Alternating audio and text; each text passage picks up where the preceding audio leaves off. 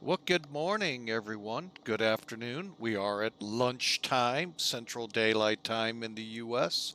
Welcome aboard Flying with Mike. And today we're going to be flying with American Virtual or Virtual American Airlines out of Dallas. We're going to do a round robin, if you will.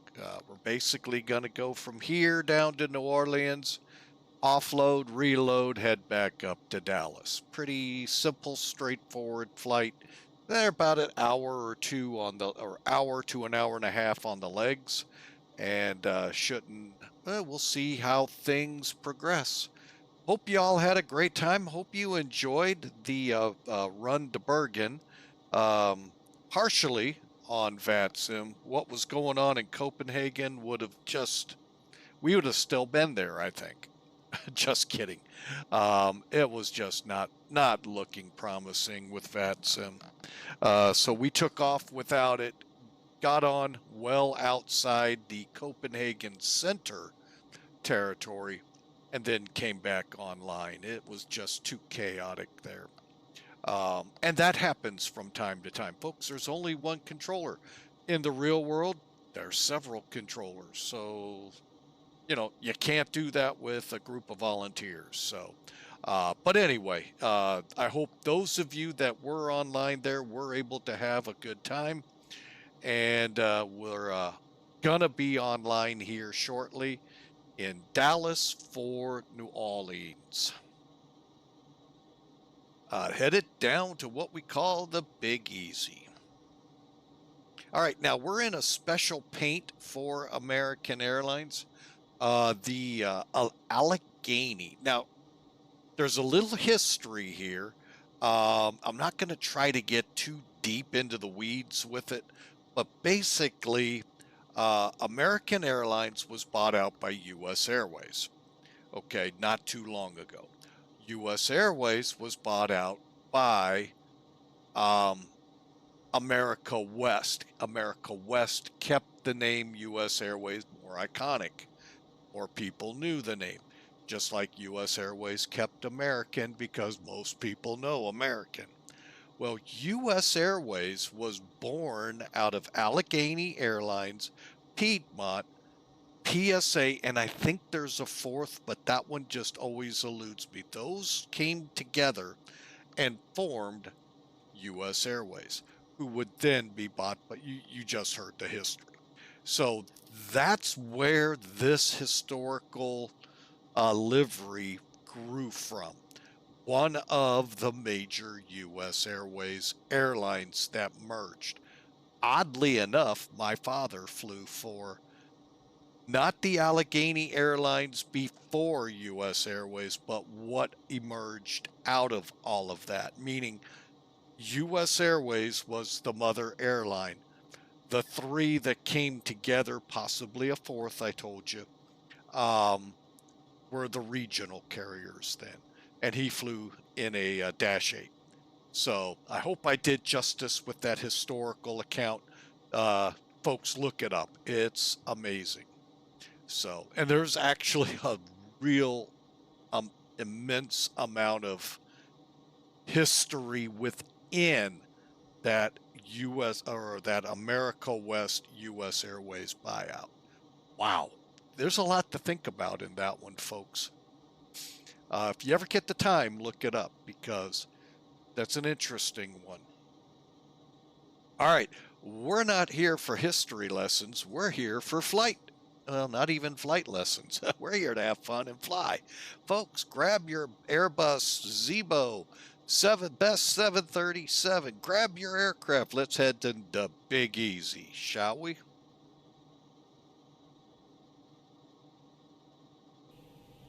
All right, we're up in the cockpit. And yes, I know we're in a commercial break. I'm kind of dragging my feet. I had a question come in over YouTube with the Bergen video. Getting it pulled up right now on my $1 million cellular device here, if you believe it's $1 million. I got an airline to sell you. All right, came in from handle is Mama Hayes. and he's still having trouble with Sim Toolkit and flight planning. And I tried to help walk him through because it's hard, via text to figure this out. One thing, if you are out there, Mama Hayes, be it on our Twitch stream or on when this does go to YouTube here in a couple of days, I'm going to begin slowing those down, folks. I didn't realize, we're starting to get some traction on the videos, and I don't want to slow that down any. So we're going to kind of, send the better of the videos out. We might drop to one a week. So, but anyway, if, feel free to hit me in Discord, folks. I don't know if that's come up here real quick, but hit me in Discord and I can really, with the screens on and you and me live, go one-on-one if we have to. So I'm putting that out to you. This video will get published. So, all right. The reason I say we may not get too deep into flight planning is with Virtual American. That's one thing I should have set and planned for. I did it wrong, folks. Sorry about that. I just watched my screen go blank. Let me try that again. I'm going to do this on my studio cam and see if I can pop this better. Let's see. What am I looking for? That one. All right. Okay. And what I'm going to show you is how at Virtual American. Oh, I really can't. We'll do it in the turnaround. That will be for sure a possibility. All right, because doing it now would be almost impossible. Not completely, but it would be tough.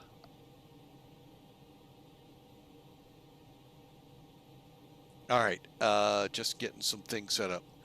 All right, so, oh, doggone it, I reset the timer. Let's just do that. There we go. Anyway, so let's just pull Sim Toolkit up. We'll kind of walk through the basics. And then, like I said, when we do the turnaround at New Orleans, we're going to kind of slow it down. We will be a late departure. But we will depart back to Dallas. So, kind of glad we got an early jump on it. First, let's put that in, and now let's find the other one. There it is. All right, so here's Sim Toolkit. We all know this. All right. We will get into here, if you will, like I said, on the turnaround using the advanced planner. Now, one big key here, folks. Okay, before we go into the actual flight plan, you have to have a SimBrief account. If you don't have it, I don't think the advanced planner can work, because what it's basically doing is reaching out to your SimBrief account, which you set up in the settings here, and then drawing from your aircraft profile, the flight plans profile, mix the two together. And folks, there's a lot coming. If you read the email with your NavGraph updates, a lot coming to SimBrief with regards to performance data entering the flight plan data. Can't wait to see this. The good thing is ToLiss has phenomenal flight performance information. Plus, I have TopCat. TopCat's very limited, though. So this could be pretty cool to see what they pretty much SimBrief put out my professional, put out the pasture professional flight planner. They're working hard now to go after TopCat. So, we'll see how that all, comes out. So, for this flight, folks, you basically set with Virtual American, you set your flight up on the website, their website, and then generate the flight plan. And it, again, goes to SimBrief and dumps it out for you in the format they want it to be. Here's what it looks like on SimBrief in just a second. Okay, so when you click Load SimBrief, you should get this. And it's a basic flight plan. Our call sign will be American Airlines 1848. Did it not find my airplane? Let's click Fly Now. I think it did.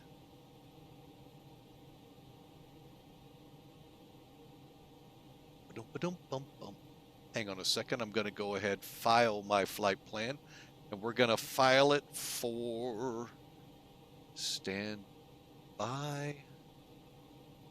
time now. We're going to go for an 1805 to 18. All right, and bear with me a second, folks, here.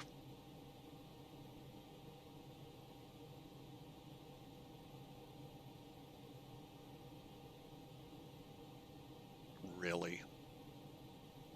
Oh, I hate when it does this.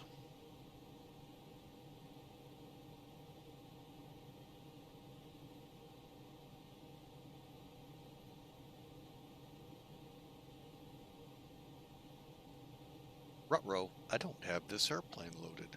What? 745? I'll be doggone, I sure don't.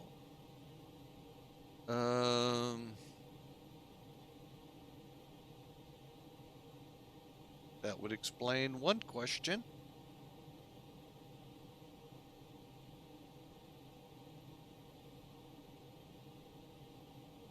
Uh, 745.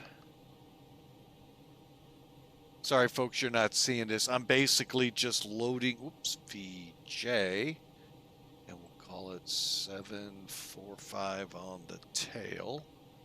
ALK. Oh, and that's good because I can set it.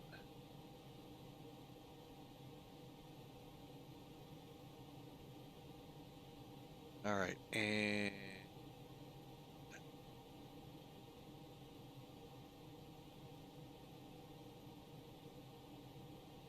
well, for now, we'll go with it. I think I have an error. Okay, and AAL, we can do that, and let's file it. Again, 18, and 18 is good. So we're filing the flight plan. So that's one step we do not have to do. Okay, filed. All right, so back to SimBrief. I didn't realize I didn't put an airplane on this one. Doggone it. All right.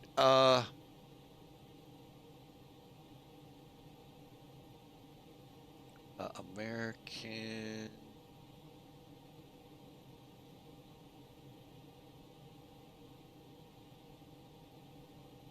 Hang on a second, folks. Got to look at the tail. Yeah, spelling sometimes is not that. ILLEGHENY.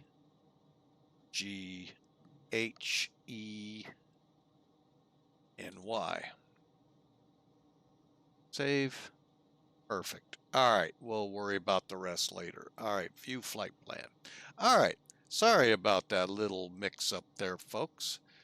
And I know you saw hardly any of it, if any. So let me get back in here because this thing loves to try to time out on me. All right, so we got the flight plan done. Loading out with 81 people, cruise index of 27, and we'll fly at 39,000 feet. It's only, how far did we say? 430. Well, we should be able to make that. All right, so 18,630 pounds will go in the belly, zero fuel weight at 111,800 pounds. They're going to put 10,500 pounds of fuel, probably more, and cargo 4,455 pounds. So it's a pretty good flight out of here, folks. Weather, it's starting to become summer, folks. Winds are, let's see, southwesterly at 12, 9 miles of visibility. And we have an overcast sky at just under 3,000. So is that going to prevent takeoffs? No. But you might want to read your takeoff minimums once you're below 3,000 feet. Granted, it's usually once you're below 1,000 you really want to worry, but you never know. So pretty good weather for the takeoff inbound. As of right now, winds are out of the south at 8, 10 miles visibility. We got some pesky clouds at 3,400 and 25,000. Temperature in the Big Easy, 84 degrees already, with the humidity trying to catch up at 72 degrees. So it's, again, like summer, except we're not into the 90s yet. So it's getting a skosh on the warm side. So folks, here's how the flight's going to play out. You can see how the weather is. Now, they are talking some severe weather up in our territory, up in here. It's not going to be till later today. I think this little bubble may be the catalyst. We'll see. But anyway, here you go with our routing. So we're going to take the Marsh 3 to ZALEA, to SWB, to the LSU, and then come in on the Audad 1 arrival for 20. And I think that's a localizer approach. We'll find out. So there you go. Now, real quick on the flight planning side of the house. All right, if you come into SimBrief, again, the key to all of this and with Sim Toolkit and all is to have a free account through SimBrief. That's all you got to have, folks, free. Just register, poof, you get it. Now this is consolidated just because of where it's at, but if you just click New Flight and fill in the parameters, folks, you know, just make sure over here you save an airframe, you know, whatever you want. Folks, here, let me give you an idea of what I have. Let's come down to, we're in an A319. Well, here's all the A319s I have. I know I can just go ahead, push your eyes back in. Yeah, wait, it's not opening up for you. Doggone it, I hate when it doesn't do that. Anyway, I probably have probably about 20 different A319s to pick from. Maybe more, maybe less. I wish it would open up for you, but anyway. And it's pretty much that way for those that I fly with. And it's just an easy way to get that flight plan format to populate correctly and get us going as quickly as possible. Once you have it here, you click the generate button right up here. It'll go through a quick generation, give you a flight plan that will look like, here, let me just do it the easy way, our flight. All right, it'll give it to you this way. And again, depending on the format you choose. You can choose Lido. That's what's automatic, folks. Or you can start going down the airline lists. Hey, maybe you're a Lufthansa fan, or maybe you're a Qantas. They're there.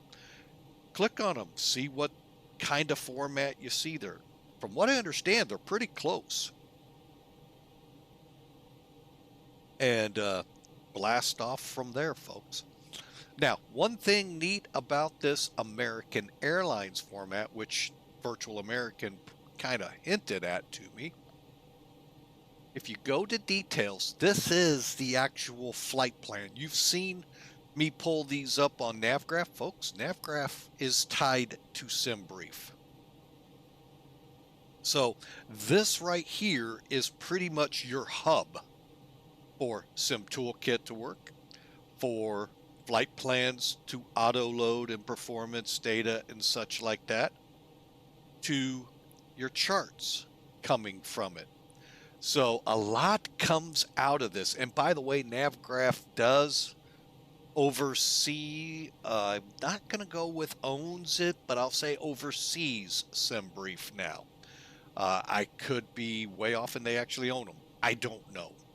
But I'm going to stay on the safe side. So, but again, you can see our flight plan, cost index. Here's our fuel requests and all of that, our actual fuel. Then some payload and ramp weights. Here's the actual where you would, oh yes, we did it. Did this fix in this amount of minutes or hours or whatever it's at. Followed by the weather, winds aloft, and then we start getting into the NOTAMs.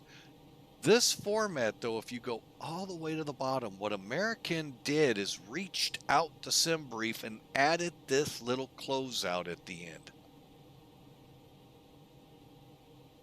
We have 81 passengers, crew of 6.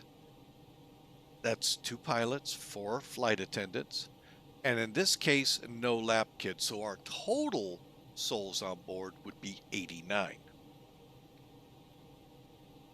That is actually correct, folks. Yes, you're, matter of fact, I can look at my flight plan right now. I don't think it calls for that. Let's see if it added that. It does not have souls on board. Now, I do know POSCON puts that on their flight plan formats. And they do go from total. So they add the crew in, folks. So, again, a very cool feature that Virtual American reached out to with SimBrief. Whoops. Oops, clicked the wrong one. Hide details. The other thing, of course, you can download your flight plans. We showed you that with Zebo. And you can pre-file right here. So you can do a lot right here. You can open this up in charts. All of that. So again, very cool. And it's cool that you can incorporate it into Sim Toolkit directly. Just, putting the website in. You're logged in. Boom, you're good. I've got my NavGraph put in as well. So if I wanted to, I could pull up the charts right now. Now let's go ahead and do this. I'll do it for you. Click import. Import from SimBrief. Here's our flight plan. And then what it's going to do is take that flight plan, pull the charts up for that routing, minus your arrival, your approach chart.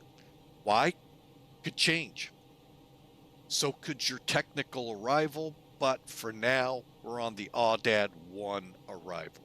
So pretty all-encompassing program here. And again, like I told you, there's your SimBrief format, just like you saw it.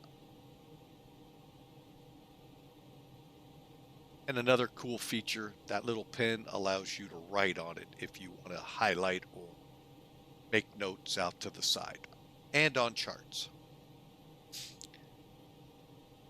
Okay, enough here. Let's get into getting this bird in the air, shall we? We'll be back to that NavGraph charts. And they're, again, standalones. You can go to the website for SimBrief and just use your web browser.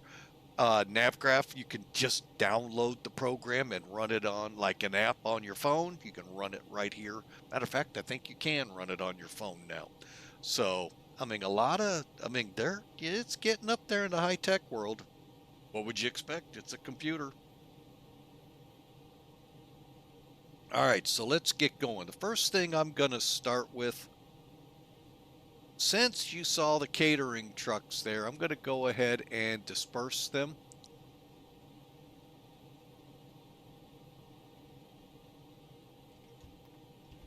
And there they go, starting to close up and leave. All right, so let's get into this thing and get her going, shall we? We got a what did we say?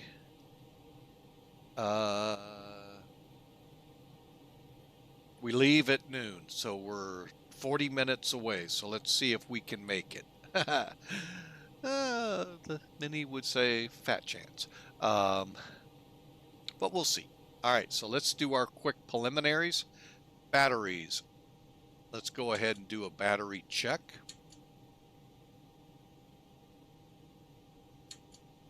Okay, good charge, good charge. And we're on external power already. Fuel pumps are off. We have ground control on. We have the purser switch up. And let's do a CVR test. CVR stands for Cockpit Voice Recorder. We have actually heard that once, but not like that. It was more of a bell.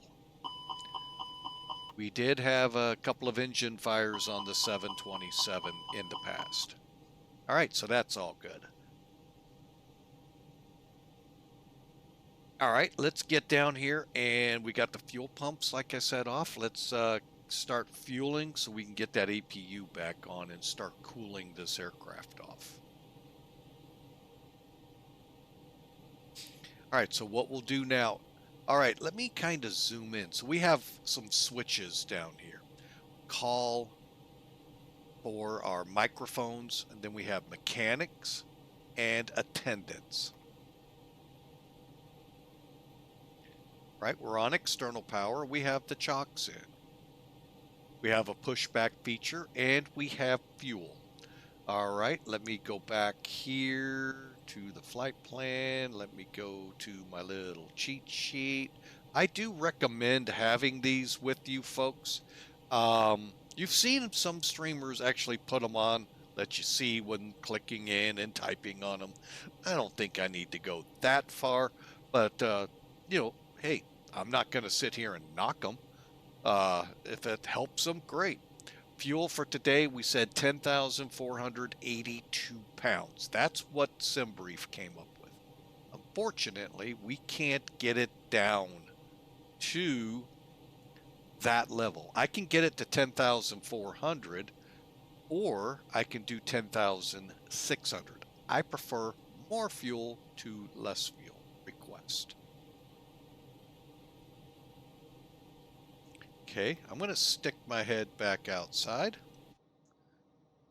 Yeah, no, it's kind of sucky. But again, ToLiss animates this, which I think is phenomenal. They animate everything. The caterers coming in, lowering the level bars, booms go up, hook up to the plane. Fuel truck drives in, these drive in, the baggage loaders.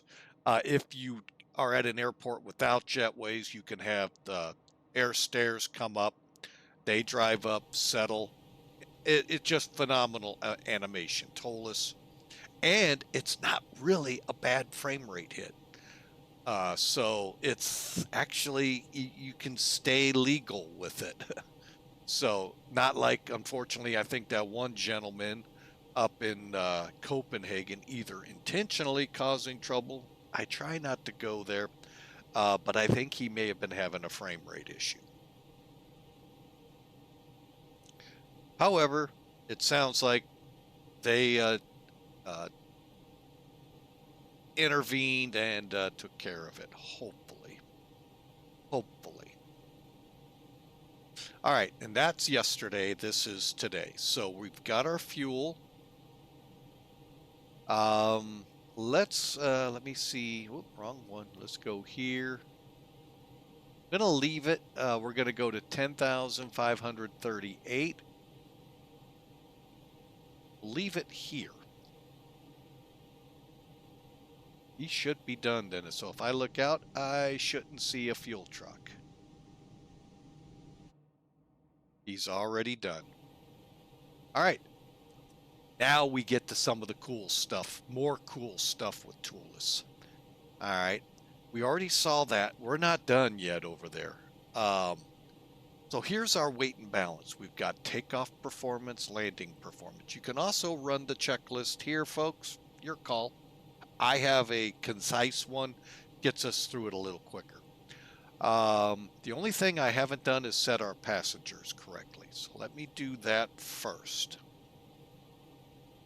Okay, we'll come back, go here, page 2.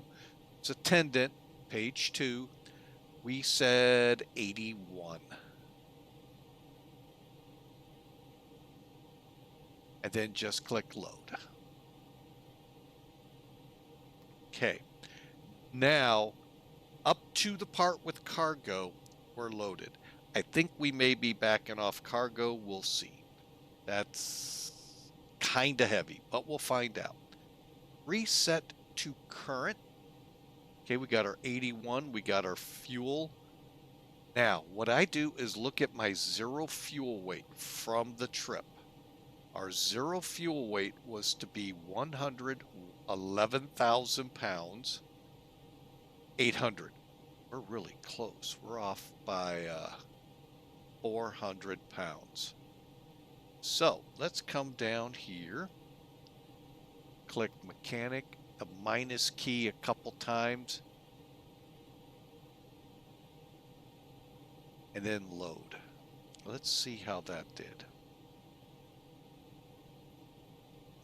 Okay, we won 111,801 pounds. We're at 850 pounds. We'll take it. So there you go, folks. You are now loaded, ready to go.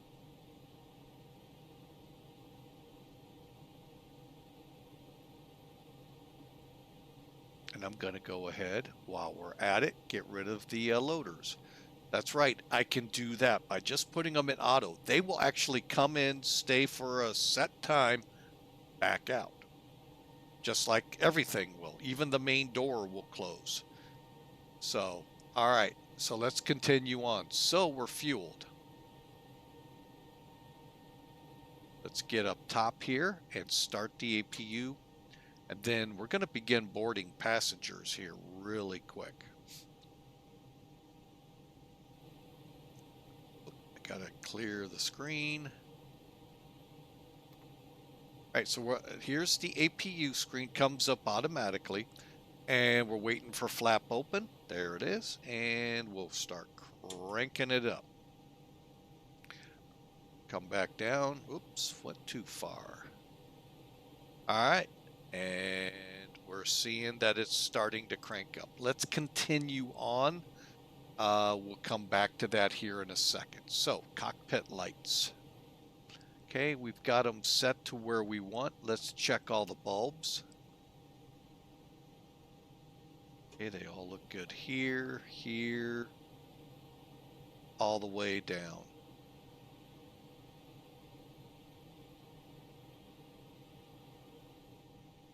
All right. I'm going to go ahead, turn the dome light off. We don't need it on the ground here. Flap lever. Up and showing up. Now we don't have a gauge over here, folks. We just have this. All right, and the APU we can check is available. When it says that, folks, it's already automatically engaged the generator. We just have to engage the bleed air. Let's do the spoilers real quick. They are down, retracted, and not armed. If they were armed, you'd see a white ribbon right below. You see that white ribbon? That's when it's armed. Much like the Airbus 11, I'm sorry, MD-11, with that red showing, they're armed. Same thing. See how we have an Airbus really in the MD-11, folks? I know I've got a lot of you Boeing guys stewing over that. All right, after that, I'm going to go ahead and kick the bleed on. We're going to go to normal pack flow and start cooling this thing. And what I'm going to do is come down,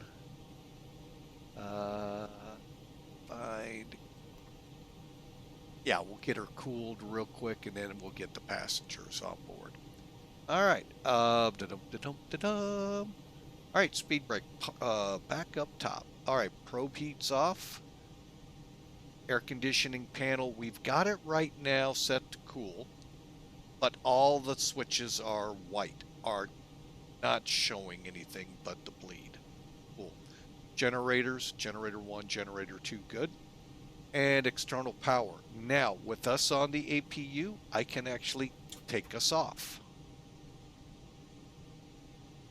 And then when they're, now I can come down to here and cancel that out. I always recommend start with the panel, then come down and cancel it. Reverse it, sometimes the airplane does some weird things.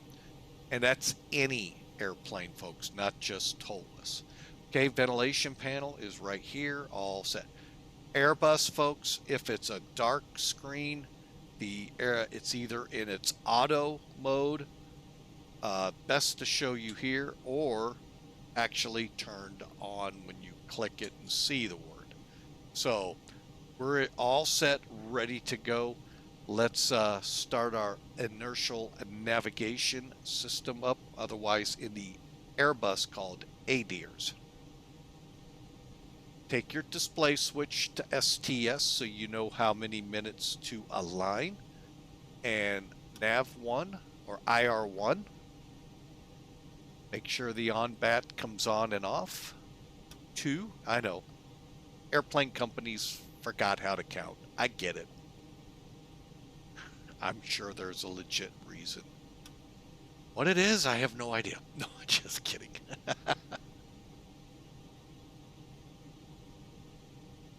And let's press on, folks. All right, so we're going to come down.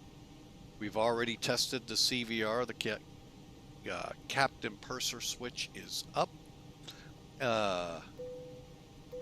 Check of our tones. Everything looks good here in the middle. Strobe lights, they're in the auto position. Now, Airbus has an interesting concept here, we'll call it. You can either put the strobes in auto. They're still not flashing, folks. They'll start flashing when you take off and that gear strut extends so it knows it's airborne. Boom, they come on. So if you're one of those kind of pilots, you may know one, you may have watched him a few times on YouTube or Twitch, who forgets to turn the strobe light on, it automatically comes on. That would be this guy, guys. I forget quite a bit.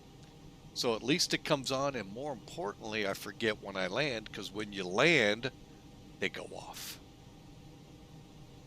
So nav 1, nav 2, a lot of people think you're just turning the nav lights on with 1, logo and nav on with 2.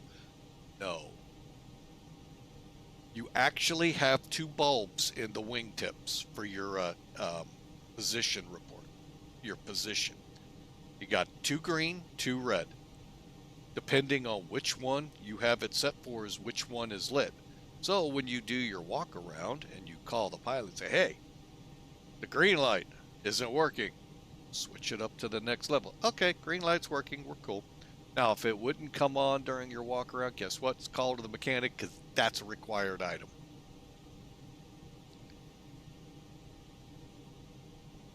You got to be able to let people know. That's how you can tell which way the aircraft's coming. Is he coming at me, going away from me? You know, very important. That light, you know, may just be a simple bulb to you, but in reality, that's a pretty important bulb. I want to see how we're doing temperature-wise. Okay, we're good. Gonna go ahead and put those back. All right, we can start boarding passengers now. Okay, so the no smoking sign is now on. Emergency lights are armed. We're in a nav or landing elevation auto when this part of it's straight up and down, 12 o'clock. Again, let's see, where am I at here? Pack flow, we set to normal. We can now turn our fuel pumps on. And we've already done our engine fire checks. Let's check our radios. These are good here. Heading down. We need 122.8 to start with. Stand by, folks. I want to find out what happened with my daughter's apartment.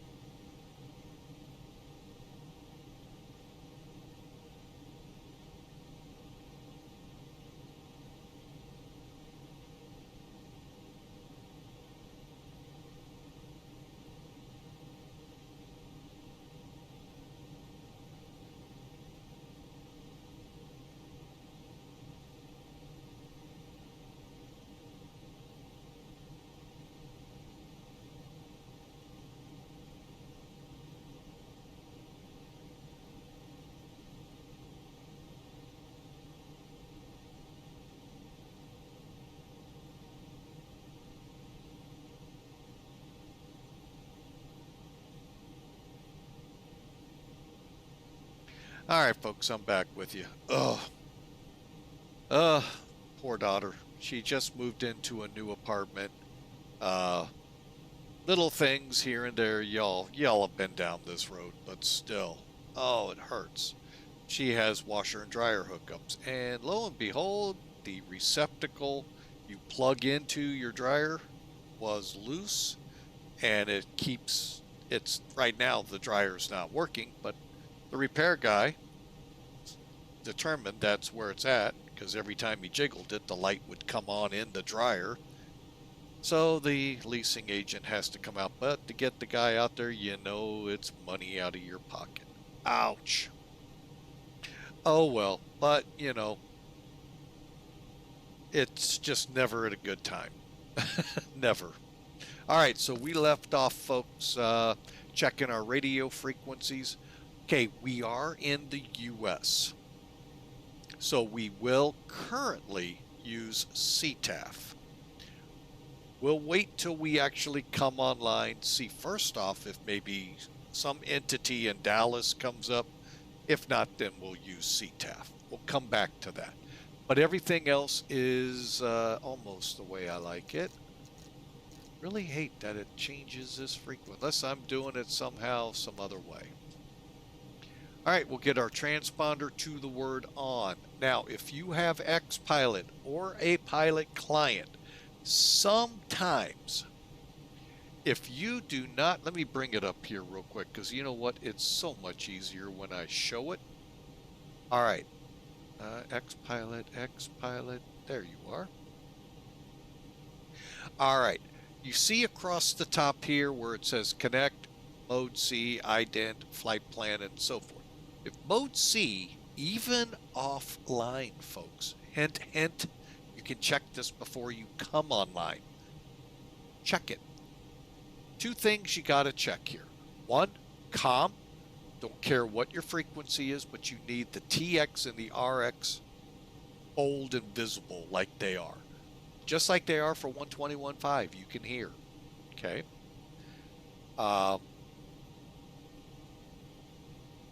The reason being, you would look at your mic and your speakers for that. So here and here. And just remember, folks, yes, you can turn this up. So I keep it up until that obnoxious guy or gal comes on thinking they got to be heard from Pluto when they're talking on VATSIM. Kind of like when I drove a truck, they had to have that microphone. Pluto, come in, Pluto. Not Pluto the dog, the planet. Come in, Pluto. That's literally how loud, I mean, it just blew your ears out in the truck. Because they think they have to be heard over everybody. When they speak, I am the only one allowed to speak. So there are those out there, folks. So you can turn them down in VATSIM. Ha ha ha ha ha. And I do.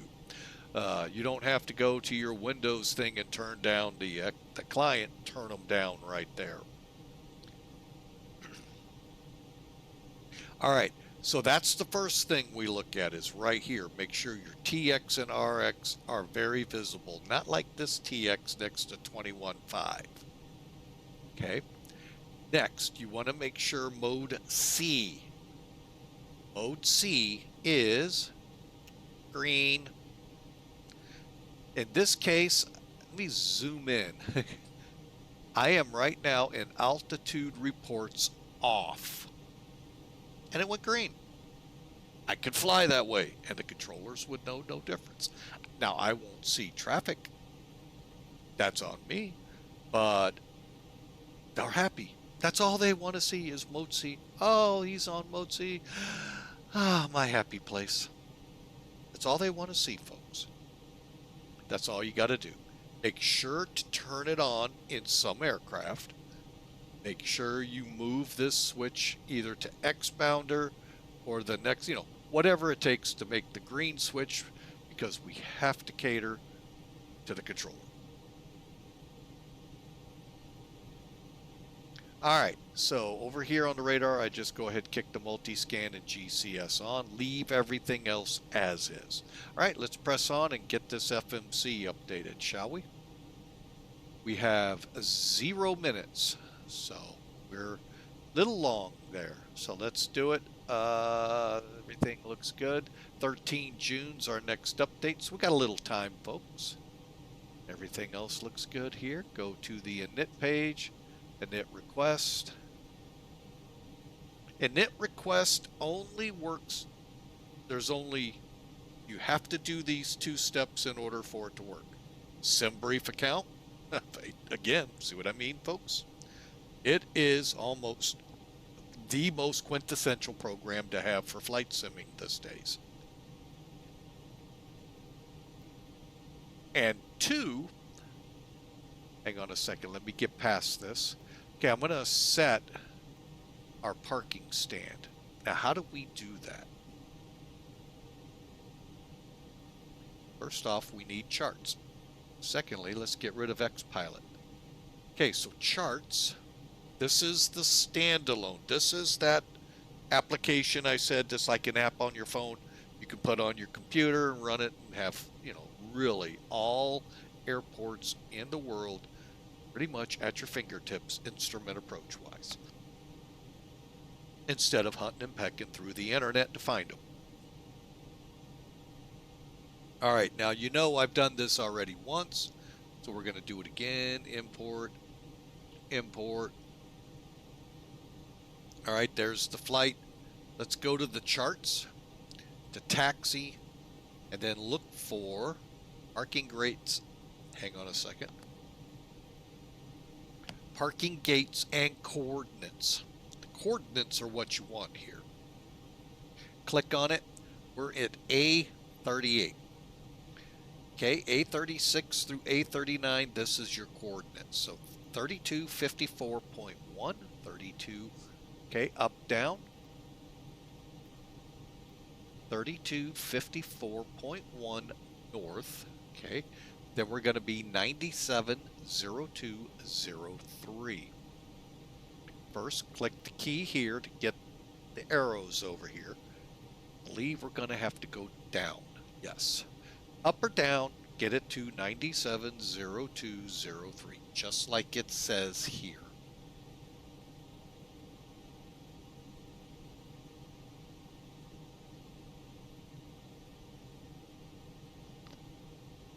All right, once you have that confirmed, align, and boom, we're already at that point, so it's aligning. Okay. Now, GPS primary, good. Okay, let's go to the wind page. We're going to do this rapid fire, and then I'm going to show you how to make it do this for you. Uplink. Next page. Okay, next phase. Okay, as of right now, there's your descent winds. That changes, obviously, as soon as we take off. So we'll go back to the init page. All right, so to get that init request to work, I told you gotta have SimBrief. You don't necessarily have to have it for charts. You don't have to necessarily have it, folks, even for Sim Toolkit. It's to use these features to help you. Okay, so I'm going to move this slightly down and over. Slightly down.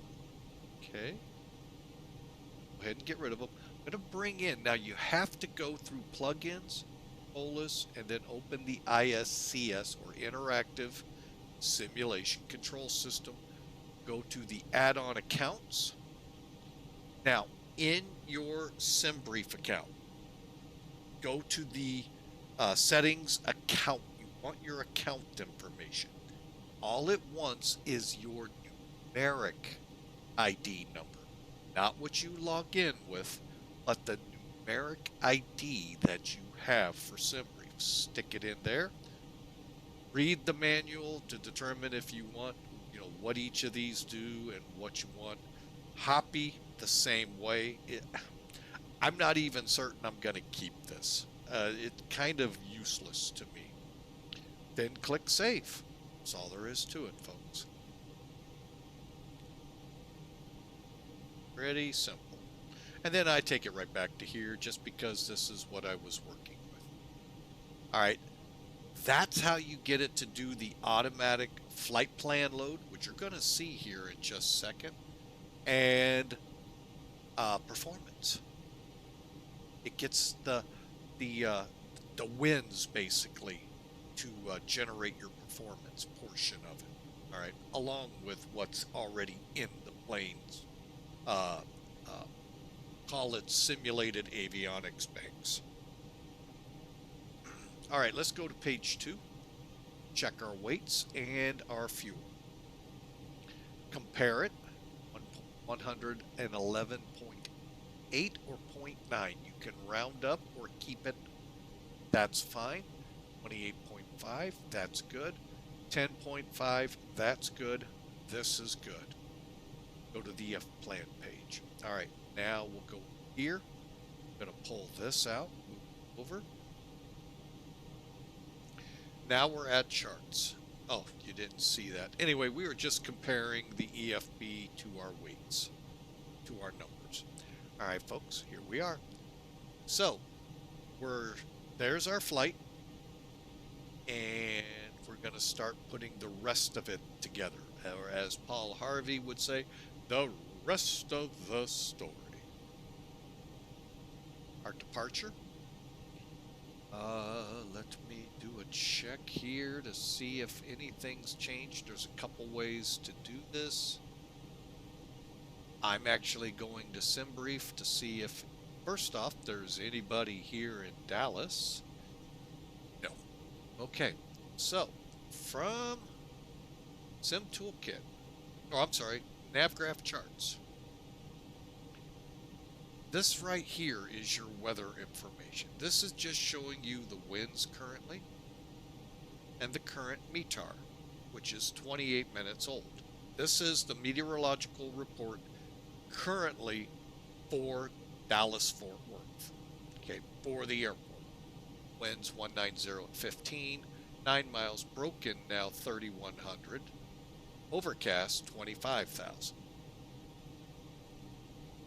All right, that's cool.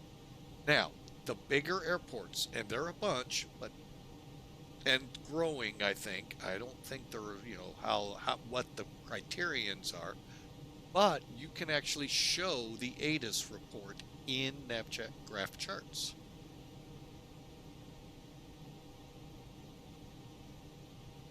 Make sure you look at the departure information. So it would say, okay, we first came in, it said DFW arrive, ARR, information, echo.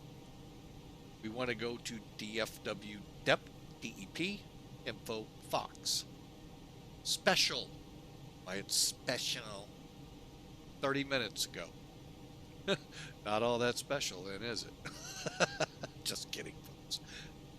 So we got simulated. First off, there's your METAR again. Just up to your altimeter setting.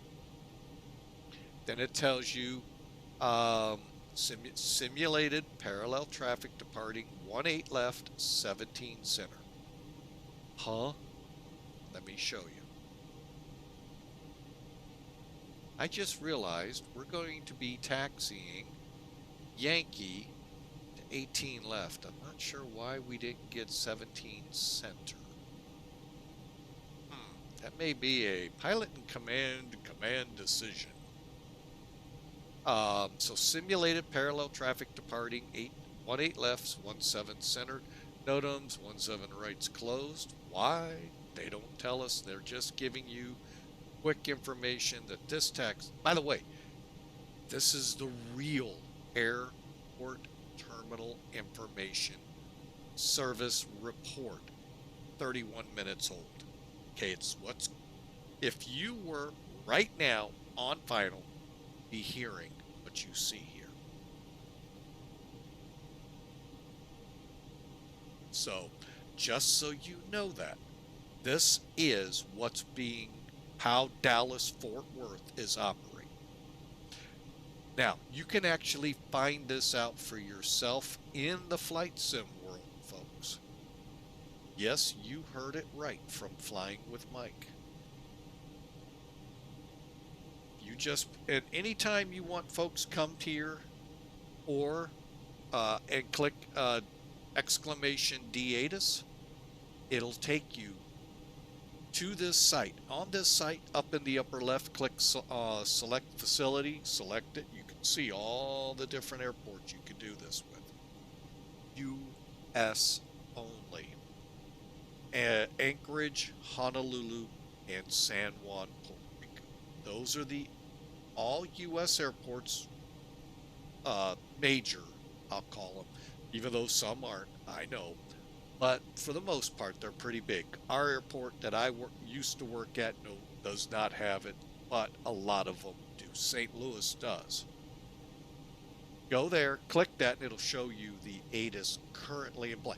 So when you're doing those trips, you can kind of get a feel for what you're about to come into. So, called that situational awareness. All right, so we're slated for 18. I'm going 17 center. Okay, command decision by the pilot in command. And it's going to be to the consternation of a lot of people. Why are you taking off on 17 center?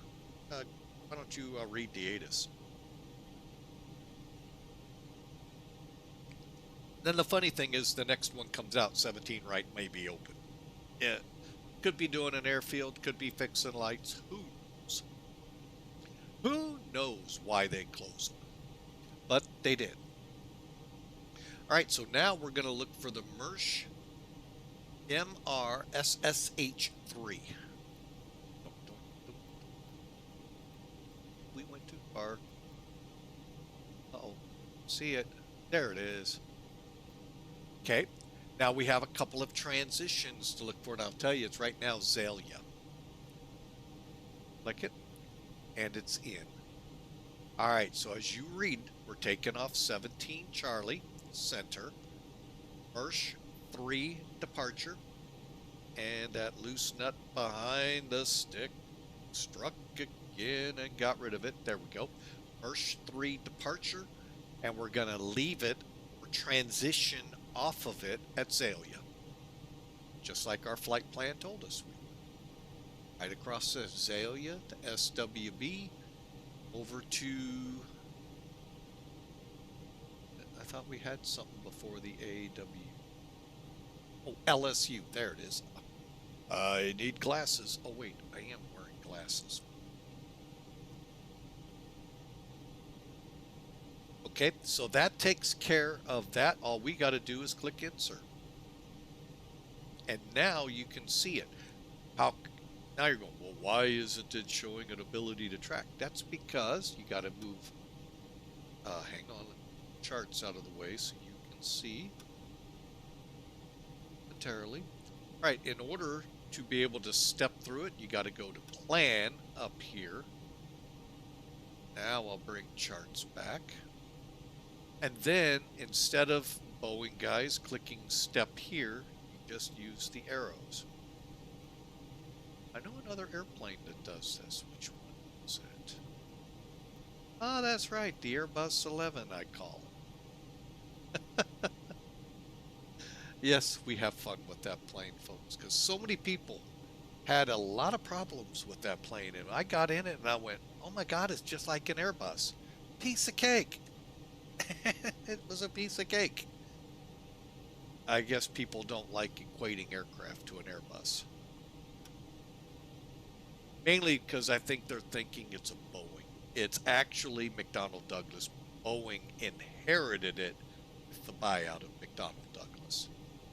All right, so there's SWB, which actually, bear with me, I'll tell you what it stands for. That one I don't know right off the top of my head. How about Sawmill? VOR. Down to LSU. I think we in the United States know what LSU is. It's college, folks. All right, and then we come to a discontinuity and MSY. So we do the same thing. Click, click. Now, here, ooh, no, we're coming in 2-0. But let's double check. We all know weather changes, folks. So let's check our arrival. Okay, so this is the only ATIS broadcasting out. So we're going to have winds out of the southeast at 9 with gusts to 15. Broken layers at 25,000, so there's no ceiling to worry about. Visibility's well over the minimums at 10 miles, so we're good there. Arrivals. Expect GPS, runway 20 approach. Huh. So we're expecting the RNAV. Okay, well, we'll see. So we'll go back to flights now, come down here. Oop, how about we do it this way? Back. Let's go to, I kind of like this feature, so hang on, I'm gonna like it. Click select here for your approach. Here's our arrival, the AWDAD. See it right there. And again, the information told us to expect GPS runway 20 approach. So that's what we'll look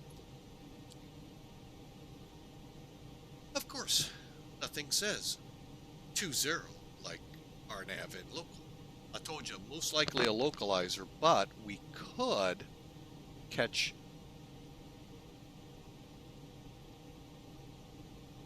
interesting from Voodoo, which looks like our last fix on the arrival. Let's find out. Yeah, it is Voodoo. Huh. Everything goes out for the procedure turn. Let's take a look at these RNAVs. Snake Eye. And they're both Snake Eyes. Wow. So basically what they're telling, is there a GPS? Let's just see. Nope. So it's RNAV. Why do they call it a GPS approach? Inquiring minds want to know. Let's take a look at the localizer room. So it's coming off RQR. Okay, I'm not sure where that is. What I'm going to do is pull up the chart. So we're going to come into JASPO, go out, hook the procedure turn to come back in. Why? There's Snake Eye to come over.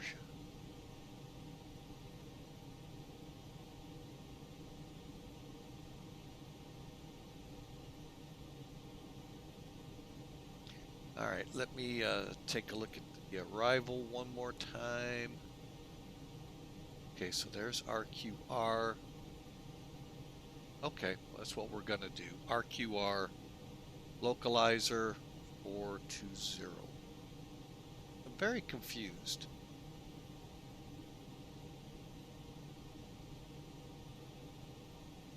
Let's see how the runway. 11. It's 50 degrees off. Okay. Oh, actually, it's on a second.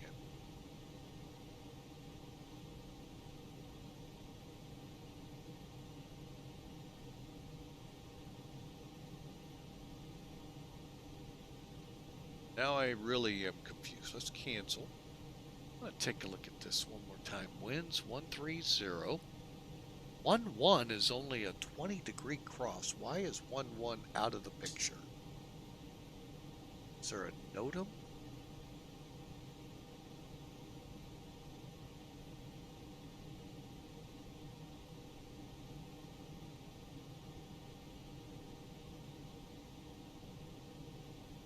Ah, men and equipment probably working on it. Okay, yep, they're on it. Okay. Not available for arrivals. Okay. Real world you wouldn't be, so what we're going to do is shoot the RNAV. That's all we can do. So I'll hit the right button yet.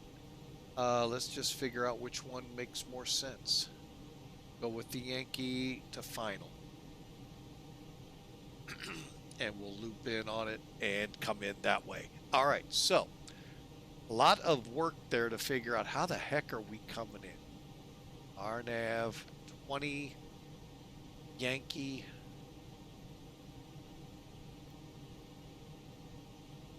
There's our... Oh, wait a minute. We can transition off RQR? The heck, let's see what it does.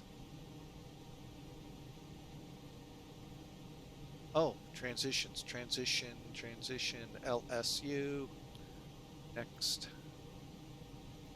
All right. This ought to be interesting to see how it translates here. All right, let's follow the line. LSU to Audad to Voodoo.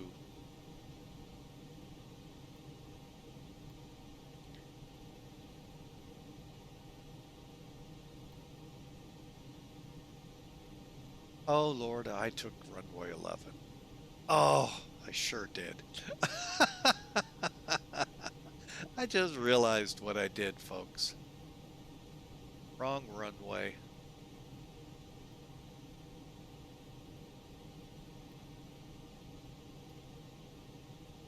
That's the one I want. Aw, Dad.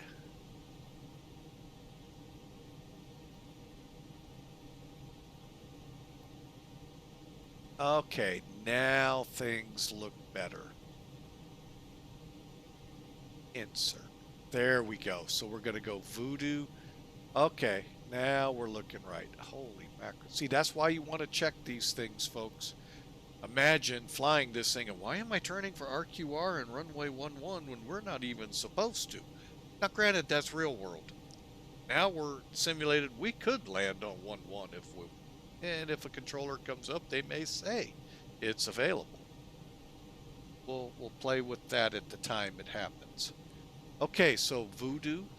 Then we head to Rayup and come in. Caspo and the runway. All right, now what comes next, folks, is the missed approach out to safes, where we hold and determine what the heck we're going to do next. All right, however, if we determine we just need to divert to our alternate, today the alternate is Baton Rouge. We'll use the Furno. We can take a departure to there and the arrival if one exists. All right, so that's all planned.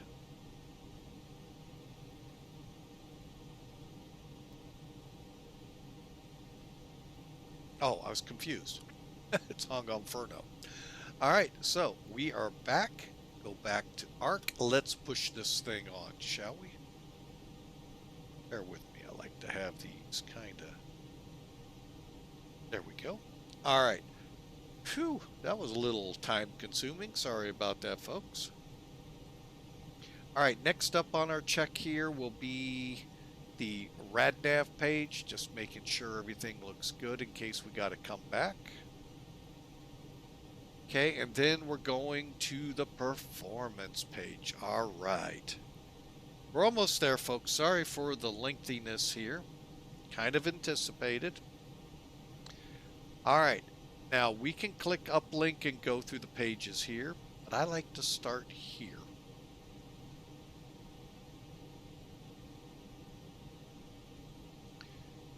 We had a little issue with last night's flight. The fact I did not start the ACARS program.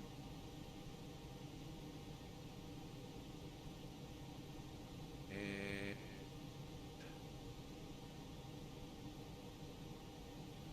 there we go. I'm getting the ACARS program started right now. That's how close we are, folks. All right, so, and I can then click that and move it up. All right, so METAR-wise, that I don't think is the right winds. 190 at 15 is what's at Dallas.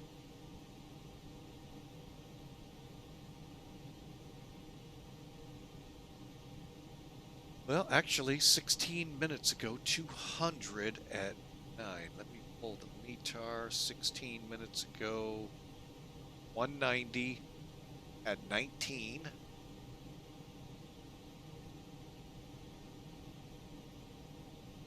You know what? Let's go with the ATIS. Make sure we're on departure. 219. That actually does make a big difference.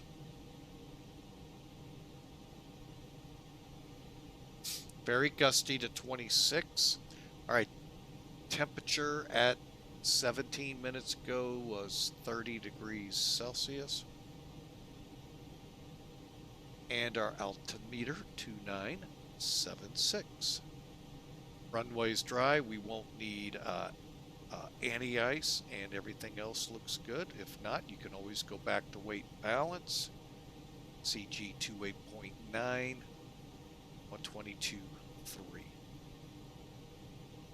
Good enough. All right, configuration auto. Air conditioner we're going to run on. Flex, we'll go with flex. Reason being, folks, we have a 10,000 plus foot on the runway. Maybe, there we go.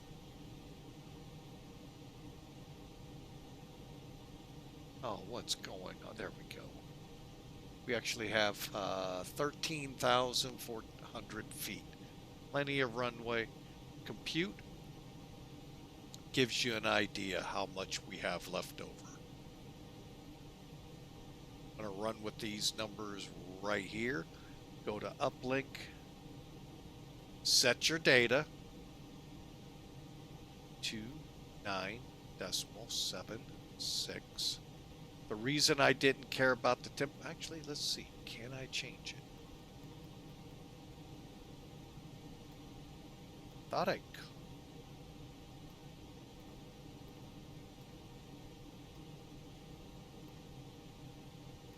No. Okay, so just 2976. Really? Cut it out. 29.76. Gotta love it. We went with 219.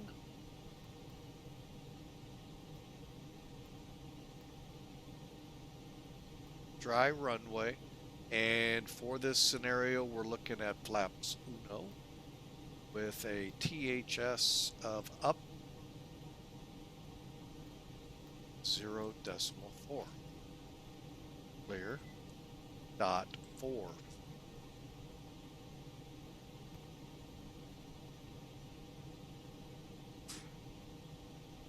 Okay. Now you're asking, why didn't you click flex yet? That is because you got to first download the information, then click your flex. It is telling us 66, which is here. Our flaps 1 up 4 is good. There's our 129, 129, 131. Insert it. We're good to go. And I'm just going to leave this all there because we are running behind. All right, let's get going, folks. That is our McDo, all nice and set up. Final checks here to get us out of the gate.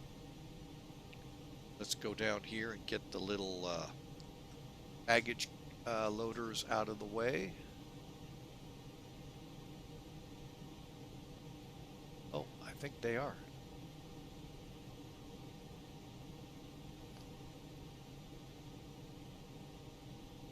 All right, we're going to go up here, put them in their seat belts.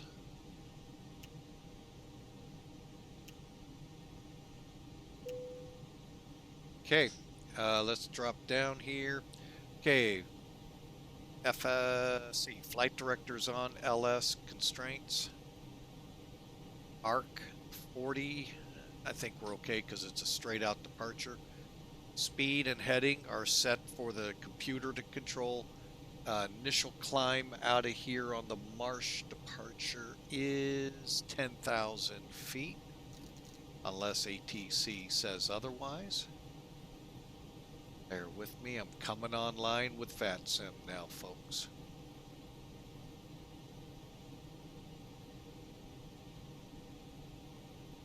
And we are in A319.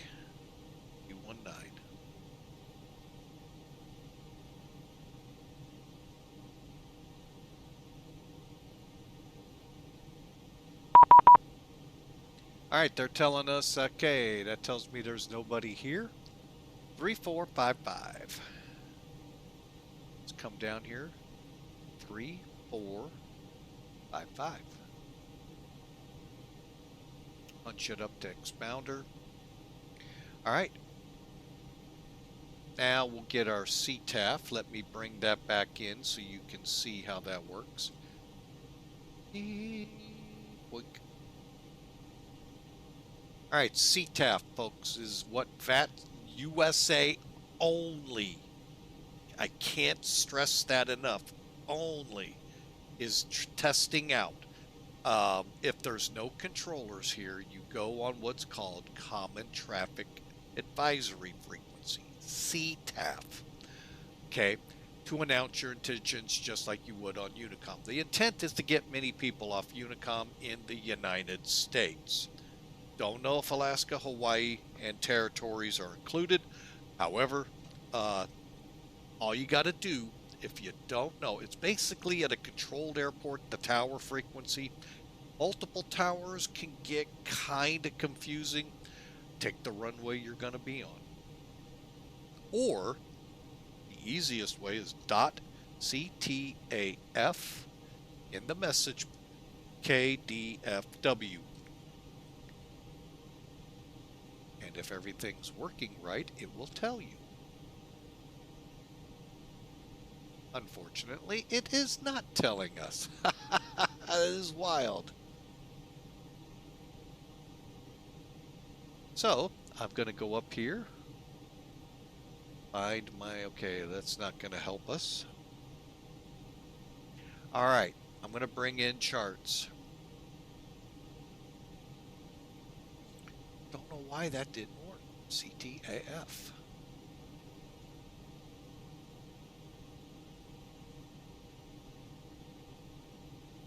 All right, well, the other way to find it, folks, on charts, here's your towers. Tower. So you got west, east, 13 right, 13 left, 17 left, 1. Look at all of the different. See how you can figure it out. That's kind of funny.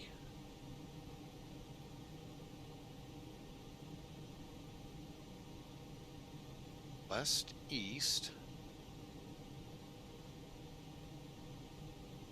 Huh. I guess that's why it's kind of combusticated here. Ramp, tower.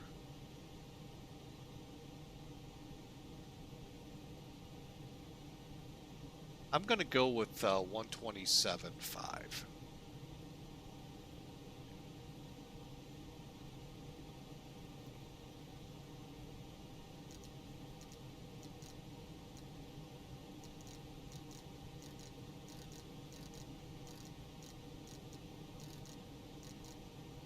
Okay, we'll be on it in just a second. All right, so that's how you would find it. Look for your tower, and what I do is find the runway I plan to use it. 17 left, though, is way out here. I guess I ought to go probably east. You know, I think that would be safer. 126.55.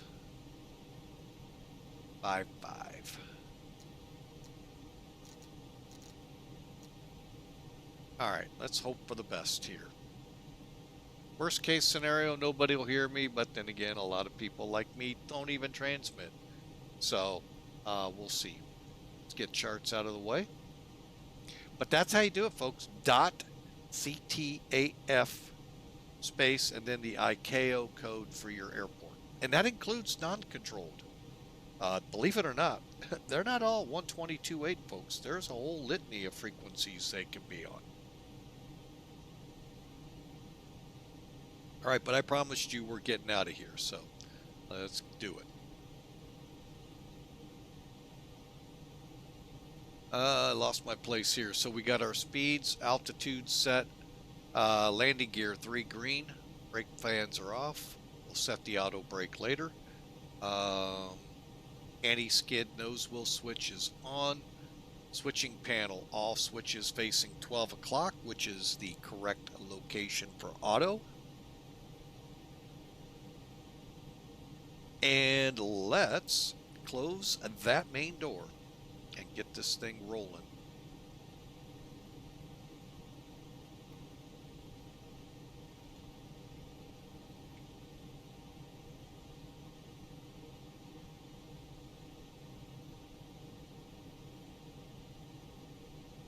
That was not what I wanted, folks. I wanted better pushback. Hey, Captain, let me know where you want this thing. And we got smarty pants on today.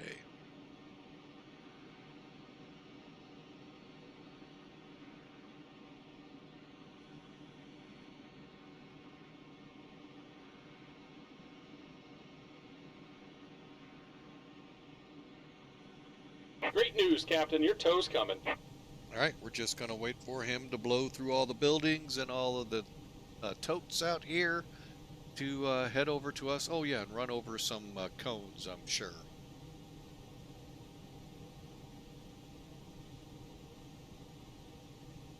All right, let's get the beacon on.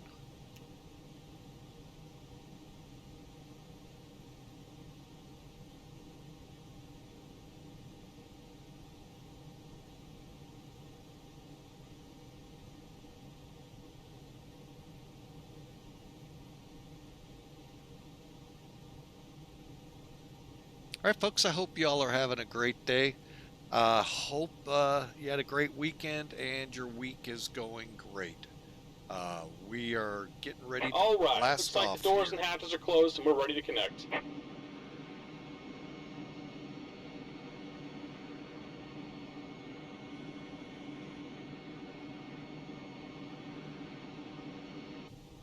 Hey, jetways away. We're ready to go, folks. Hope you all are too. And again, sorry for a little bit of a lengthy startup. Be a little bit lengthy out of New Orleans so I can help out our YouTube friend having some troubles flight planning. We'll see how we can help out Mama Hayes, and so he can do a better job out here.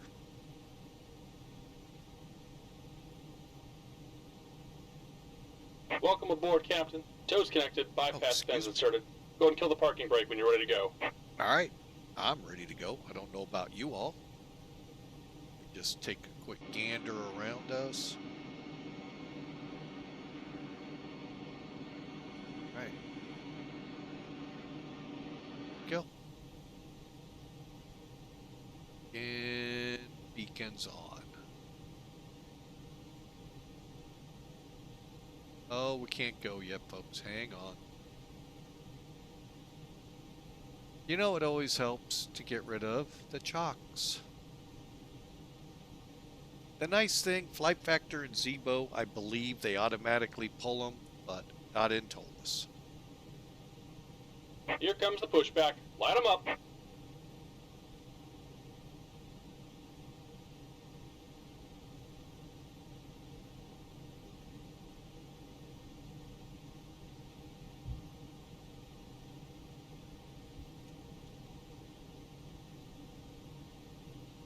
Oh, we said 7.6 now.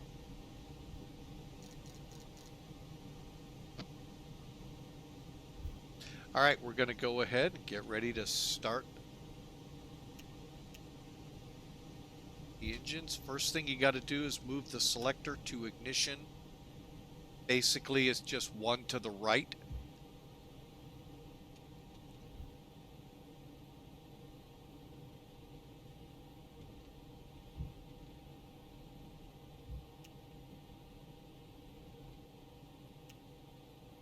Okay, I got our timer started. Gonna wait till he starts pulling us forward, cause see what we have behind us. It wouldn't be the greatest to be in that close with the engines coming on.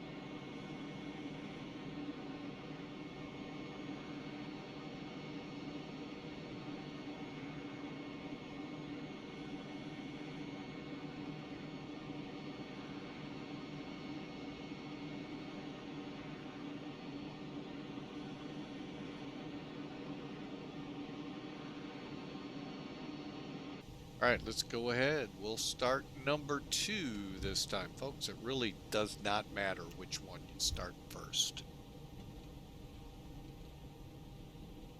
Adam Nidar, welcome in, sir. Welcome. Or Admiral, my bad. Got the rank wrong. Welcome aboard. Just about done here. Go ahead and set your parking brake. Welcome aboard, And sir. we're disconnecting the tow. Give me just a moment. See how we're doing on the engine start. What we're looking for, folks, on the number 2 engine, right side here, is a vAAL. And Admiral, thank you, sir, for the 10 bits. We sure appreciate you. And welcome aboard again. Thank you for coming in, being a part of the stream today.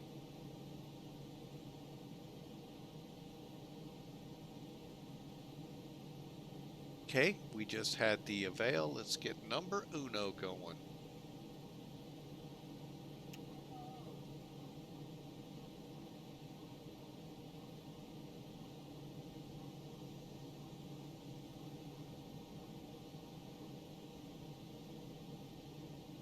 And folks, just so you know, I pretty much stick in the X-plane world. I don't venture out. And what you see here, for the most part, is the signal and pen on the left. Take it easy and have a safe flight. And such, so you can get an idea when you purchase it what you're getting. Now, if you want to go off by sceneries, I'm not going to hold you back. You know, to each their own in their flights. I actually am pretty much happy with the default way most airports are set up here. So now the aircraft, I do enjoy realism a little bit more, so I do put the money towards the aircraft. But welcome in, folks. Thank you so much for being a part of Flying with Mike. We're about to get going on this about a 1-hour trip down to the Big Easy. Then we'll turn it and come back. And let's get that timer started over here and get this thing ready for taxi. Okay, APU bleed off. We'll head down here, get the spoilers armed, the flaps to uno, and make sure we're set there. We'll move up just slightly, push down, hit flight control right here.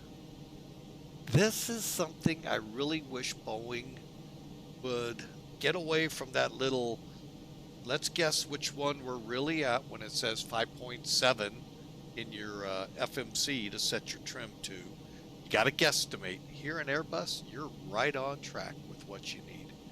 We need up a 0.4. All I got to do is set the pitch trim to 0.4. Even McDonnell Douglas got that right in their aircraft. You could set it right to what the FMC said.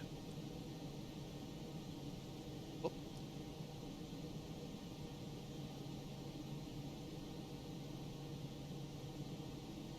There we go, pitch trim set, and then I go ahead, jump ahead a little bit, get my flight controls checked.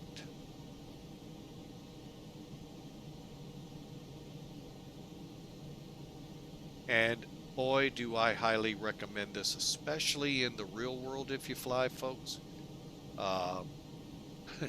Those gust locks, if they put them in for maintenance, boy, they stink if they forget to take them off and you don't catch them.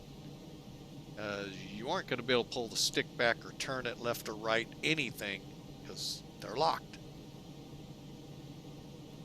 And there have been some pretty intense GA crashes because of it. Simple check, folks, simple check. Even in your walk around, oh, there wasn't any. Yeah, but if you do that little check there, guess what? It'll save you, potentially, your life.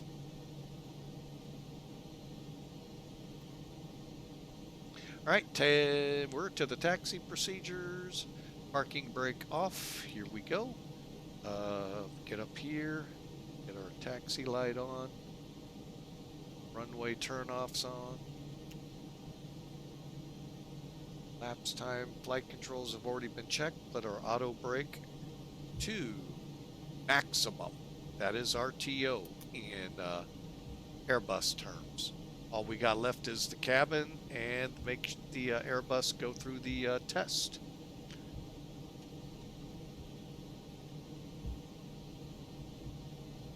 Okay, we're just going to continue straight ahead.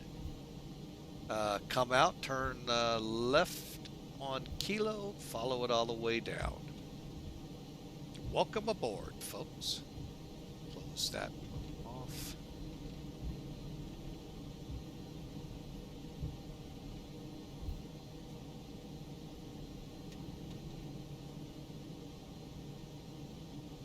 Fort Worth traffic, American 1848 taxi to 17 Center.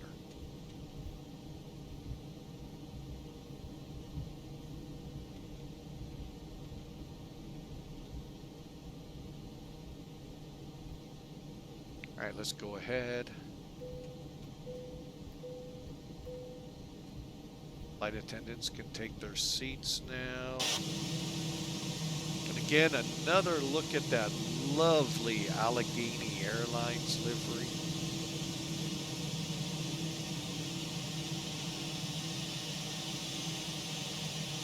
For American. I've heard some rumors, and I don't want to say too much because this airline, I don't want them to flag my flight because of wrong livery. But I've heard rumors that the special liveries like American or Allegheny, Piedmont,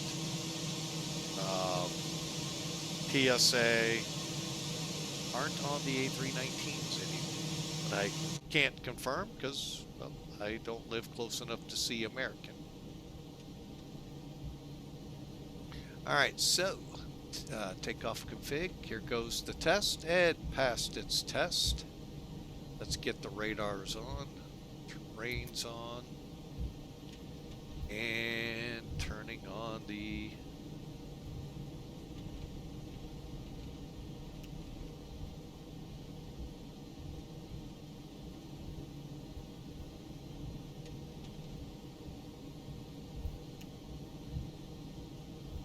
all right, folks. Hope you're ready for departure. I sure am. And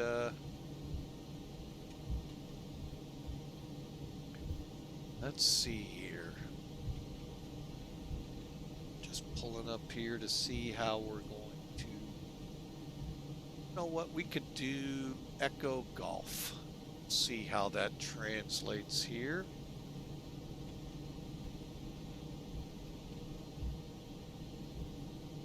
Literally could do Yankee too. We've got plenty of room.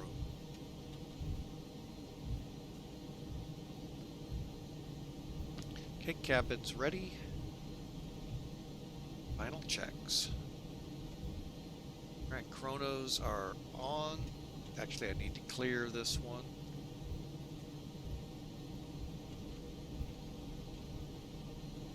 Yes, folks, the reason for this down here is kind of interesting.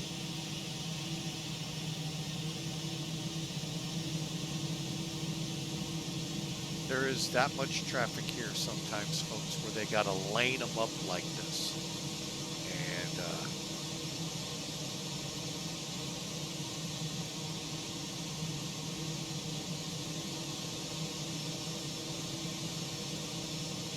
oh, wow, I didn't know they had the Atlanta go-around track here. How about that?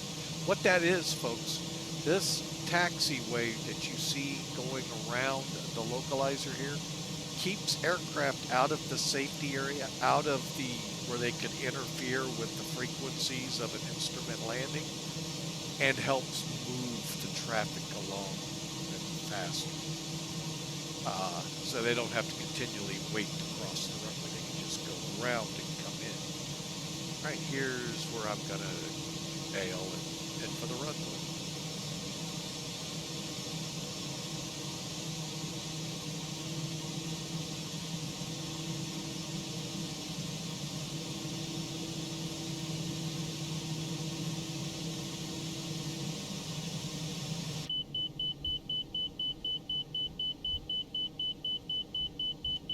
Atlanta traffic, American 1848, departing 17 center.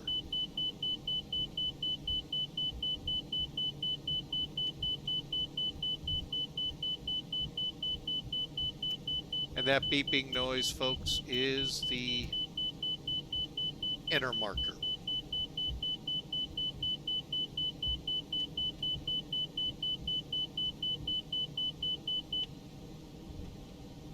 Oh, it looks like other aircraft are just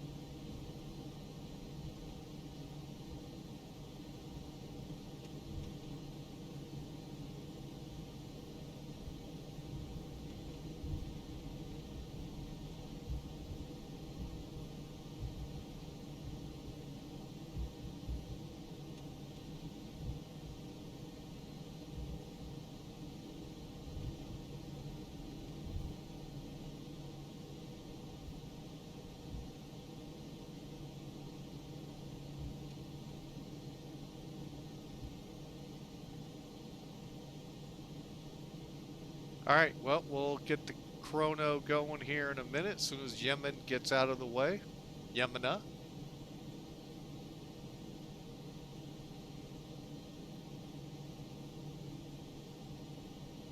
And if Yemena's just there to get in my way, well, we'll get right in front of him and go.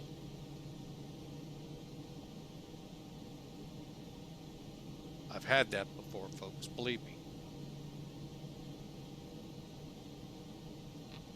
Whoops. I did not mean to do that.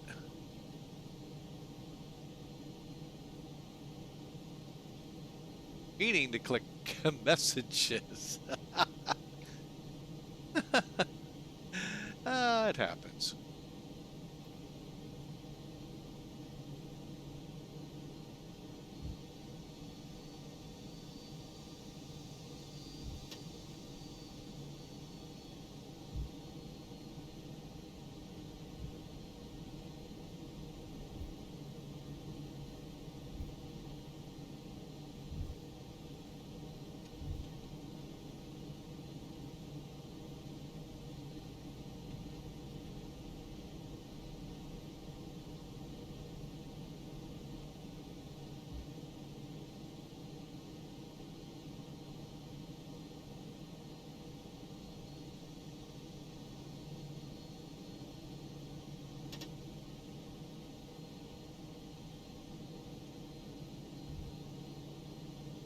All right, now some of you will get a clearance from time to time from clearance delivery that'll say climb and maintain 5,000, expect such and such flight level at 10 minutes after departure.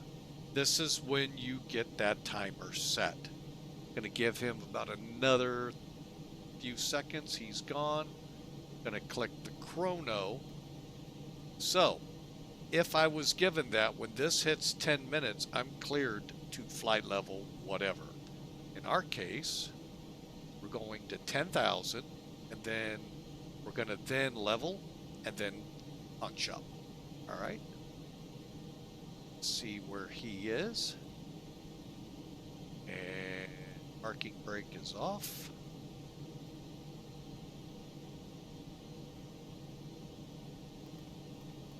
Okay, we're ready to go. Final checks. Lights on. Throttles, brakes, stick forward to 80. Here we go.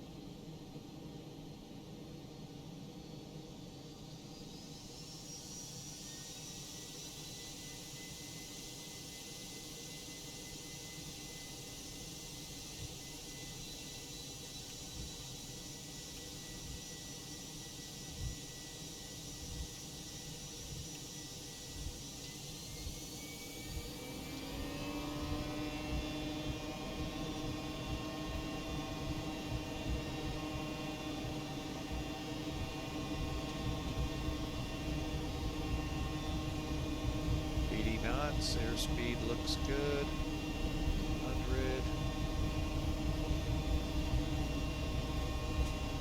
V1. Back.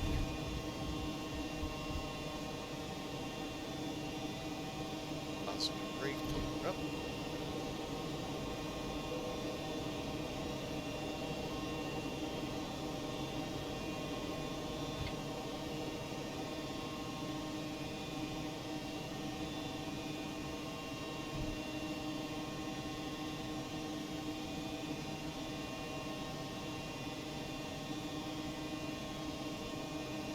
All right, let's go to the autopilot.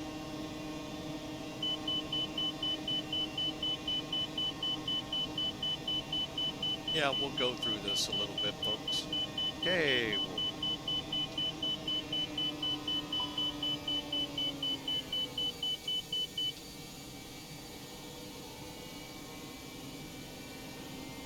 I went too far down on it. That's why the alarm went off.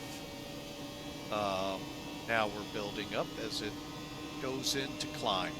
Welcome aboard, folks. Thank you for being a part of Flying with Mike. We are en route to New Orleans, and then we're going to turn around and head back. De-arm the spoilers. And flaps up.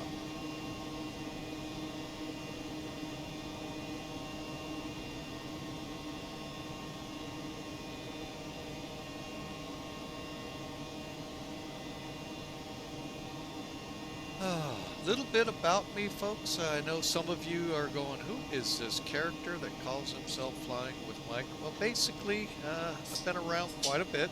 Been around aviation since the early to mid 80s. Earned a private pilot's license then. Was working on my instrument ticket. And, well, the life of a teenage, early young adult hit. And you all aren't familiar. Many of you have been through it or going through it now.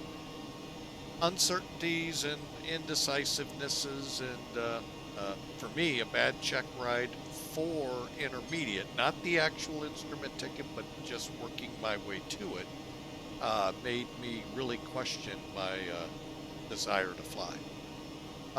So we joined the Air Force, went on.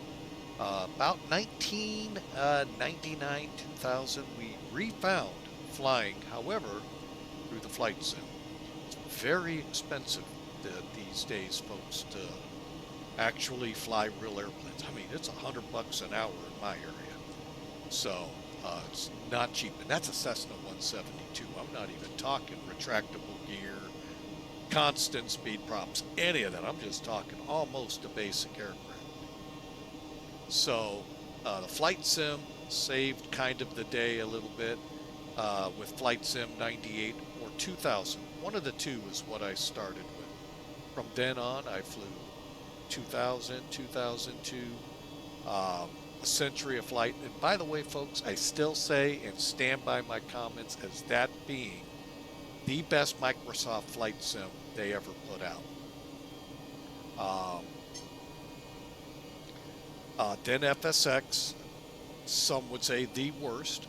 I would have agreed up until, not this computer, but the one before it, when it finally got enough juice in all the right areas to help support it. And it actually was fun to fly on then. However, in my push for all of that, I missed one key ingredient, and it ran out of memory, to the point it wouldn't even start. So we bought a new computer, and Hawker 125, our moderator, kept pushing me to try X-Plane. I did. I haven't gone back, folks. Don't ever plan to. So, all right, so we've leveled off. And that's where we are today. And at the same point in time, folks, I started streaming. And, you know, I've kind of enjoyed that since jumping on that and starting it. Just getting us set up for headed up to, doggone it, I forgot the flight level, 390.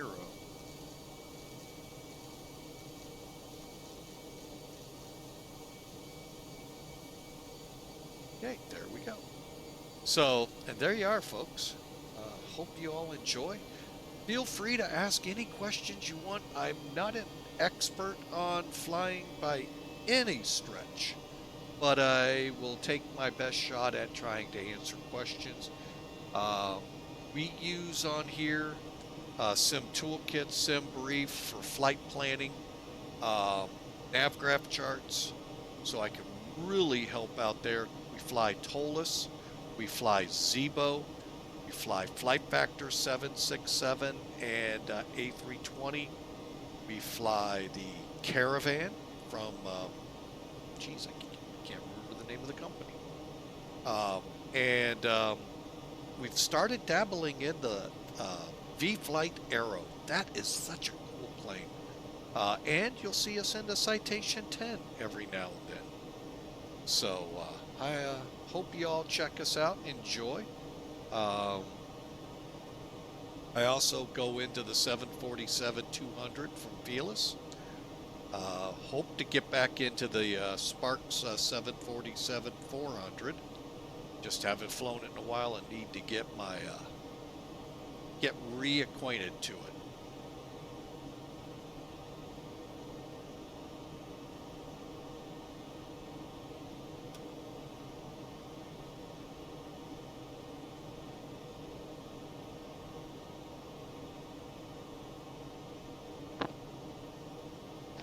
All right, folks, we are on our way. We're showing about just under an hour at this point. Kind of watch our altitude and watch how that time drops. Just realize we'll kind of gain some time going.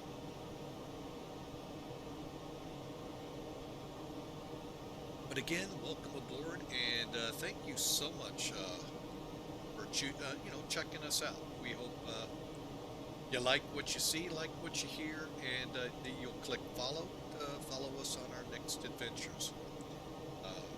Tomorrow, just kind of give you the schedule should be down below now in the about. Hopefully I did that right. Sometimes I mess it up. But really hope y'all enjoy, and see you on future flights.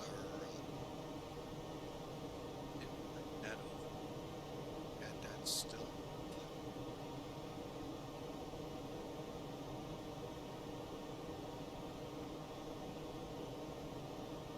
Tomorrow's flight. Oh, that's right. Should have known. We are headed back down. I'm going to call it down under, but not where you. South America. We've been doing a South America tour here for quite a while. We were primarily in the Brazilian, Colombia area, but we've kind of branched out and have been hitting a lot of parts of South America. We're right now down in Argentina, getting ready to depart Cordoba over to Montevideo, I believe it's called. Let's double check. I'm sure I'm not saying it right. The Montevideo, Uruguay. I don't know how many of you out there watch the show Amazing Race. It is really, first word in that is true, amazing. It's a race around the world for $1 million. Teams racing used to be really challenging, both mentally and physically, and challenging in how you get from point A to point. That meaning from this city to that city where the next portion of the race goes.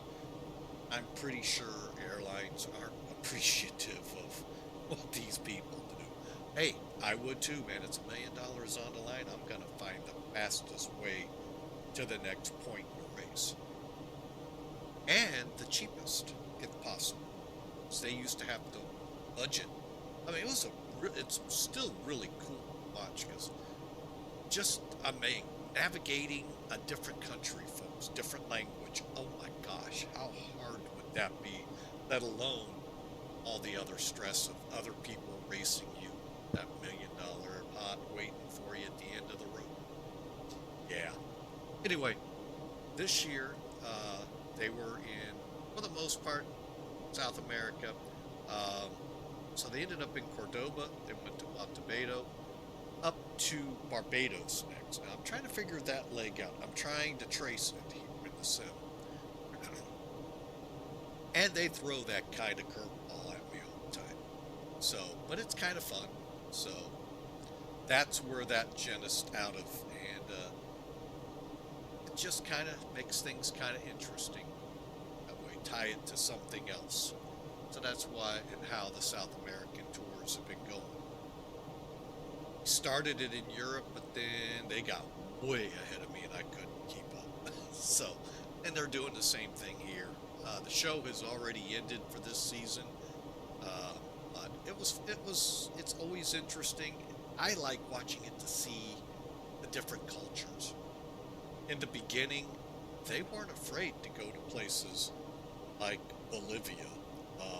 And I say that because, folks, I don't think they were in El Alto, but if you're familiar with El Alto, it's 13,000 feet above sea level. You let that sink in. You ever been? Okay, U.S. folks, I can only relate to because I don't know the altitudes that much in Europe. But Denver, if you're used to living, close to sea level, within 1,000 feet of sea level, you ever been to Denver and get that quote altitude sickness? Okay, that's what we're talking about here with El Alto, except it's an extreme 13,000 feet above sea level. Denver's only a mile up, folks. 4,000, 5,000 feet up. You're doubled that. So imagine, one, I know bodies adjust and all to the living at an altitude of that epic height, but then doing, for us that come from, we'll just hypothetically say sea level, to do wrestling, rock climbing, any running or anything, you're gonna get knocked hard in that kind of an extreme. That's the kind of things I like watching. Wish they'd return to it, but I'm sure there's reasons they don't.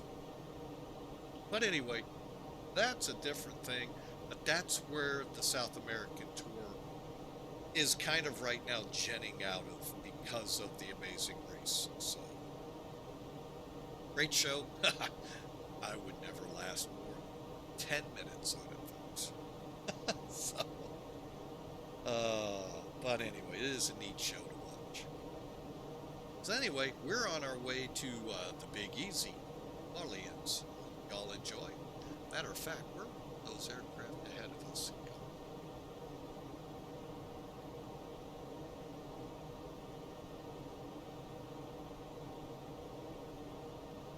going? Laredo.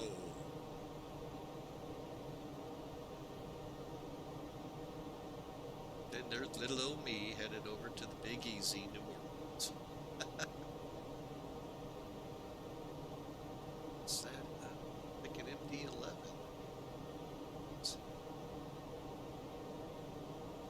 Headed to Charlottetown.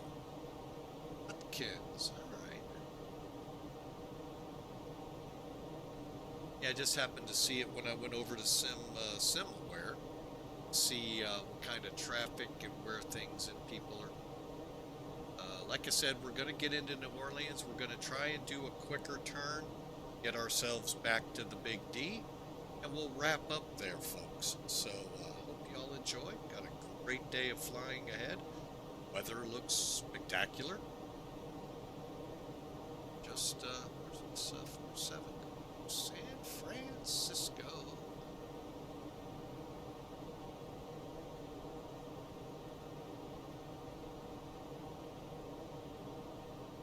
Alright, so we're out of the Big D now, headed to New Orleans.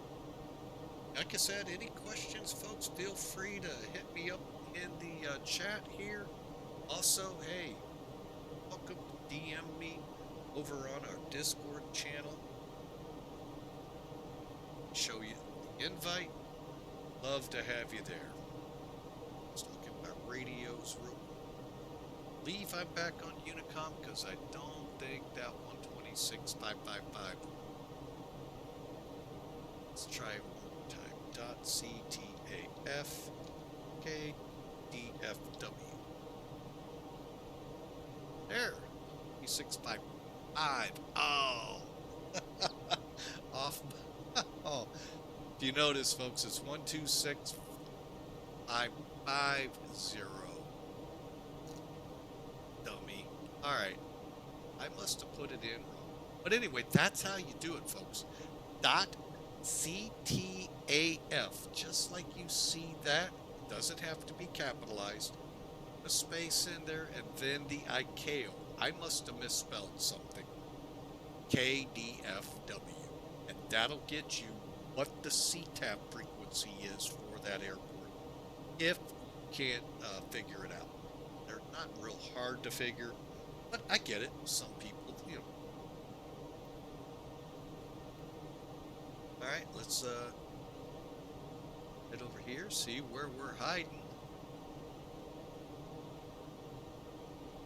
Going past, oh boy, Tyler, Texas. I did a lot of work in Tyler, Texas for a flatbed outfit I drove for. Wow, just flying there, long view. Boy, reminiscent road.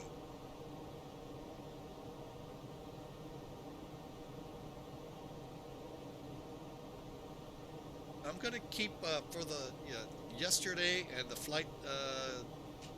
flights before that, we had Discord open. I'm going to keep it closed today. And unless we get a big, request for it to open up, just kind of keep it quiet, kind of let y'all relax. Might even, I will.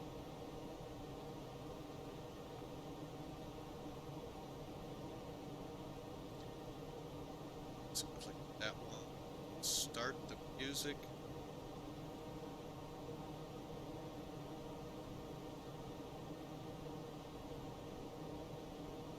Let it kind of play in the background. I'm gonna... I can hear it, but I need a second.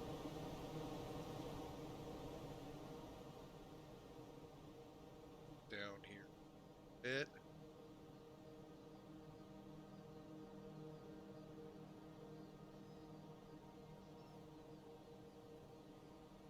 And check it over here.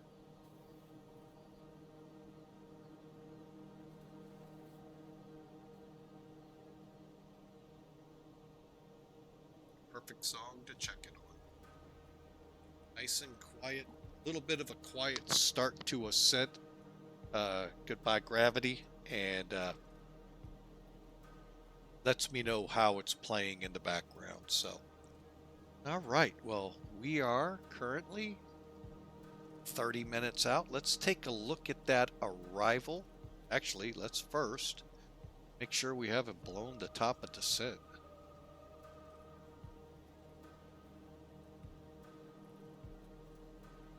Oh, we're still getting up there, so we have it. Let's go to the next phase. Top of descent 160. Okay. Gives us just a little bit of time.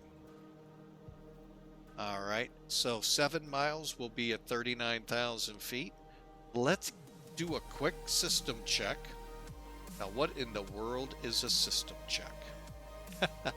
It's actually not as difficult sounding as many think. Basically, you're going to run through every 30 or so minutes and check your systems, make sure nothing's showing a problem. So we're just going to click the all button and it's just going to work its way through here. I'm clicking it. Everything looks good. It should be. I don't have any failures turned on. And the reason I don't is I don't have a quick reaction checklist here to react to certain types of emergencies or issues that arise as to how to fix them. All right, I do know how to correct this. We're light on one side, heavy on the other with fuel. So I'll just pop that out just so it's easy. Now the pilots go, boy, I wish we could do that. Right here is your crossfeed valve. I'm just going to turn that on. Okay, prior to that being turned on, the left side fuel tanks were fueling number 1 engine, right side number 2. Now they're fueling both engines, so the wealth is being spread amongst the wing. All right, however, we're We're still heavy one side, light the other. Turn the pumps off on engine 1. What that's going to cause is the right side to fuel both engines. Now, I like to kind of drop back down, make sure we haven't lost the engine. Because if you would have done that without the cross feed on, the engine would shut down from starvation.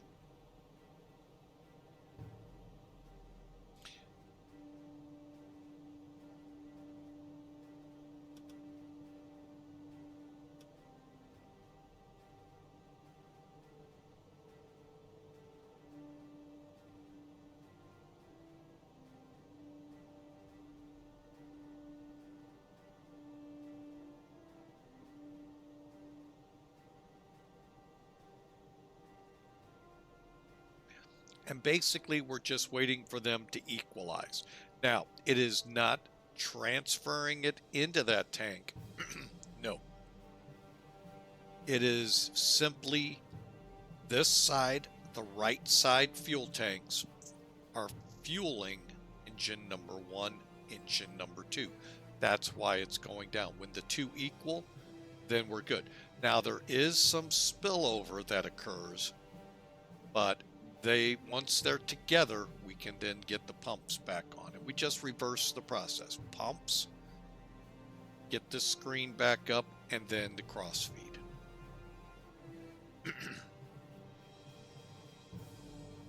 Okay, we're almost there. Pumps on. See how it went back? Now you got to go back down and click fuel. Okay, everything looks good. Engines look good, so we'll come back up, turn the crossfeed off, the valve shows off. Again, check your engines. They look good. We're good to go. So there, you just saw how to balance the fuel. And yeah, we're off like about 10-ish pounds. We're not going to worry about that. So from fuel, click all again. Now we'll see the APU. Hopefully it's off, but you may need it depending on type of flight. Here's your cabin temperatures. The big thing on this page, besides seeing the slides armed, cockpit oxygen, is exactly that. It's the tank in the cockpit, folks. The people, if the emergency air drops, that's air from oxygen generators. In the cockpit are actually oxygen containers for the pilots themselves. They are not connected to their air. They're on their own separate air. So we got to make sure there's plenty for the flight. Okay, click all, shows the wheel covers and the brake temperatures. And then we're back to the flight controls. Then you can click system. Everything's normal. And we're back to a general overview. Currently 112 miles out. All right, let's bring charts back into the game. Okay, we're still showing DFW, so let me pull that off. We're coming into ZALEA, then SWB. So we're just about off the SID, the standard instrument departure. Okay, now for the arrival, we're coming in on the AWDAD from LSU. Love this. Called Fighting Tiger, which is what LSU's mascot is. If you're not familiar, it's Louisiana State University.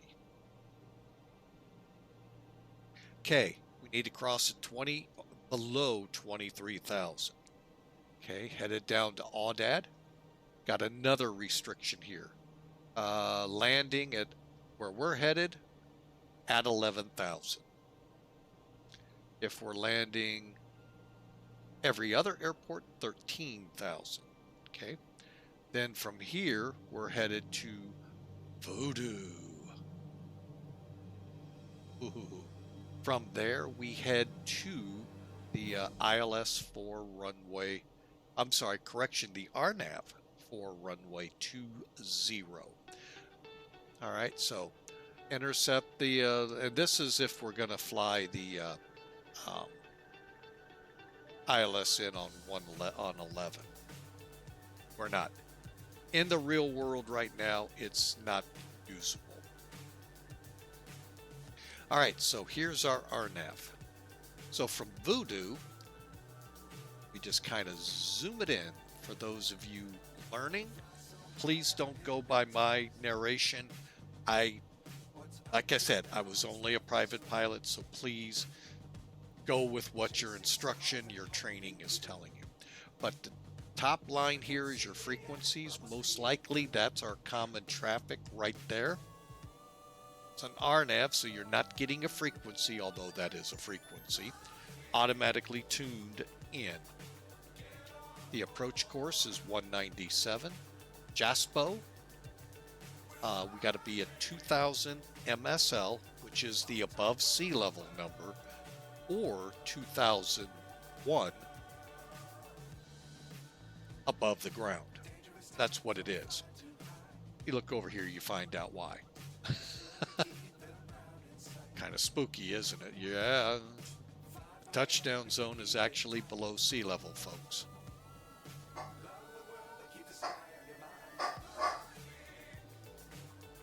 I don't know what our dog is barking at. Hang on a second.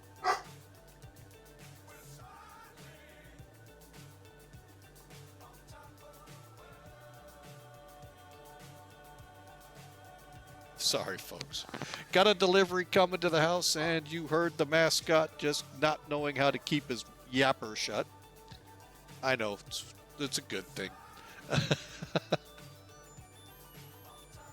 And then our missed approach course, let's get back to this, and then the directions or any instructions we need. It's an RNAV approach, RNIP.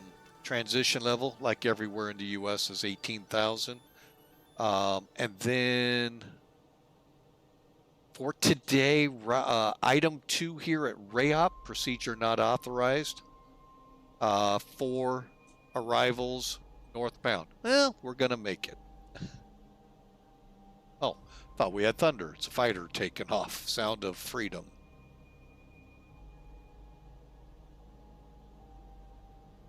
Okay, down here is our vertical profile. We're coming in on a 3-degree glide slope. We may actually see all of this here. We may be able to connect. We'll see. RAOP at 4,000, JASPO, as we were told, 2,000 MSL onto the glide slope. We're going to be probably around 130-ish, so probably 700, 710 feet a minute will give us that glide slope. Here's our what to expect lighting wise. Mausers, Pappies on the left-hand side, hopefully. Okay, and then finally, probably the most important part, tells you what the airport's minimum weather conditions can be for you to shoot this approach. Okay, in this situation here, 249-foot MSL. Okay, well, that's fine and dandy, but here's the problem, folks. Your METARs, those of you familiar, are above ground level, not above sea level. Okay, so when you see 3,500 feet or 035, that's above ground, which is what's in the brackets. So here's what you really want to pay to is this for your ceiling, which, by the way, you're not going to see 0025.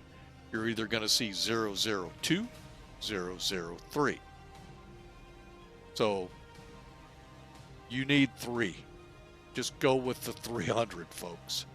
RVR of 40 or 3/4 of a mile. Call the ball.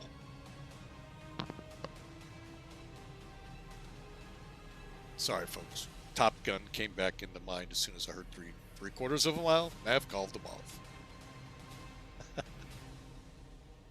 All right, so there you have the approach. Now the fun part, folks. Let's translate this out to our arrival information because we are now 50 miles out. We need that really quick.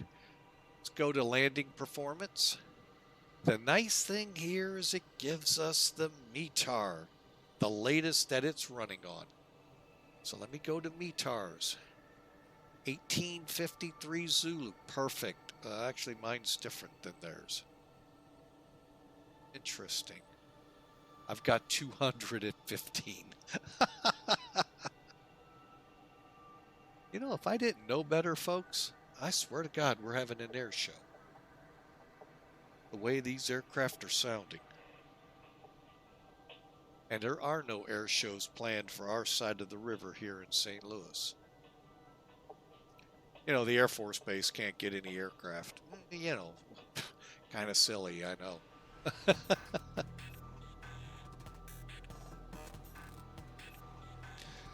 You would think they could get their own aircraft. Well, you know, that's what you get for thinking. 75. Oh. Huge difference in altimeters. That's why. I'm like, what the heck? All right, let me get to the right one. It was 180. Man, I'm like, holy mackerel, the altimeter is way off. It was right. I was wrong. And 2994. All right, so this is correct, folks. That loose nut behind the steering stick here, that would be me. Yeah. Runway's dry. We'll keep the anti-ice off. Let me just double check our estimated landing weight. 121.2. I'm going to keep that on. We're going to go medium on the brakes. Reversers on. And what this shows you, folks, a couple of things. The most important, your speeds and the kind of runway, but then it draws it out on the map. Okay, so about halfway down the runway. Cool. I think I could put it on manual. I could go to low. Mind you, we're going this way, folks. Don't think southwest. This is the way southwest would look if you were landing. Just kidding. No. So you're coming in this way, folks. So you're going to get about halfway to 3/4 down the runway. Okay. So that looks good. So it's 125. So everything looks good here. Let's go here. Pull that up.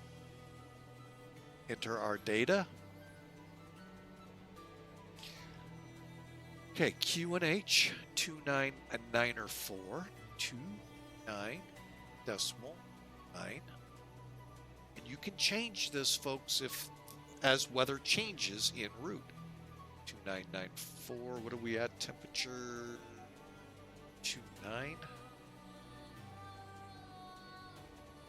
Winds 180 at 11. Diagonal 11. All right. Now, how I tell, now the A321 makes it a lot easier. It'll say Barrow, and I forget this one. Radar? Or does it actually say DA? How I do this, you can only use one, folks. You can't put it in for both. So if you want to go off the Barrow, you can go 249 or 250 AGL. So Barrow, AGL. So above sea level and above ground level. I'm going to go 249 above sea level. And then just put it in here. And there you go, folks. Now, let's get into the descent checks because they are right upon us. So the arrivals are in, approaches in. Let's get the winds updating right now. Click the wrong side. Got to click the right side, access wind, and wind request.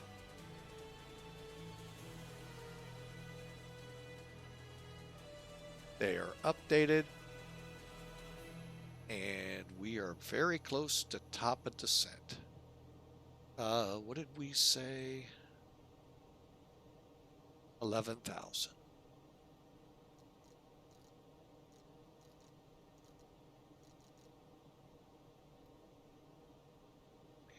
And we're starting down, folks.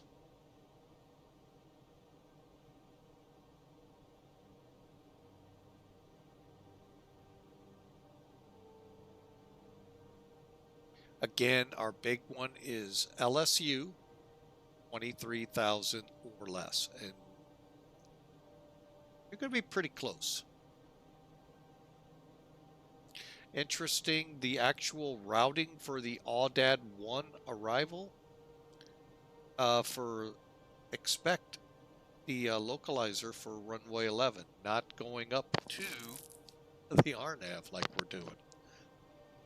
So, but, you know, they got to do maintenance to keep runways available.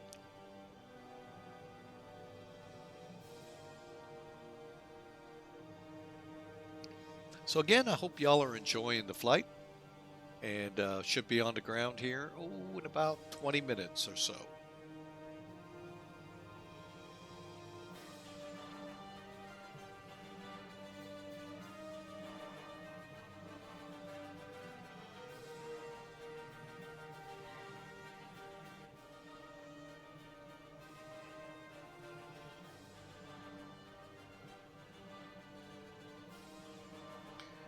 All right, speed brake if need be.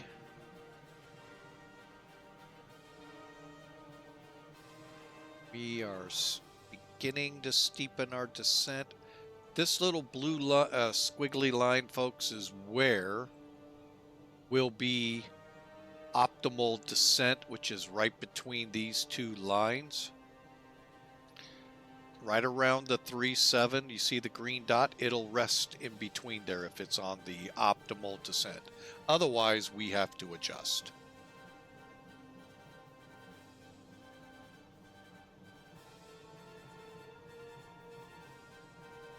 So, thank you again for being a part of Flying with Mike. Any questions, folks? Love to hear them, or at least read them in the chat area.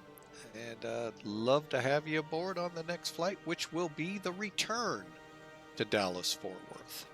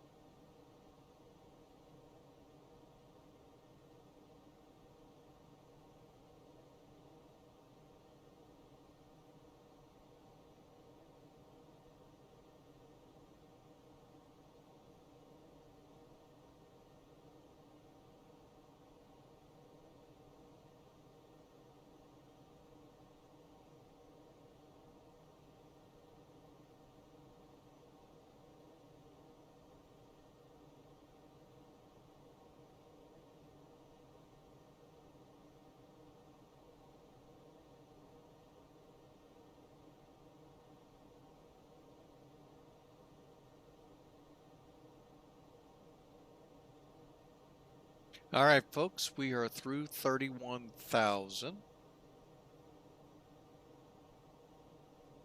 So far, I think our descent profile is looking pretty good. We'll set the altimeter to 2994 at 18,000. We'll turn the landing lights on at 10,000. I didn't turn the wing lights off. I usually try to. But man, I haven't done this all day for the most part. Let you all see this neat little livery they came up with for it.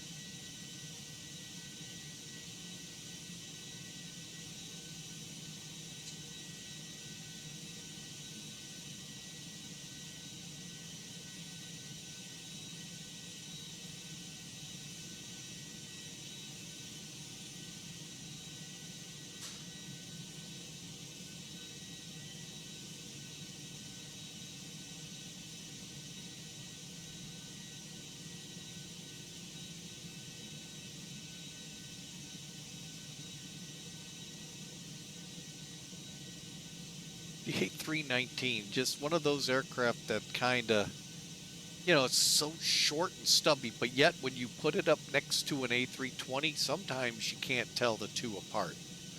Now, usually the telltale is just one door over the wing, unless this happens to be a Legion, and they have two. And there's not just a Legion, there's several airlines. So you lose that as your why, you know, how you can tell them apart. So, yeah, but if you know how to look at them and go, yeah, it's a stubby looking plane. This one very easily, but you put an A320 next to it, folks, you'll be a little in the same colors. It might look pretty close to the same. All right, there's LSU ahead of us. We got to be below 23.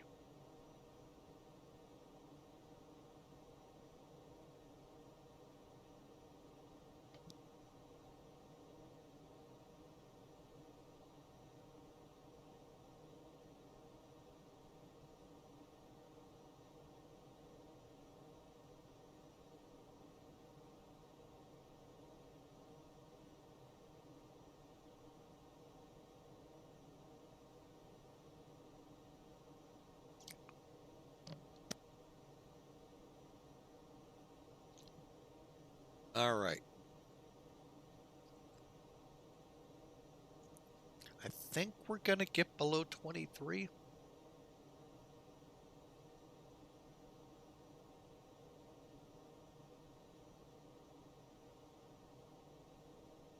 Yeah, we should. All right, let's make sure the wing lights are on. Okay, so we're set to proceed. Get the let's make sure the seat belts are on.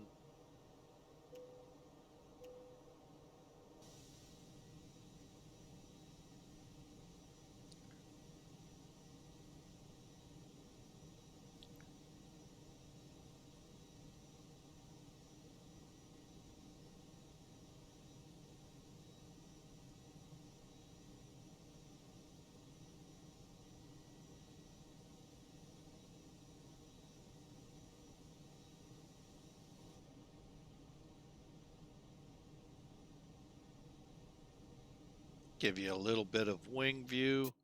And of course, one of my favorite views.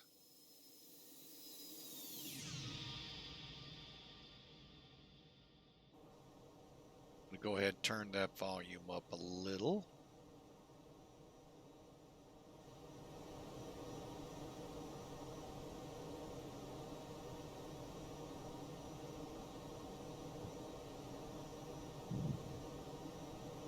So again, I hope y'all are enjoying. Our next fix after LSU is Aoudad on the Aoudad 1 arrival.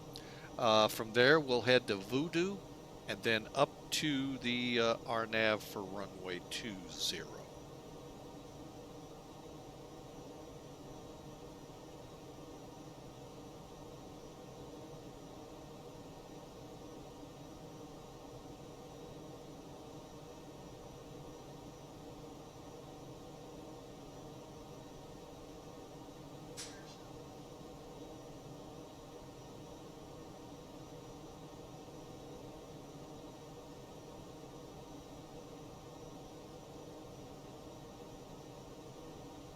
Oh, wow. We do have an aircraft playing pretty well out there. Wife was out watching him, so oh, it's kind of fun. It's kind of fun when you live near a base. At the expense of taxpayers.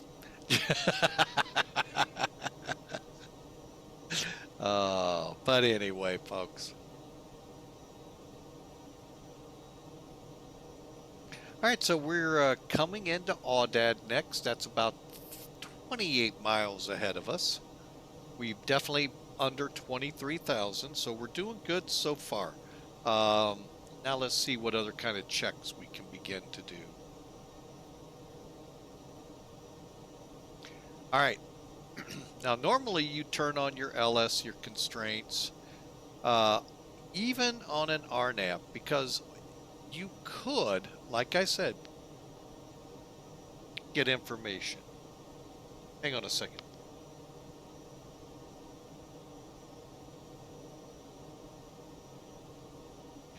All right, just so you all are aware, I do work side by side with my wife. And when she gets a work call, I kind of go to mute. That's what I was making sure she didn't have. Just don't want the kind of work she does to get out over the net. Doesn't need to be.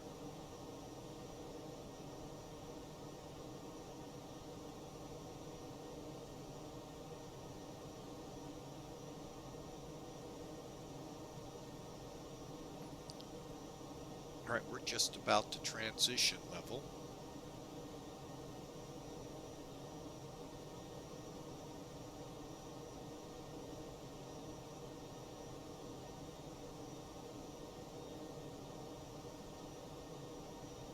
Wonder if that's the Mississippi River below us.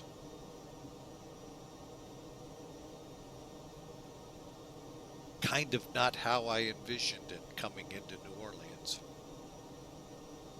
But again, I haven't been into New Orleans by plane. I've only been in by truck. So.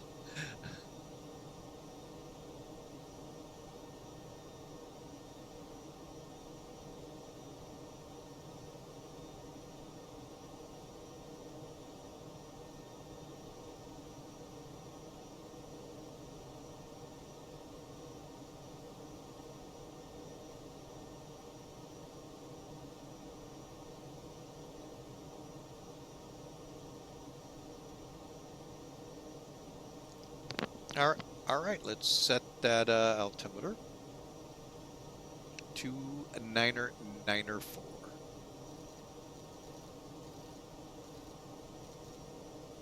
Okay, and we need our CTAF dot CTAF space KMSY. 119.5, just what I thought it would be.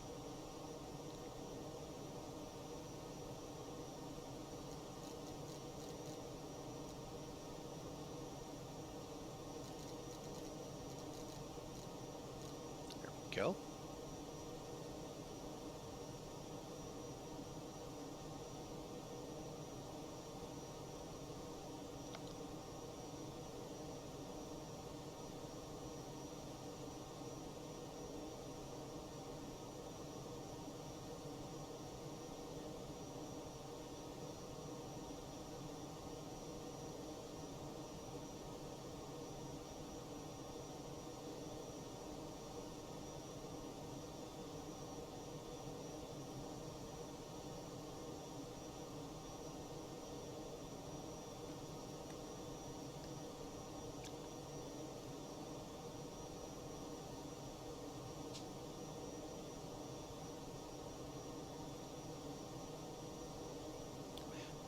All right, folks, sorry about that. I was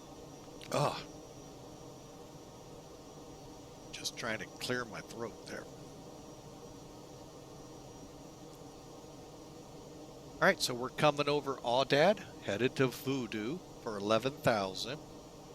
And then we'll head up to join the RNAV / localizer / approach 20. And now we're slowing to 250. You really want to get a flavor of why when controllers ask you what your speed is. Why they're asking it? Because they're trying to sequence everyone in these high compact areas for the approaches. And if you're not doing what the chart says, then they have a hard time sequencing that behind you and you in front of, and what's in front of you to get you in the right spot. Very well articulated in a little discussion, we'll call it. Look for it on YouTube. JetBlue New York approach. This is not VATSIM, folks. This is real world. Quite interesting in the definition of the word at. It appears everyone has their own definition in a world of where my rules are the rules we follow. And yeah, it was quite fun.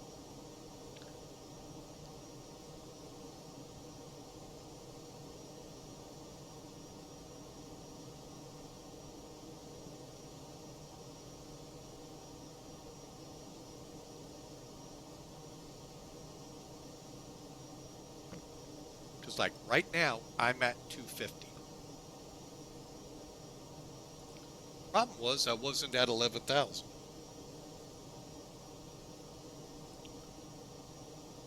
I was at 12,000. So what I'm going to do is go up to my RNAV chart. I need to be at 4,000 at Rayburn. I'm going to set 4,000. And now I am going to descend the aircraft. It's not 11,000 at Voodoo, folks. It was 11,000 at Audad. So we are going to go into an open descent. After Voodoo, I'm going to slow to 240. I don't have a controller, so I can do that. But if the controller told me to maintain 250, I would. And I really don't know what kind of an approach, how they would route us on this.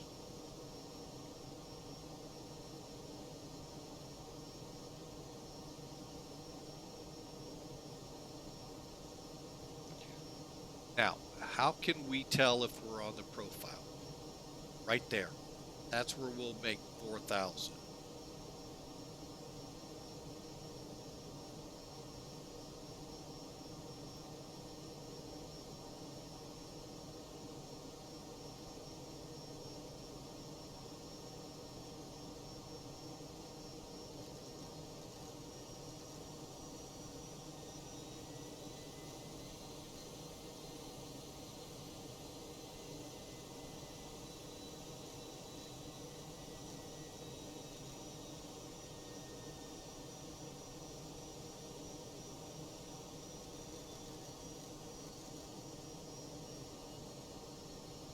All right, so we can now go to the perf page.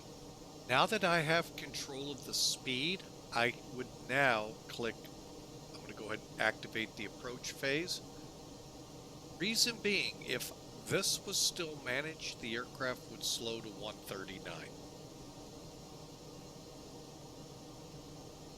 Just the way the avionics are set up.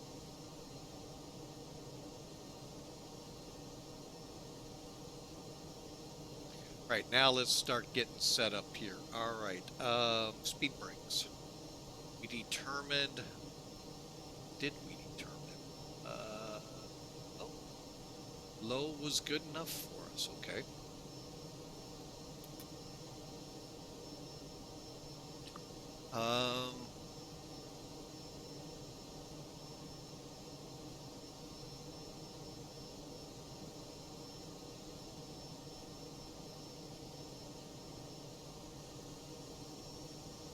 Okay, I want to check the, make sure there's no land and hold shorts. Nope. All right, reason I'm checking for that. A lot of times at an airport, I think this one is, well, it could have. Even though the runway doesn't intersect, they may still throw a, land and hold short, but there really is no place for it. So, We'll try to exit at Echo, worst case Whiskey. It's a 7,000-foot runway, folks.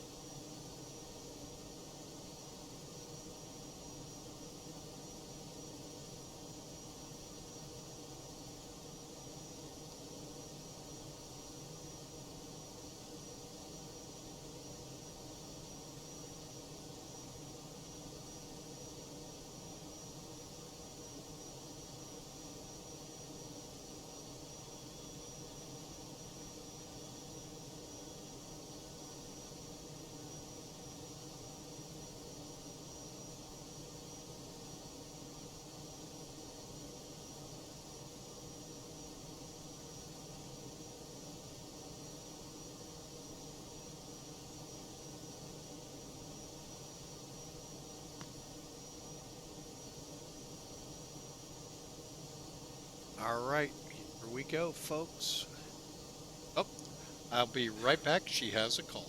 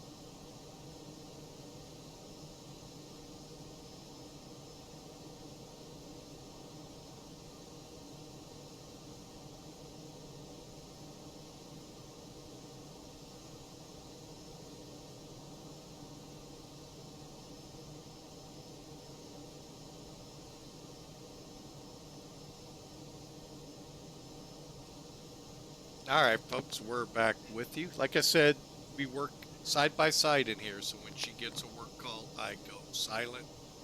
Just out of respect, you don't need to be broadcasting that out over the internet.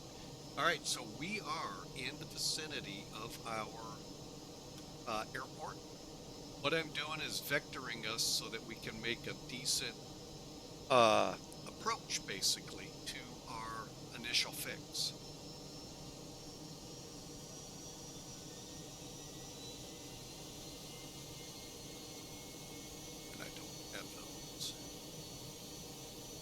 Switch over now. Okay, we're over Lake Pontchartrain.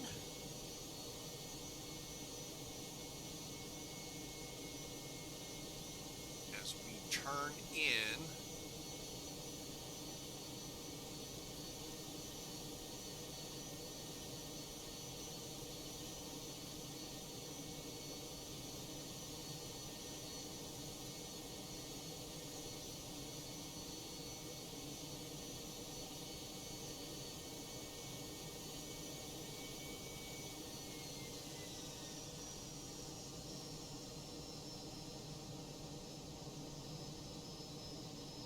all right, folks, we are beginning to set up. Let's make sure all our lights are on.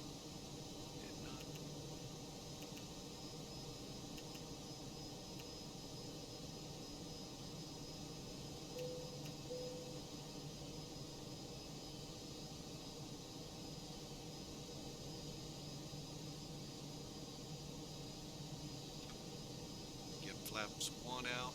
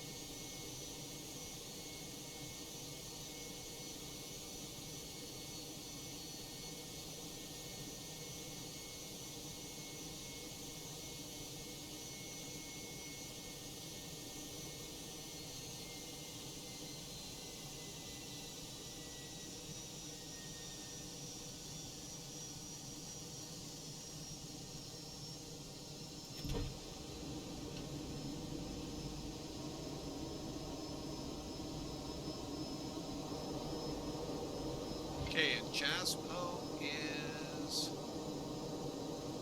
about a 6-mile final.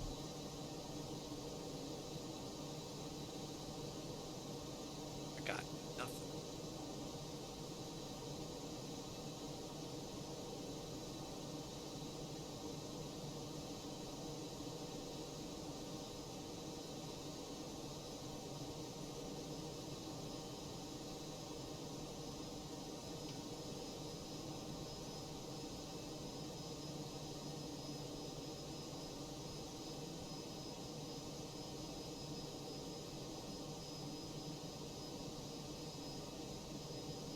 All right, got the run.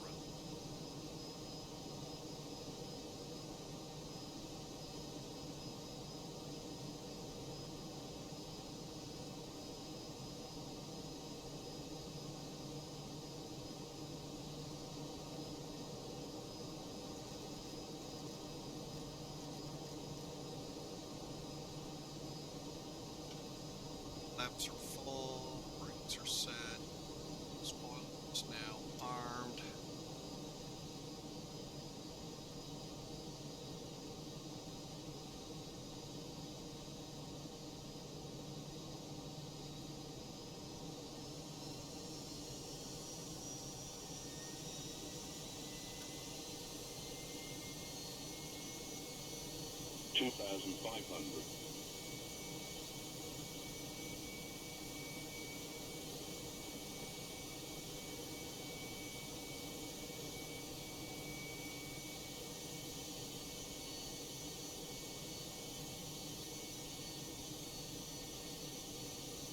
All right, folks, you see the runway ahead of us. We'll be taking over here shortly.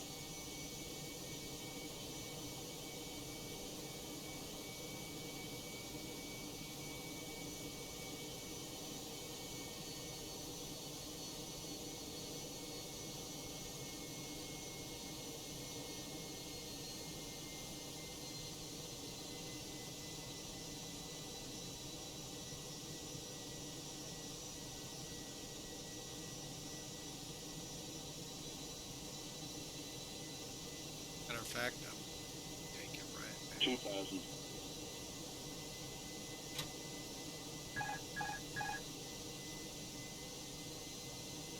And Marlene's Airport, American 1848, approximately 6-mile final, 420.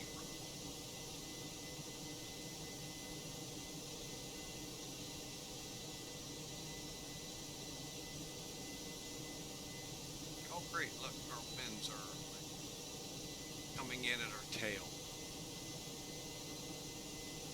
That's not reflected in the chart, so I wonder if we have a wind change or shear.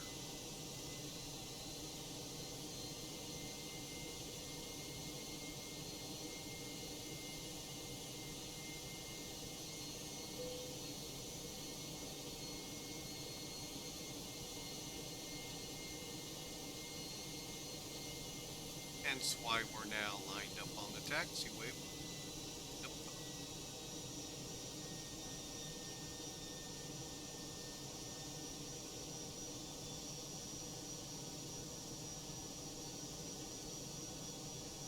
Alright, we're stable. Be landing. Get our chart up. 1000.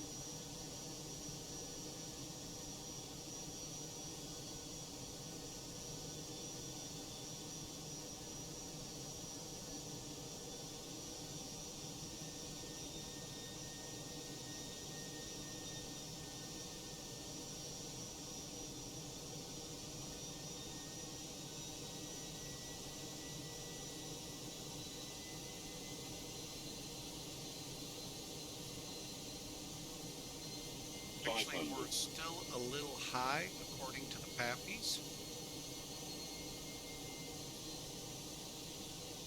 400. 100 above. 300. Landing. Minimum. 200.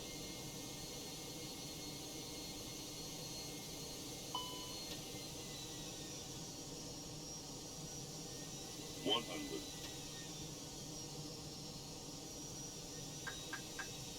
50, 40, 30, 20, retard, 10, 5.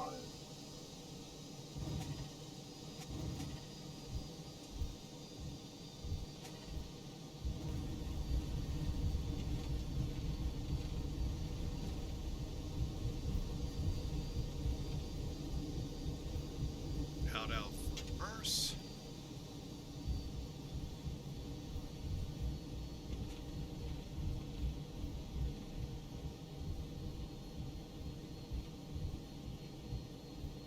And welcome to New Orleans, folks. Now, the old terminal is that which is on our right. I do not believe any carriers use that. Let's get off. And New Orleans traffic, American 1848's off, runway 20, taxiing to gate B11.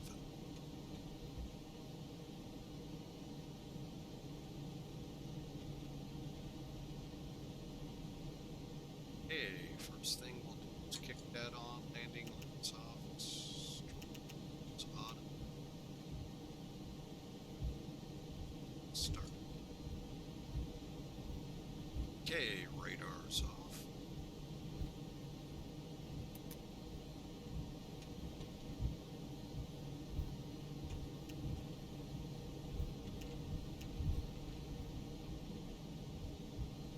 Down spoilers, down flaps up.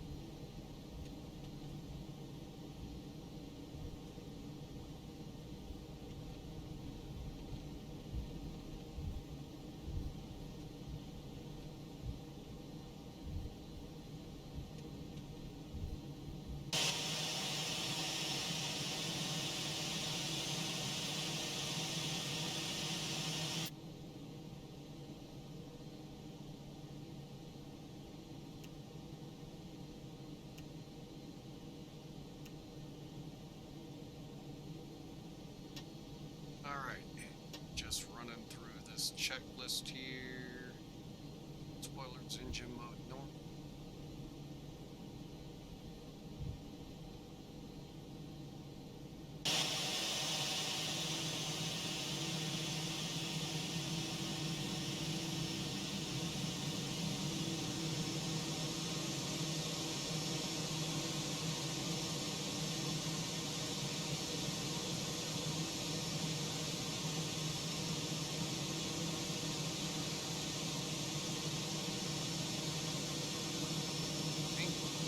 That one next to it is our stand.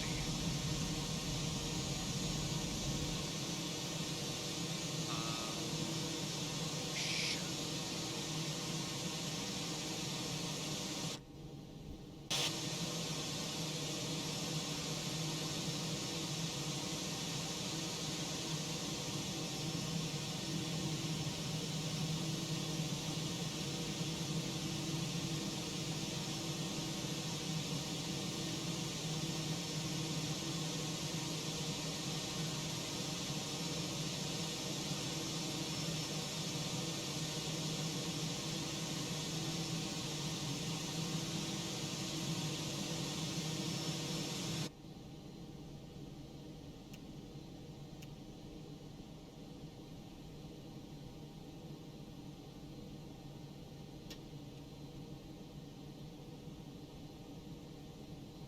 Okay, there's stand B11.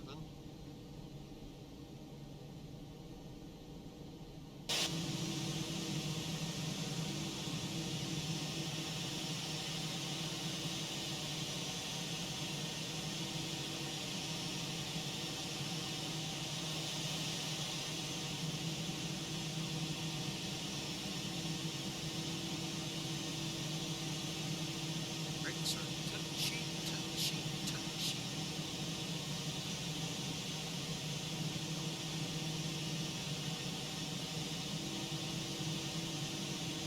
Brake set.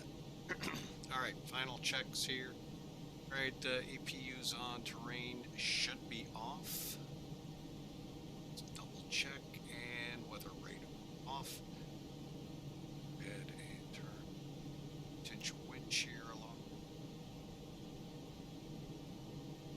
Okay, flaps are up, spoilers are down, transponder standby. Brake check, temperatures. Oh, we should have turned the fans on earlier. Alright. And APU bleed on.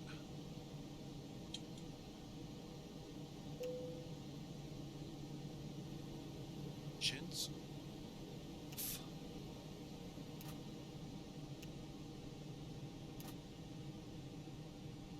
Hey, beacons off. Indicate, folks. Seatbelt signs off. They're ready to do their thing. Get our elapsed times turned off. See what we did. Hour and 30 minutes from the time we pushed back. Not bad, folks. Welcome, like I said, to New Orleans. Give me a second here to wrap up this flight real quick. And we'll get this thing turned around and headed back to Dallas Fort. Still no centers online.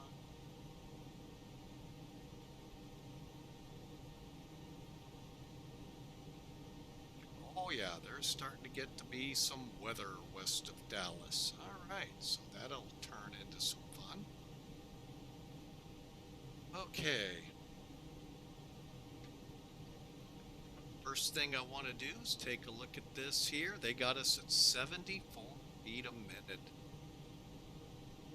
Love it. Dialing that pi rep. Let's make sure everything's cool.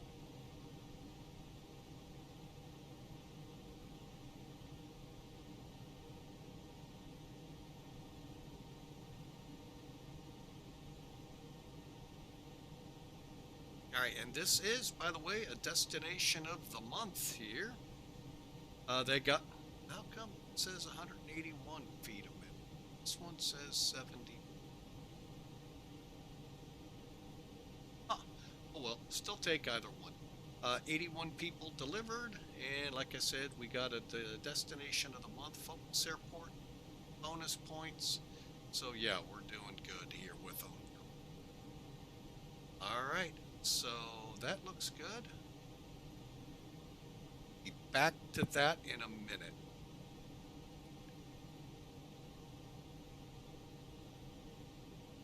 All right, so let's vacate X-Pilot, bring in Sim Toolkit, and see what we can see. 256 feet a minute. That. Okay. And it probably will not have my aircraft. No. Okay, now can put it in there, and we'll show you how to do that here as well after this. Okay, so here's the route. Here's the details. An hour and a half in the air, 388, and we burned 2,500 kilograms of fuel. Landed at 256 feet a minute at 112 knots, 1.23 Gs. Really a good landing. The remaining metrics, the ones I really like to see. Okay, here's the landing threshold. 1,500 feet. Boy, I just can't beat the 1,500 feet down the runway. 9 feet, call it 10 feet off the center line. Again, folks, beautiful. The airline in the ACARS program said minus 74, but 181, 250, folks, those are great landings anywhere you shake it. So really good. What I'm going to do now is quickly go to my fleet. Going to add this aircraft, maybe.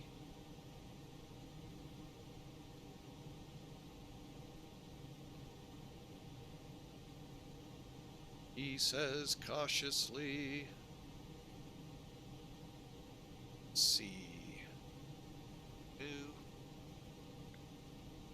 That's all you got to do, folks. Go to the little airplane icon, click on it, click the plus, put the registration you want on it. This one is 75 Victor Juliet.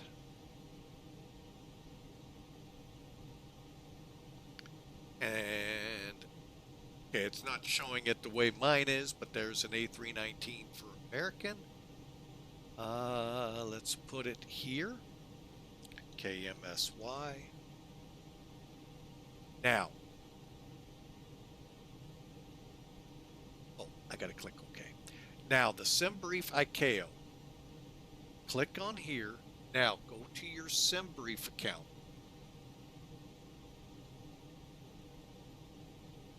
Saved aircraft. You can do a search on it. Remember 745?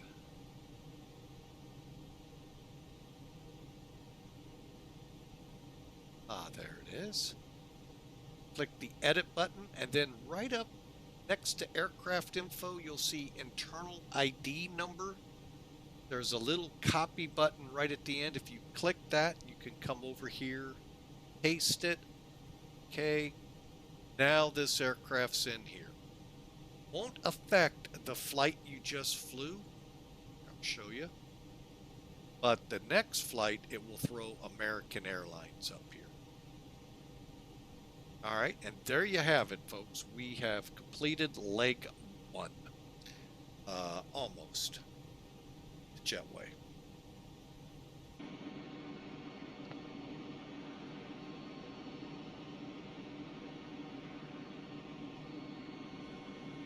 All right, let's get on to getting leg 2 started. And I said we're going to show this completely. Here, let me let y'all see.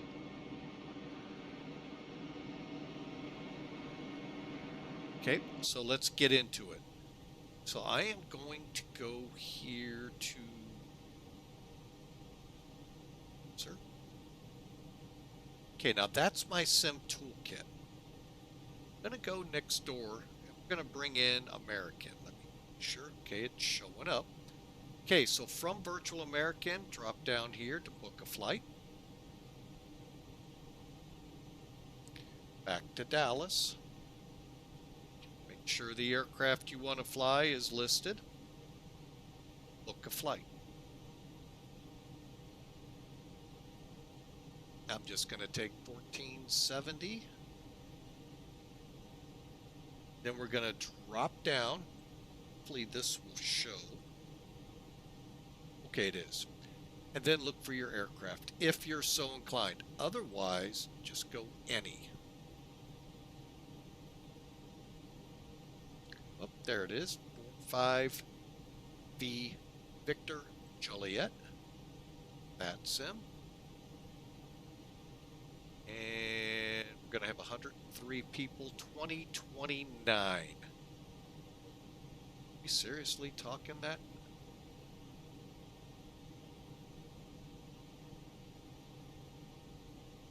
Okay, we're going to actually go 59.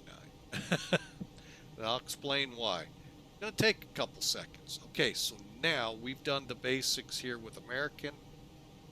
Again, make sure you have a SimBrief account. Otherwise, you'll have to dispatch without it. Confirm. Dispatch. Now it's going to SimBrief, doing the little, make the numbers come together. and we'll get things rolling shortly.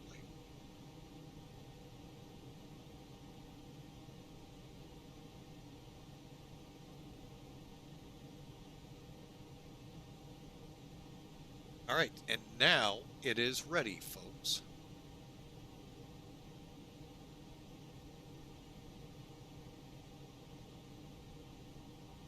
Second. Somehow. There we go. That looks better. All right, so now that is our flight, American. It's also put into SimBrief. So I could go over to SimBrief and look at it in that format, or just look at it here. Here's my numbers, 103 passengers, and so forth. Here's the route minus SIDS and stars. Weather.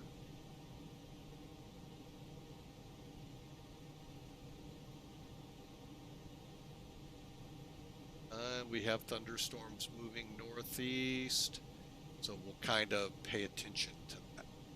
All right, real quick, folks, I will be right back momentarily. I just need to use the restroom, and probably many of you as well. Be right back.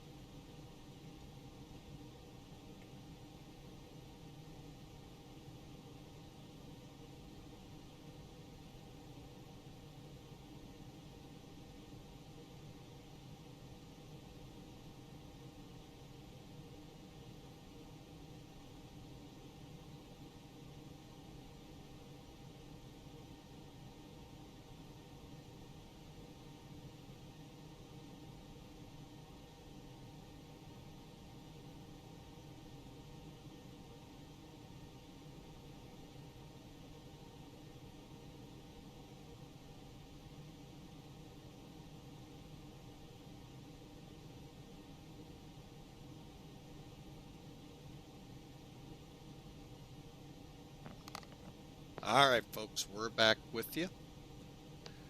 And all right, so now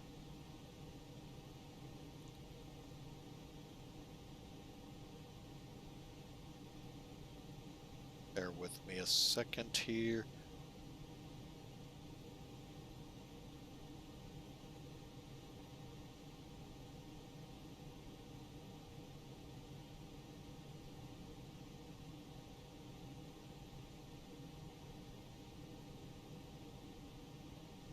Hang on a second here. I'm reading.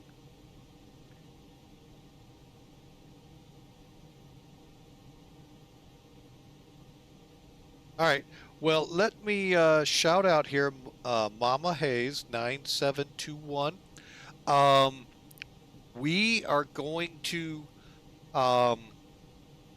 start with this one.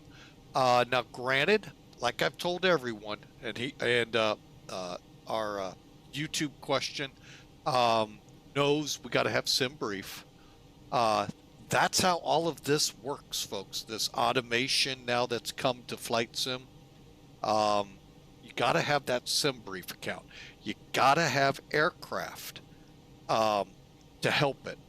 So let's go. Let me get Sim Toolkit back up here. Whoops. Get that off here for now. Hopefully I won't forget to bring it back. All right, so here's Sim Toolkit. Here's what it looks like when you first fire it up. Give it a second. Okay, so here's VATSIM events. If you're so inclined to fly them, there you go. If you're on IVAO, they're over there too. All right, now we have already got a flight plan on file with SimBrief. So when we go to flight planning, all we got to do is click SimBrief Plan. Load last, and that will bring up what's saved, which is MSY to DFW. Okay, so let's click it.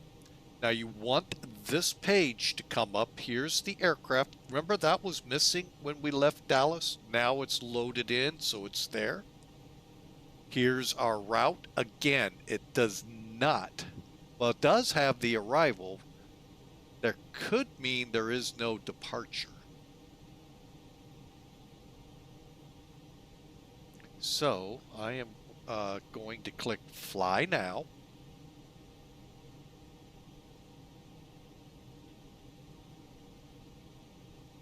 Boy, you can see what's...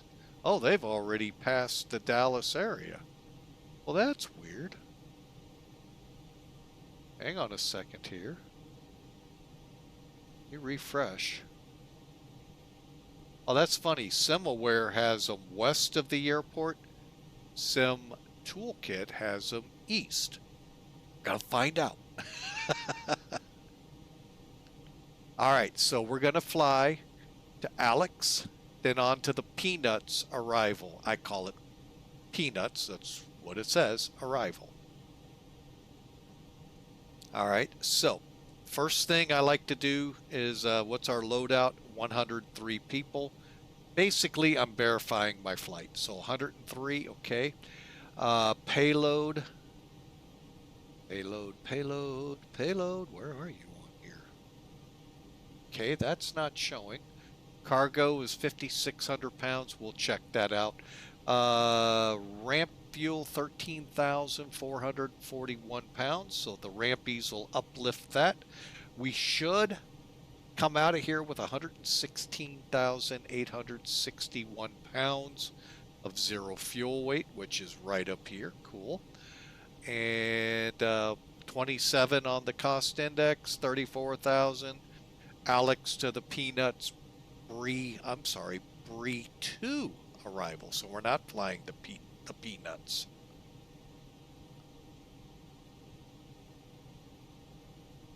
All right, so weather-wise, really won't be much different than what we left it, just warmer. Here in New Orleans, it's 84 degrees. Dew point's pretty close to it, so it's thankful for a breeze to help move the air at 180 at 11.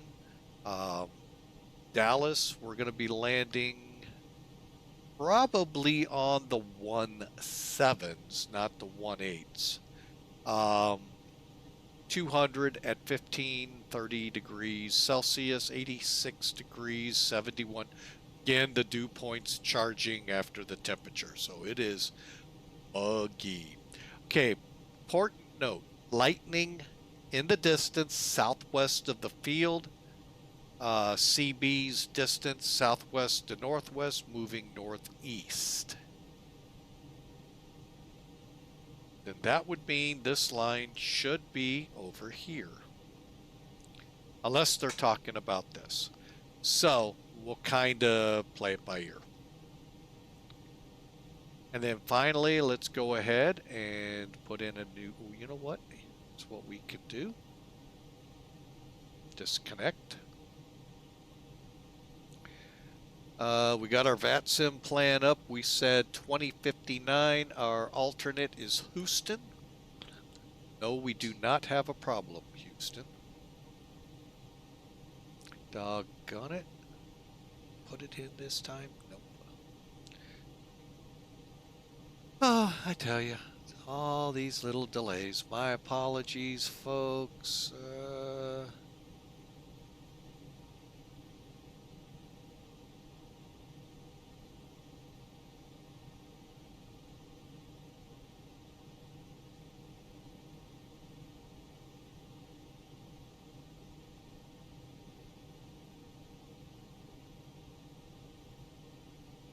Darn it, I could have done it the easy way. Did it the hard way. Gotta figure. And the RVR is 75 for this aircraft. AKL.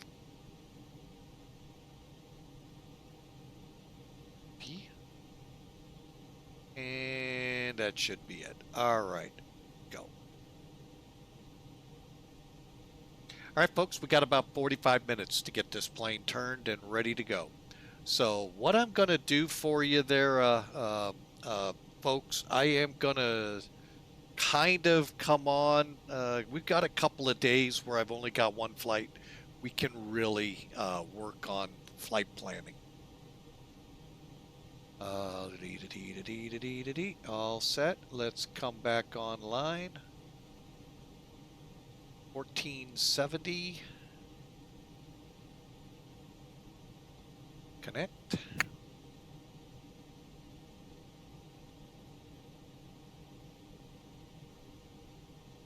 $72.42. Let's get that in the box real quick. Be very careful with codes in the 72s and so forth, the 77s, 76s. They all, if you do them just right, they'll trigger in the real world, and oh.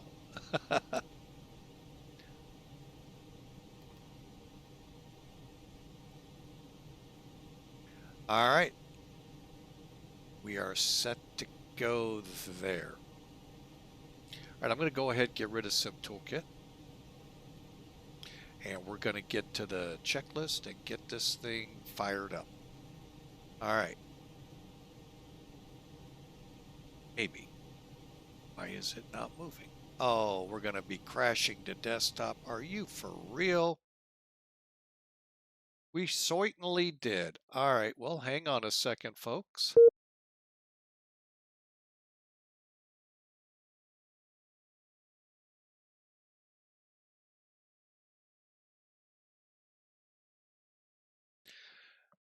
All right, so let me submit the report. I don't know what happened. Something it didn't like.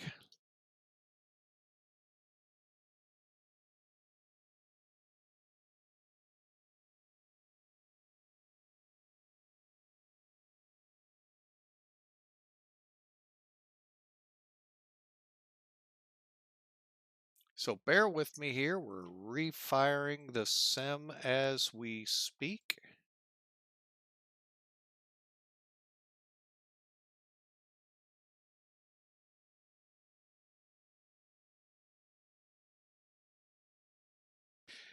Ah, you gotta love it, folks. Gotta love live streaming.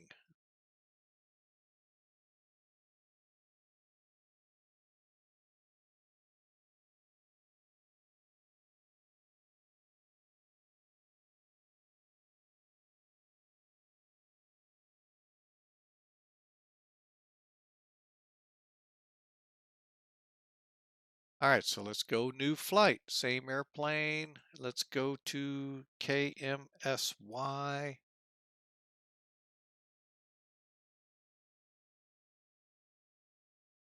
B11.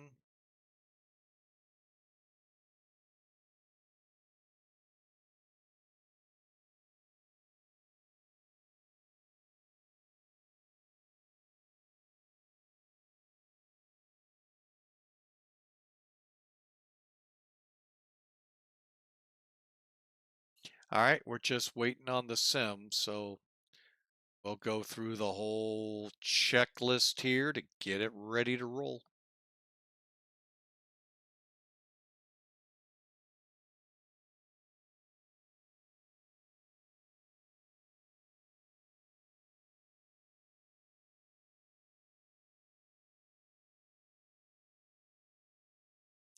And I'll be honest, I don't know if it's the 1.0. This is, I'm starting to see this a lot more than I have. All right, here we go. Hopefully it's not the betas.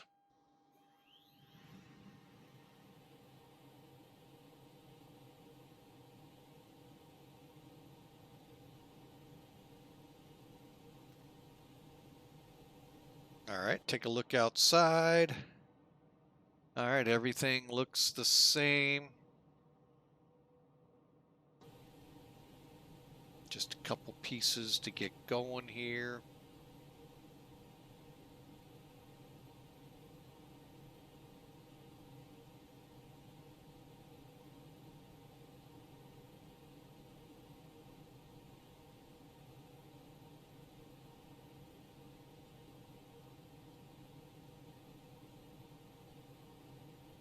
Ah, there we got the right program. All right, just getting some things to rejoin, and we'll restore. There we go. Okay, so we're a little quicker now. We're going to have to be. I think it was 8.4. I'm just going off memory here, folks.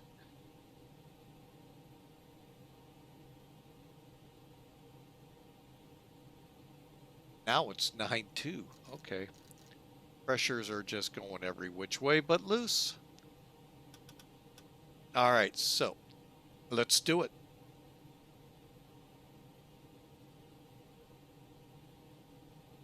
Hang on, let me get 119.5 down here.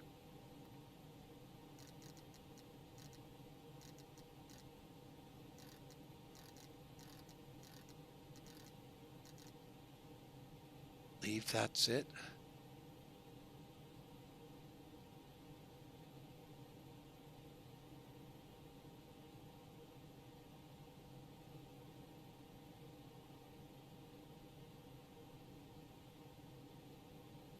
All right, just 119.5.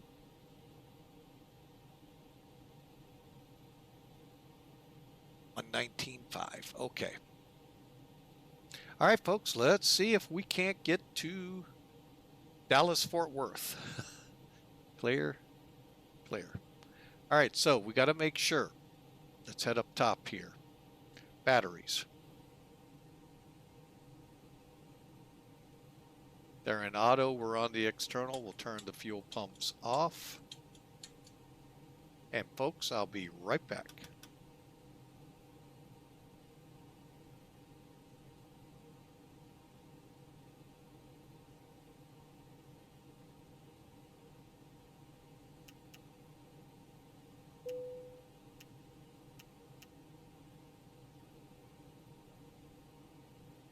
Okay, folks, back with you. Sorry about that. Wife had a phone call. Don't, always try to be respectful here when we're working in the same room. Okay, so we'll get the ground button on, cursor switch up. We'll hold on these for a second, and let's go to. Okay. So we need the battery switches to auto. Let's do it.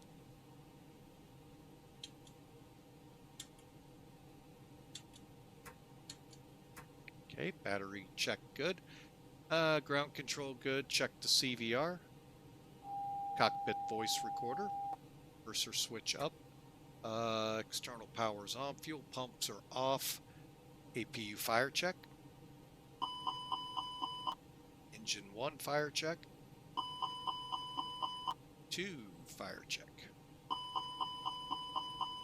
Alright, all good. APU master will come on once we fuel the plane. Alright, so let's get down here. Mechanical. Sim brief. Flight plan. This is MSY to DFW, so we're looking to block 13,441 pounds.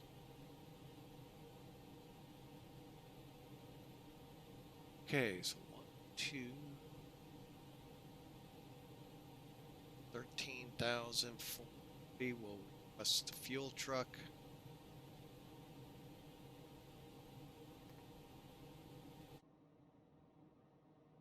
There he is pulling in. Hey, shouldn't be driving under the jetway, but you know what? Flight sim rules apply to them too. Meaning, does it matter? Technically, we could use runway 11.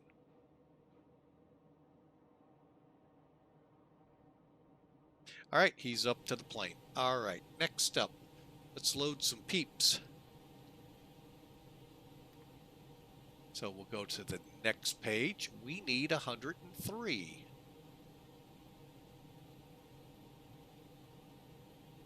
Load them.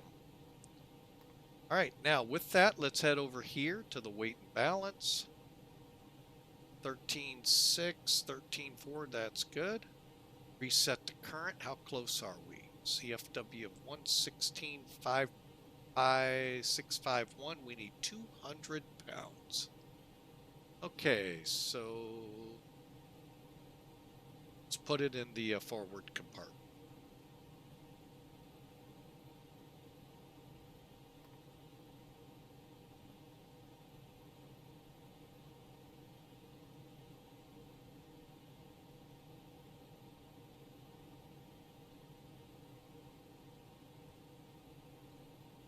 $871, we need 861. Within 10 pounds, folks. I'm good with that. I hope you are.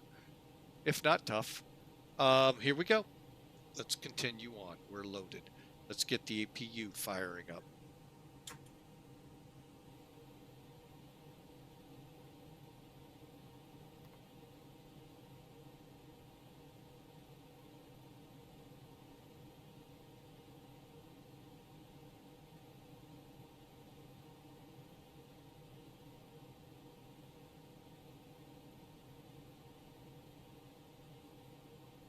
Okay, flaps open.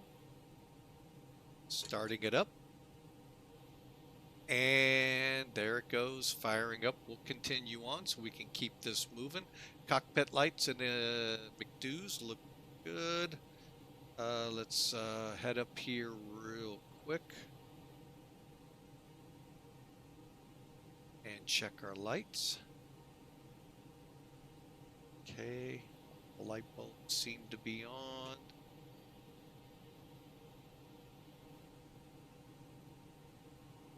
Okay, and I'm going to go ahead again, turn off the dome, flap levers up, and right up here is the match. We're about to get a vAAL. We just did. Cool. Let's go ahead and do this. And spoilers are retracted and not armed. Those of you who weren't here for the first, if that white strip is there, they're armed. If it's not, they're not. So we're 0 and 0. What was... Oh, we have not connected. 7242.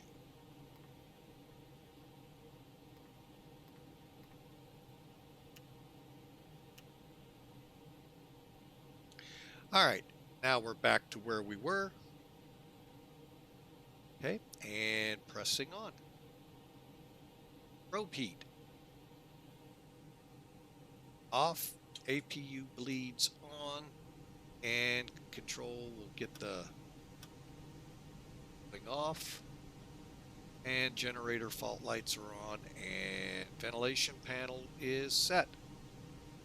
All right, folks, let's get the ADIRs fired up. Nav 1 on battery. Okay, get the second one going. Again, on battery, we want to make sure that lights up. And finally, the third one. Sorry, folks, I can't teach these airplane companies better how to count.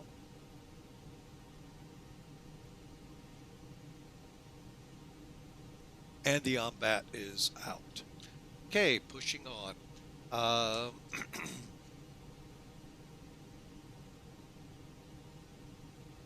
Okay, strobe lights are auto. That again, for those who missed it in the beginning, hang on.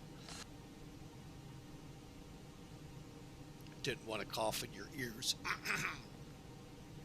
Just let you, when you take off, if you forgot to turn them to on, they come on. You land, they go off as soon as you land. Nav logos are in two separate lights out there, folks. It's not one turn the nav lights on, two turns nav and logo. They're both on. Just in the wing, there's two separate lights for each circuit. If the one circuit isn't working, go to the other and you can fly. Otherwise, you got to get the mechanic. That takes time. Seatbelts. Go ahead and turn it on. No smoking was already lit. Emergency lights already armed. Landing elevation is in the auto position, straight up. And pack flows are set. Fuel pumps can come on. And as before, if the APU is running and you've got a vAAL, it automatically engages the generator, which takes over the aircraft's internal electrics instead of the external. So we can now come off. Do this first, then come down here, turn it off. Okay, everything's still hooked up. All right, continuing on, we've got our fire checks already done. Our radios should be set and ready. Nope, because of the crash to desktop, things went back to the way they were. There we go. All right, and keep it on Unicom unless it gets too noisy. Multi-scan GCS on, keep the rest off. Okay, we are to the point to program the FMCs. We're doing this kind of rapid fire. Got a top of the hour departure time. Okay, everything looks good here. Init. Again, the init request here that we're going to do can actually be done a couple of different ways. But in order for it to work in ToLiss, you gotta have SimBrief. Folks, that is the key to all of this. Then you tie it to the actual aircraft in the accounts page, and it works. I'll show you what I mean here real quick. Go to plugins, ToLiss, ISCS screen. Okay, once you're here, go to the sound add-on accounts. In your SimBrief account, you're gonna have an accounts page. Look for your numeric SimBrief ID. Not your login to get in. This is actually in SimBrief, in your SimBrief account. Put the numeric ID in here. Use the manual to figure out what you want set here, as well if you want to use Hoppy's CPDLC. I am not real thrilled about it, folks. Many ATCs don't even use it. It's, I'm hoping gets better. Then save. That's all you got to do, folks. Then that feature becomes available along with the performance. Okay, so verify your data. We're going to go into the airport here, find our, and I'm going to pull it up. Don't worry, folks, because I like showing this off a little bit. A little bit of added realism. Okay, here comes charts. I already got it pulled. We're at B11. So look for B11. We actually have specifics for our gate. So it's 2956.1 north, 2959.6 north. Okay, our longitude is 9015.5. It's either up or down. So there we go, 2959.6 north by 09015.5 west. If that's correct, it is. Click Align IRS. When the system aligns in 4 minutes, that is the point it's going to align to. So, in our case, right on our gate, right on top of us. But as you can see, 12 through 15, they kind of put it somewhere like right in here. So, again, just try to get it closer to actuality. Okay?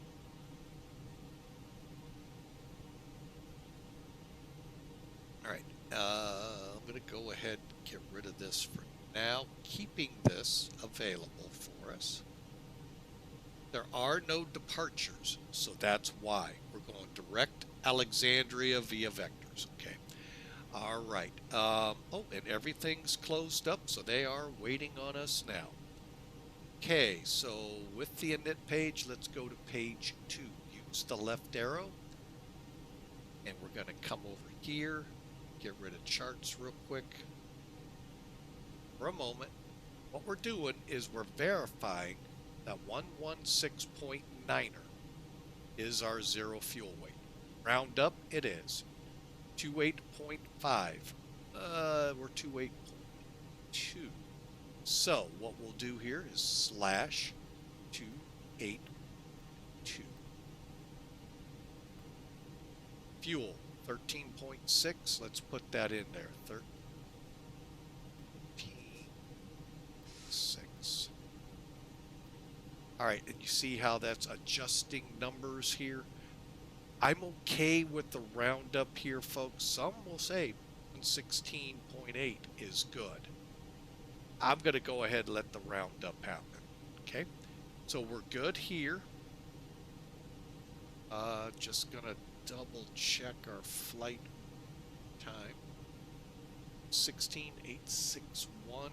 Yep, we're 10 pounds off. I remember that now, so we're good. All right, now from here, let's proceed to the F plan page. Now I'm going to bring charts back. All right, so we're going to go to first fix.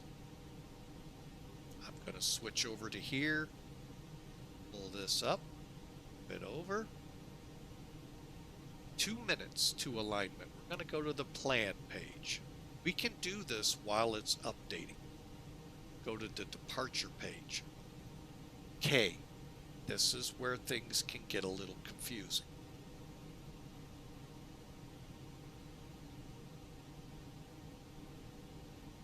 All right, we're departing Orleans.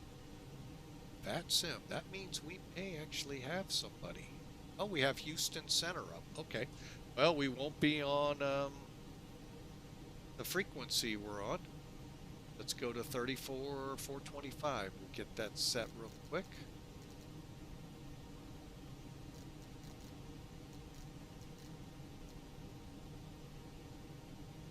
Pull up that sim, see what he's wanting us to do. GPS 20, departing runway 20. Okay, so we'll be still doing 20 squawk altitude on surface. Okay, it's also called mode C, sir. All right, runway 20. No SID, so that's all we have for it. Then we'll do whatever he wants to get to Alex. All right, and insert. Whatever, we can fly, whatever is needed.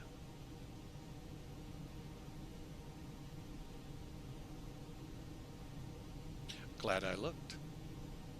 All right, so continuing on. Going to go to Alex, AXE, and we just aligned.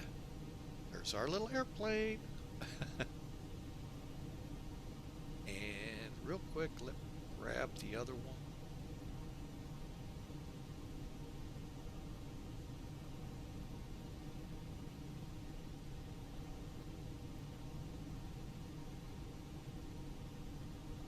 Okay, so AEX, and then we're going to PNUTS. All right, and then DFW. All right, so let's look at it. We got the BRE-2. Let's make sure first. Okay, still no ATC in their neck of the woods. Expecting ILS runways 18 right, 17 center, 17 left. God help us if they throw us to 17 left. That's a long taxi. Along with 13 right. That's this one also a very long taxi. So we're hoping for 17 center. Okay, we got to land and hold short at Bravo. So our goal is to land and hold short here, taxi to whatever gate we're intending. Take a look and figure that out here momentarily. I lied, I'm figuring it out right now.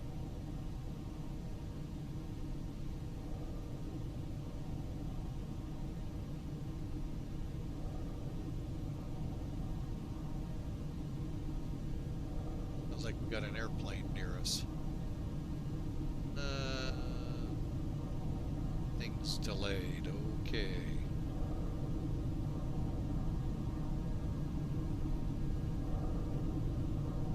How about we go to Charlie 24?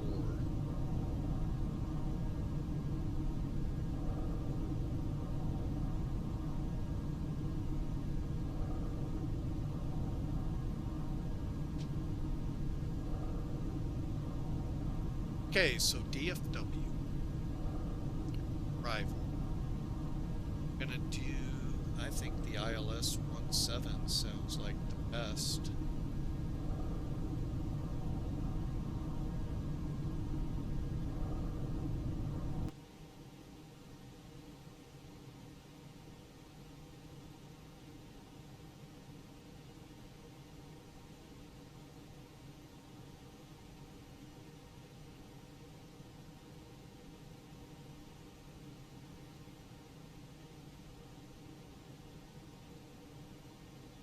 Okay, so all I did is just took it to the max Aussie, and we've also got category 2 and 3 approaches if needed. So basically we'll come in here, which is 20 miles out, and shoot the approach. Okay, so let's put that in here now. So 17 center, we're on the BRE-2 arrival. Aussie is our transition for the ILS. PNUTS for the star. So when you read this, we're coming in from PNUTS on the BRE-2, Aussie for the ILS runways 17 center. I like, it seems a little more readable.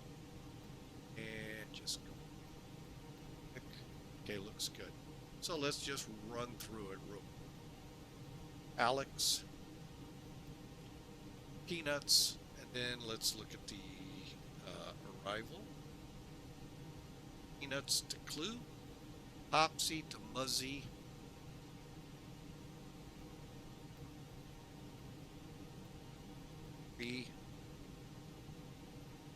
Okay, and then we're on to bells.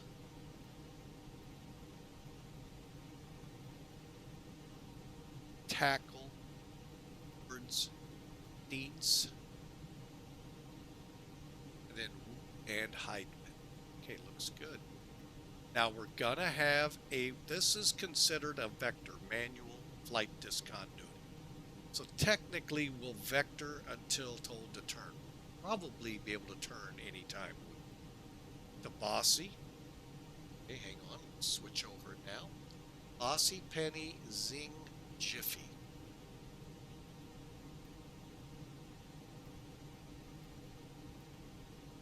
Okay, Jing, Jiffy, runway, and then out to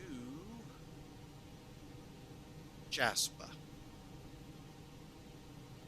Okay, now if we depart for our alternate, which is Houston, Torrin, and then we join the arrival.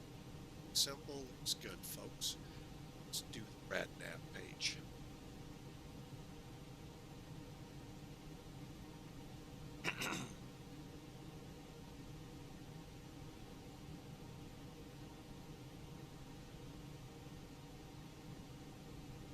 Alright, with that finished, I'm also going to switch to ARC. Run at 20 for now, but we'll see. Everything looks good here. Oh, wrong page. Go to perf. Now, here. Take off perf. And I'm just going to check our TAR one more time. 190 at 9. Let's make it 11. That's as of 50 minutes ago. Wow. 29 degrees, 2992, dry, 130, all looks good. Air conditioner on. We have 7,000 feet. I don't think we're going to be able to flex this one, folks. Reason being, now granted, I could set the V1 at 120, giving us 2,300 feet of runway to stop. I think in this case, or could come off auto, go to 2. Sit down a little bit. That's potential. I think that's what we'll do. That'll give us a whole different perspective. So we'll do that. We'll flex at 68, flaps 2. All right, so we'll do the uplink. 299er2, wind 9er0 at 11.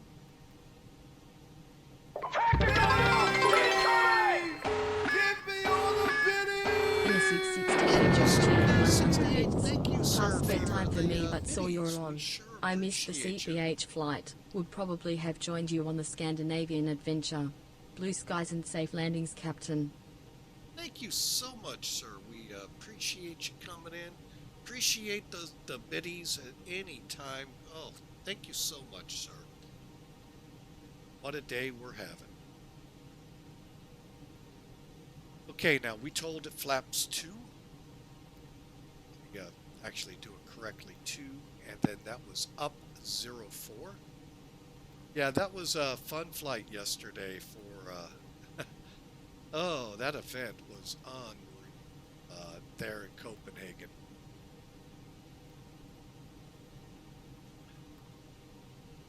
Had a little troublesome individual. I don't know if he was intentionally doing it or if on the traffic was so intense at Copenhagen, he couldn't stay online. He kept going off and on not realizing you got to stay above 20 frame rates.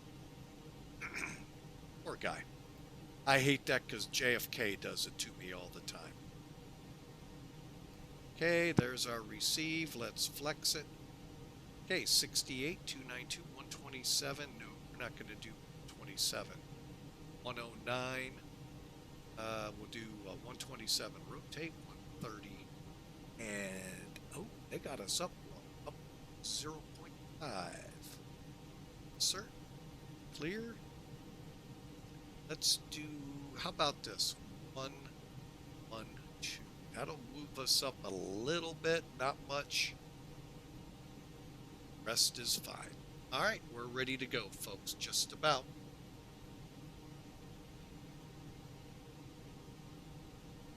Okay, so all we got left here, let's go over here. Altimeter, let's make sure nothing changed. 29902. LS constraints. And we don't have a departure out of here, so we don't have a minimum altitude.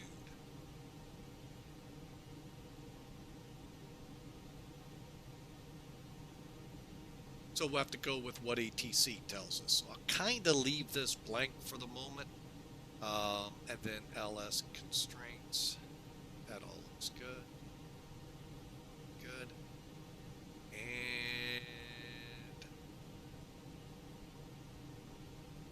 anti-skid nose wheel steering's up. Switches are normal. If these are your switching panels, the checklist says they all got to be pointing straight up. Flaps, again, are 0 and verified 0. Speed brakes are down, landing gears down, 3 green. We are ready to go, folks.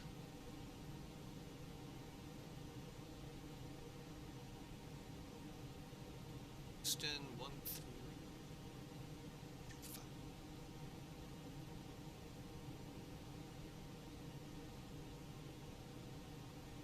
Picked up a bunch of people here. Oh, only one other.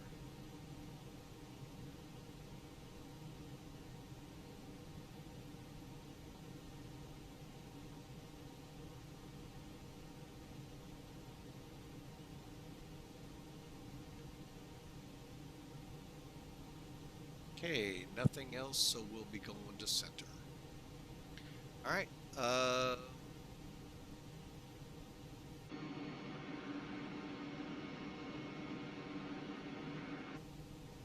let's do it.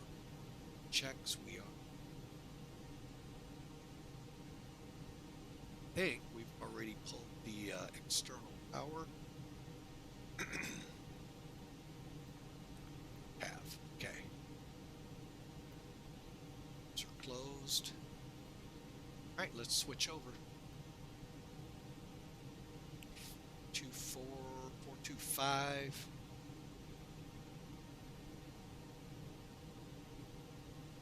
Houston Center, American 1470 at New Orleans, requesting IFR clearance to DFW.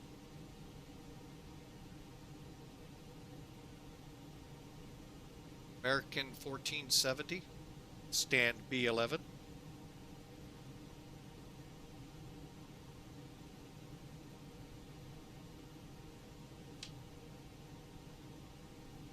Tell me it, that did.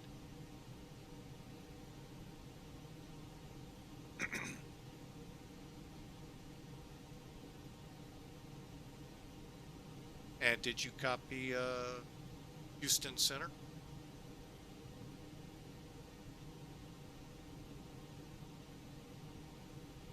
My apologies. American 1470, stand B11, New Orleans, IFR to DFW.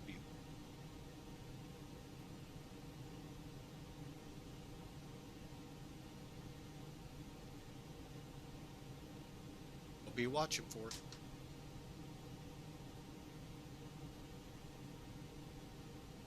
Ow. Damn it. Ow, that hurt. Sorry, folks. Old bones.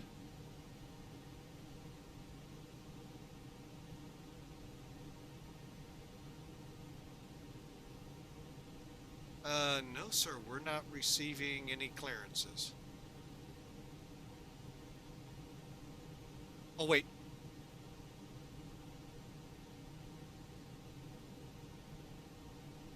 Center, my bad. I looked in the wrong spot. I do have it.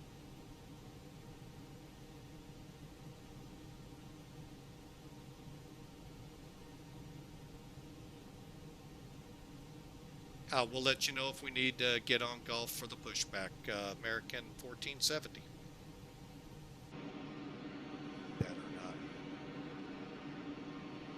going to be tight. Let's see. Remarks fly, runway heading, then as filed. All right, so, hey, everything's good there. 340, that's what we.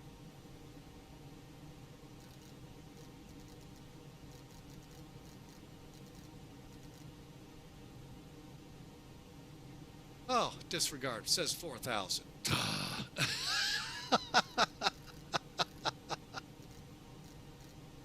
All right, runway heading, then is filed, maintain 4,000, expect 20 ramp, uncontrolled, start, pilot discretion.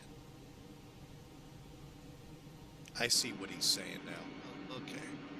Let me take a look. Am I gonna need golf? No. What they're saying, folks, okay, what I can do is push back into here and then call him for taxi. Okay, this line right here, folks, delineates the movement area. You cross it, you got to talk to them. You stay this side of it, you don't. So what I'm going to do is make this thing clear southwest, but stay in the infield here so I don't have to call him. All right, so that's how our pushback's going to go. So I hope. 7242, let's make sure that's still in the box. Let's push up. And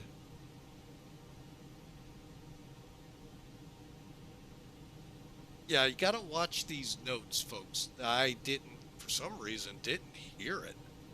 So hopefully that's not going to be a problem. We'll find out. All right, let's do it. Beacons on. And better push back. Hey, Captain, let me know where you want this thing. All right, so what I'm going to do is we're going to start this turn right here. Going to end up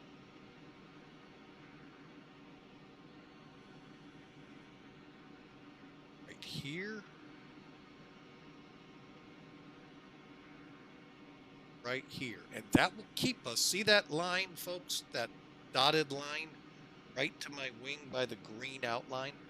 That's the movement area.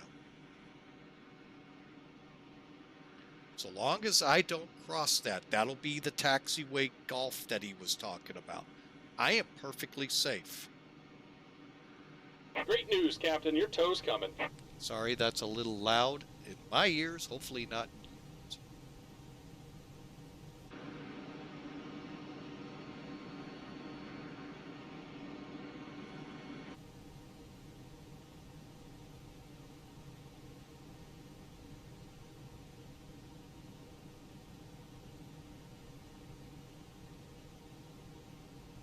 Here he comes.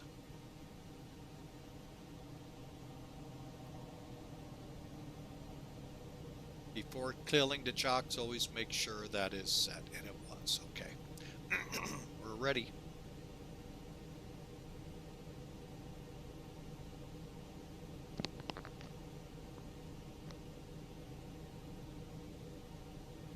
All right, looks like the doors and hatches are closed and we're ready to connect. Yeah, in USIC, I think you're right. I think I remember that last time we flew into an event there. Wow. Woo. That one was really overloaded yesterday. To a point where I just said, you know what, there's so much bad things going on right now here. Let's disconnect because we may never got out. It was rough. But we'll be back to play with them again one day.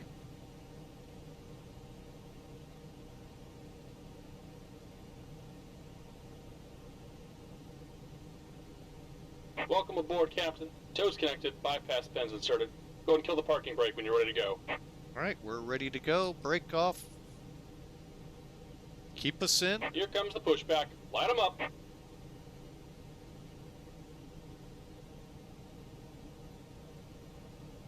Let's kind of watch this a little.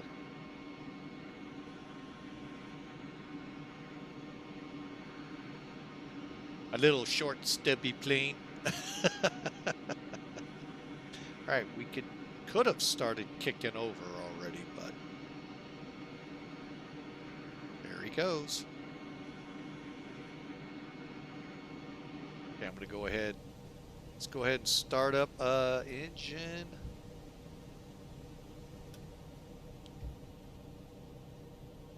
Number 1.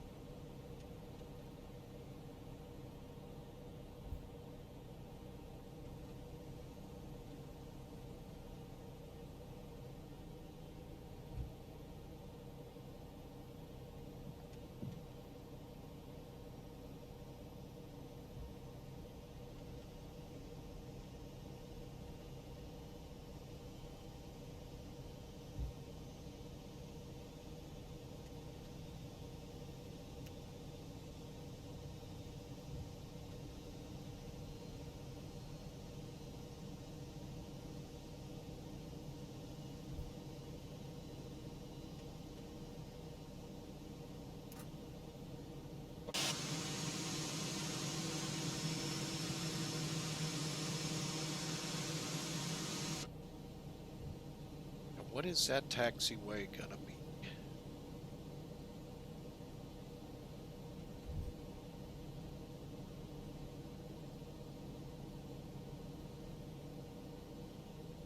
Not sure. It doesn't really say.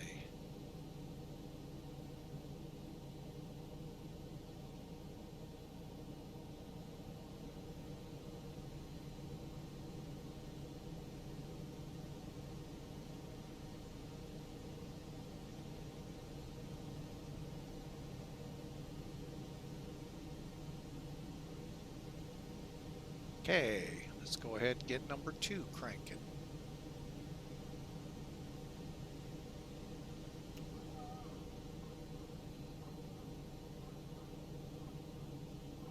Just about done here. Go ahead and set your parking brake.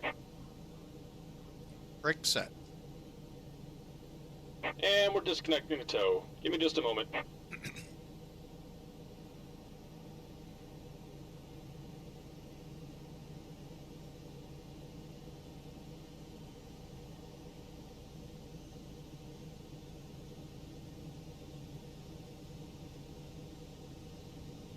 I guess Gulf to Sierra to take off.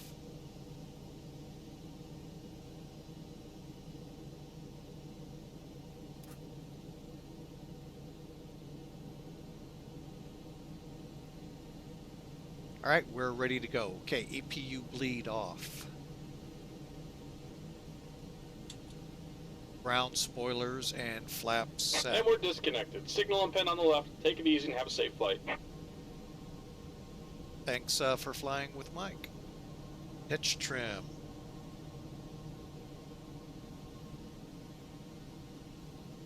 Okay, now I do a couple things here, folks. Like you saw in the first flight, trims up 0.5.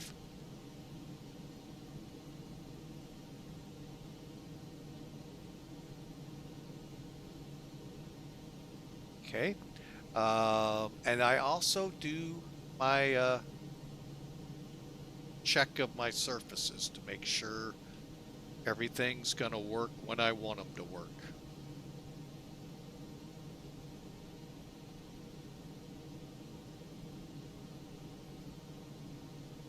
Up.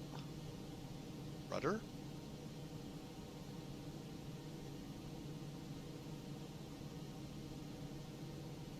Okay, flaps are set, spoilers are set.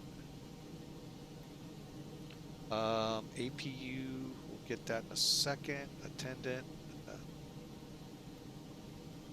And APU off.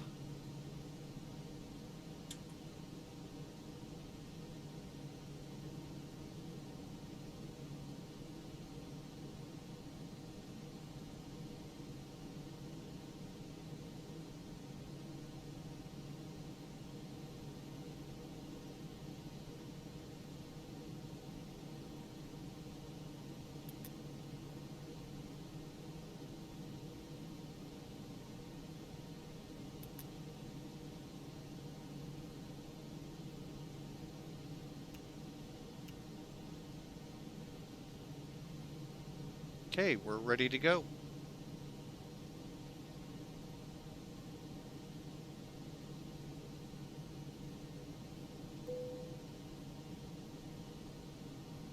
Houston Center, American 1470, ready to taxi at New Orleans for runway 20.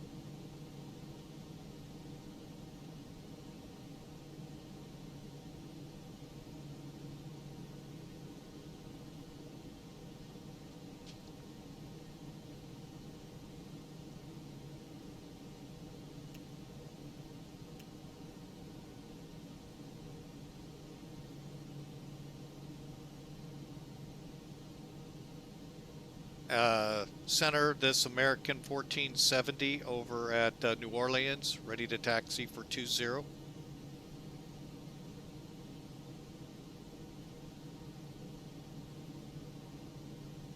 We have information Alpha will use Gulf Sierra to runway 20.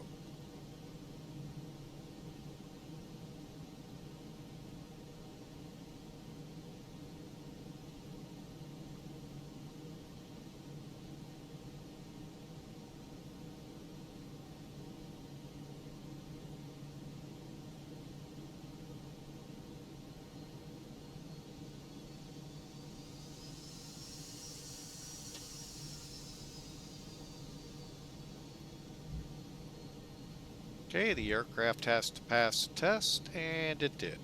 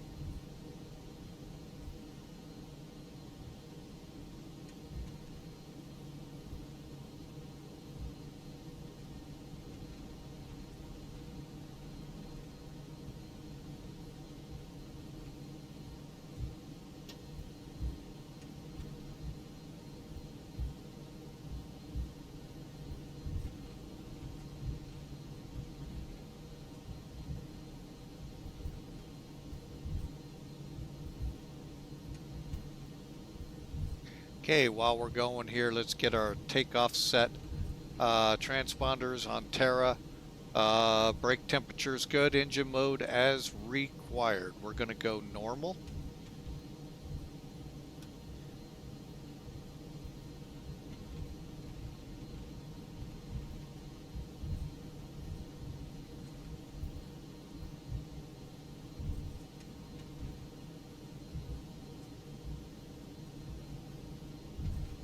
Gulf Sierra. Just like we thought.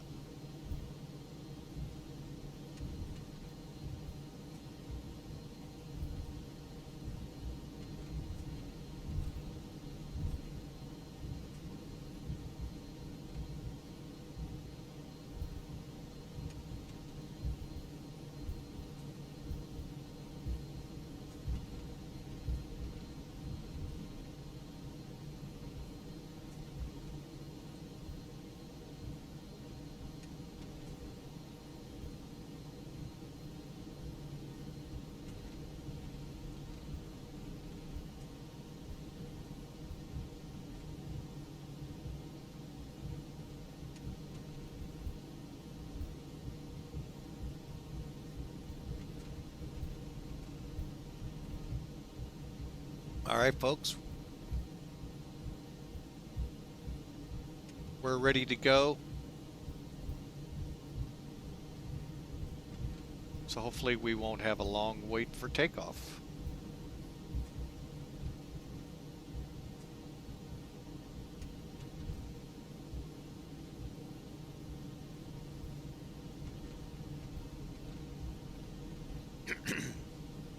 Again, welcome aboard Flying with Mike. We're doing the return leg to DFW. Hope you all have enjoyed the flight to this point. That wasn't a bad turnaround, folks. We got out before the top of the hour, so we did a pretty good turn there.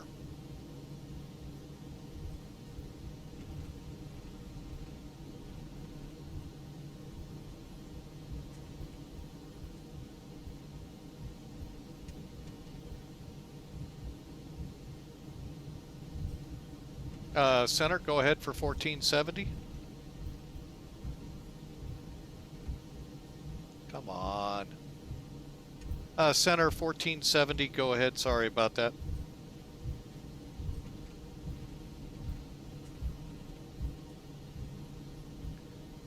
Runway heading, clear for takeoff, American 1470, and I'll try and keep my mouse clicked on the right screen.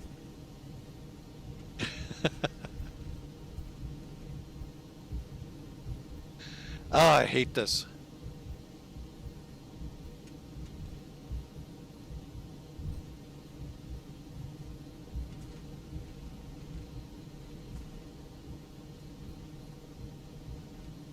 All right, folks, we're good to go.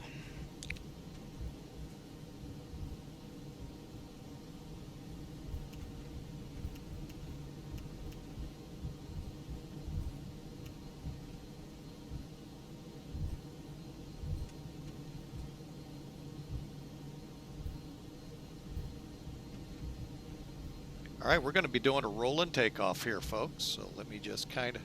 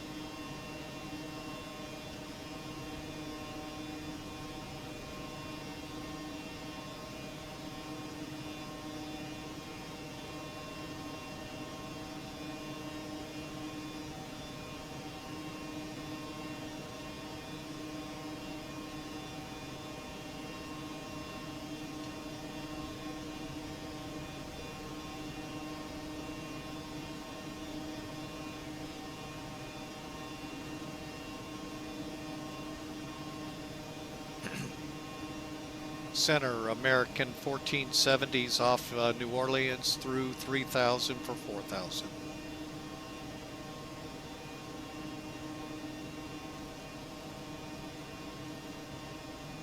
Direct Alexandria up to 34,000, American 1470.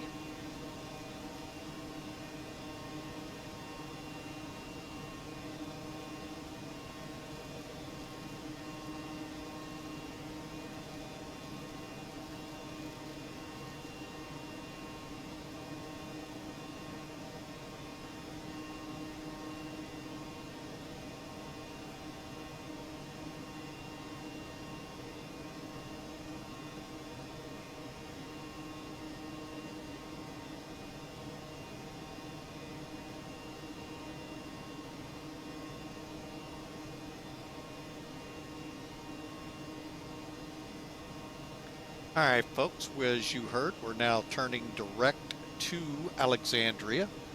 And we're continuing right on up to flight level 340.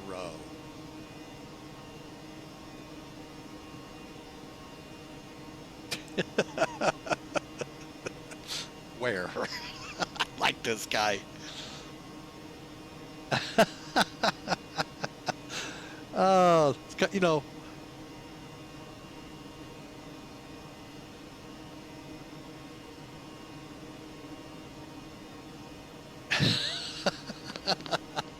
All right, so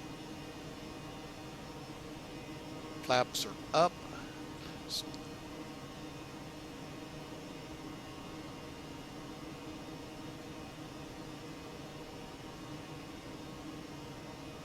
All right, everything's set. Climbing through just about 10,000 feet, folks. Headed for DFW. Wow, what a day! A little better than yesterday with ATC. Wow, that was a trip. He did a good job, though. I'll give the controller a good job. Got that supervisor involved quickly. Unfortunately, the ripple effect of stuff like that just really hurts things.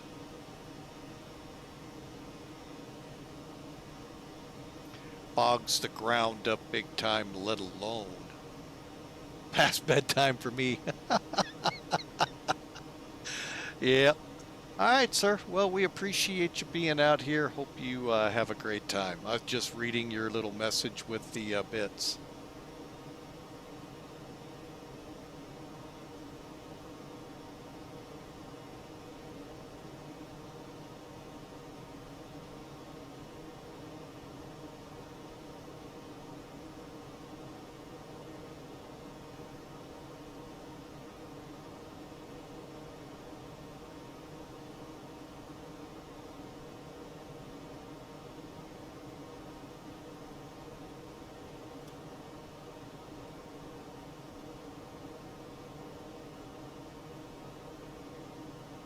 All right, folks. If you all have enjoyed this adventure, I'd love for you to smash that follow button.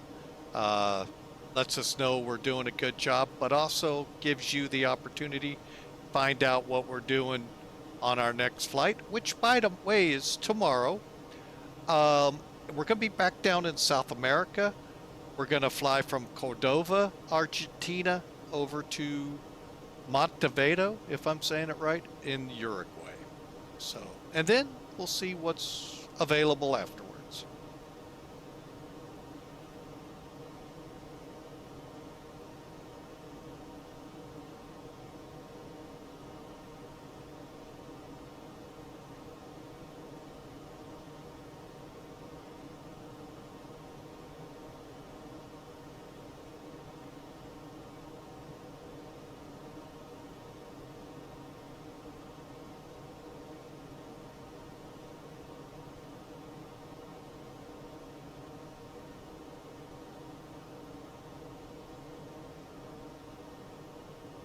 All right, folks, we're about to hit transition. All we do is push the button. Matter of fact, you can do it now and save, have yourself already there. Because sometimes your altimeters are really, you could be down in the 900s if you're in the millibar country, or 30 or 2960s, to as high as here in St. Louis, we were into 30.50s this past winter. So moving it to 2992 is going to really change your altitude in major ways, or 1013 in the everybody else countries. So yeah, just so you know. And make sure your lights are off. They are. I'm going to go ahead, kill the wing lights. And seatbelts will stay on till 34,000. Is that what I'm going to? Yes. Yeah, I know. Solid Vicky. I didn't start the Acres program, folks. I did it again. Oh, oh well. We'll have to fly the flight again. Oh well. It is what it is, folks. That happens. We will continue to Dallas. The Acres will sit back in New Orleans.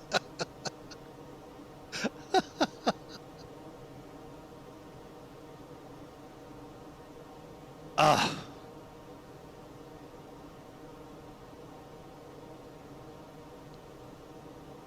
Yeah, we got credit for half of it with the airline. Who knows? Maybe we'll find something better to fly out of New Orleans next. Oh, Lord have mercy. All right. Well, we're on our way. 20 minutes into this and it's pushback, and we're about 100 miles from Alexandria, Louisiana. I spent a 2-week guard tour there back in the early 80s. Guess that would have been the mid 80s. Doesn't matter. Way back when. No, the pterodactyls were not flying back then if Hawker's hovering around. But, whew, boy. Interesting area. I mean, all of Louisiana's interesting. It's a lot of swampland, but Alexandria was actually pretty interesting, especially when England Air Force Base was open, home to the Flying Tiger Warthogs, A-10s, and it was just kind of an interesting 2-week duty I did there. So drove.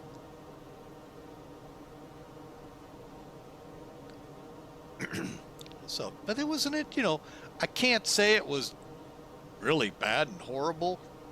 I mean, it was hot, muggy, what you expect in the Louisiana, but it overall wasn't as bad as many people would think it would be. So, all right, let's see where we are. Yeah, I went up here to move my screen up, and lo and behold, that's when I found out ACARS isn't running.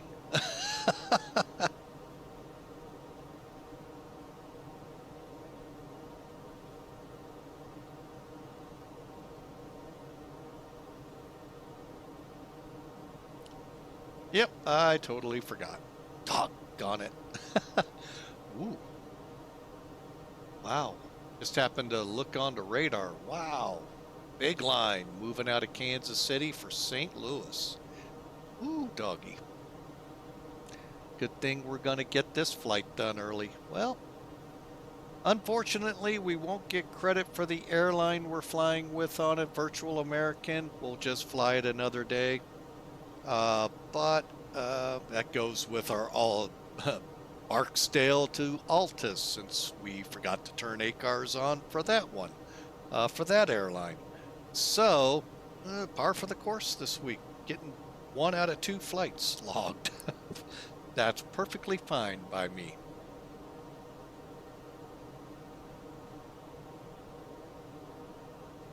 They just help me generate flight ideas. I just got to remember to activate their ACAR programs. So.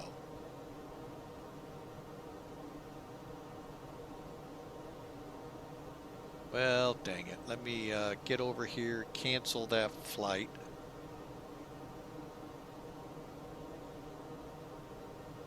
Just making sure.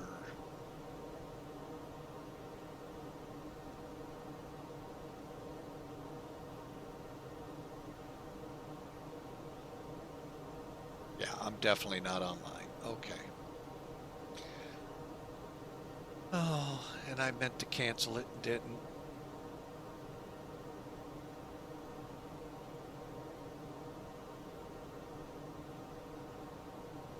Dang it. Oh, well. All right, folks. So we are just about top of climb. And where we are...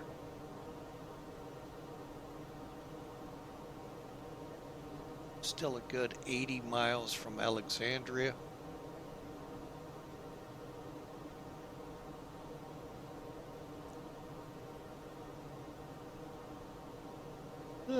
Excuse me, folks.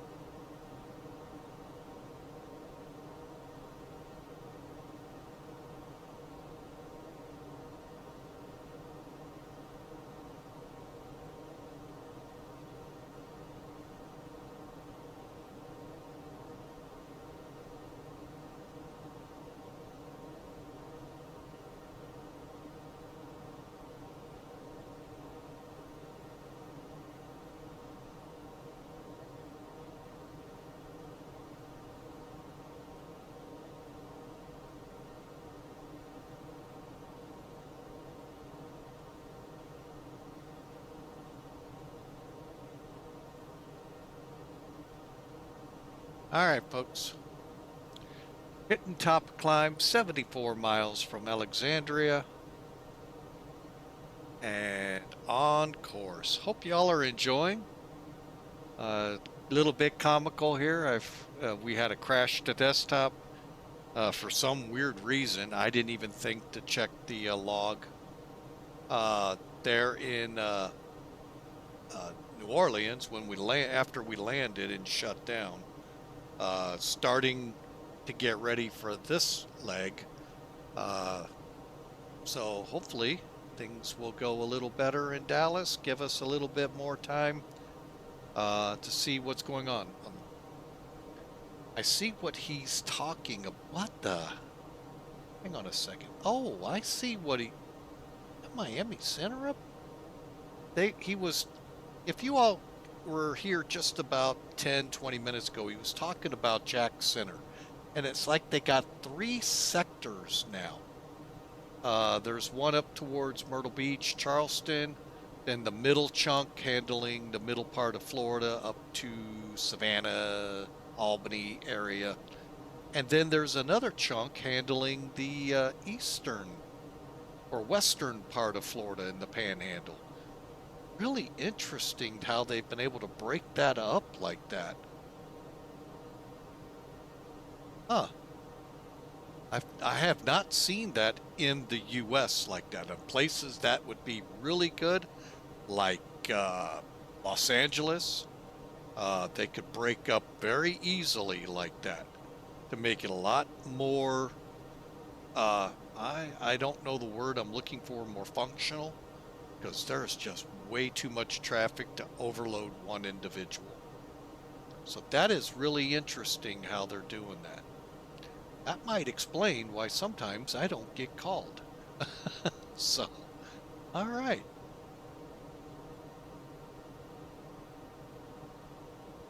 Let me see if I can show this. I'm going to try. Let me just look at it first. It's kind of silly. Well, that would make sense. If it doesn't, yeah, it doesn't show up here like it does. Let me try something. You know what?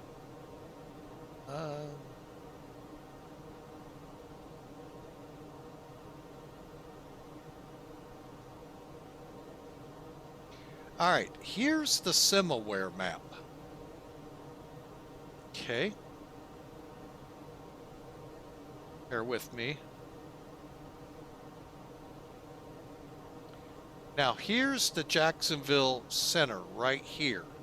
This dark area is technically Jacksonville. Center. Now, I don't know if this is being set up for some kind of an event or what, but yeah, see how it's broke into 3 pieces like he was telling us before takeoff. Kind of interesting. And then you got this big dark hole here. Destin's like right in here. Tyndall and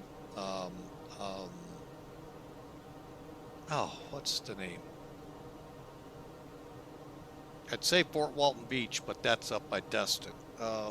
Anyway, those airports are here, Tallahassee, and it's just interesting how they broke it up. So just thought I'd share that with you. So, I mean, I know a bunch of places that would be very helpful here in the U.S. besides Jacksonville. Well, at times, Atlanta could be very nice to that. New York Center already is broken kind of up, but LA, a big one that could really use some breaking up. Because there's really two parts to LA. Well, three parts. San Diego, then you have Los Angeles, then you have Vegas. That's how you could very nicely break it into three pieces.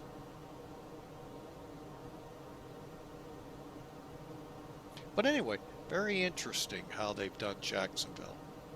All right, we're cruise. Let's get the seatbelts off. Take a look outside the airplane.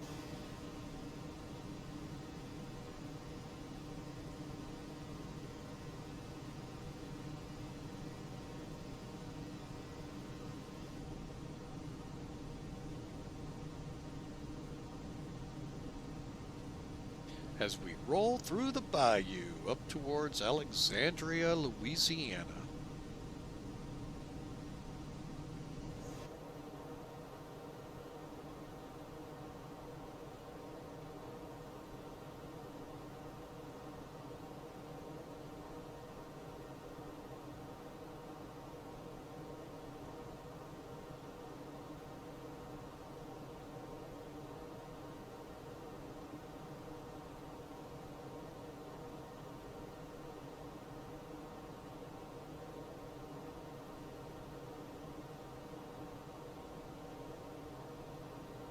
I'm going to do a quick system check here.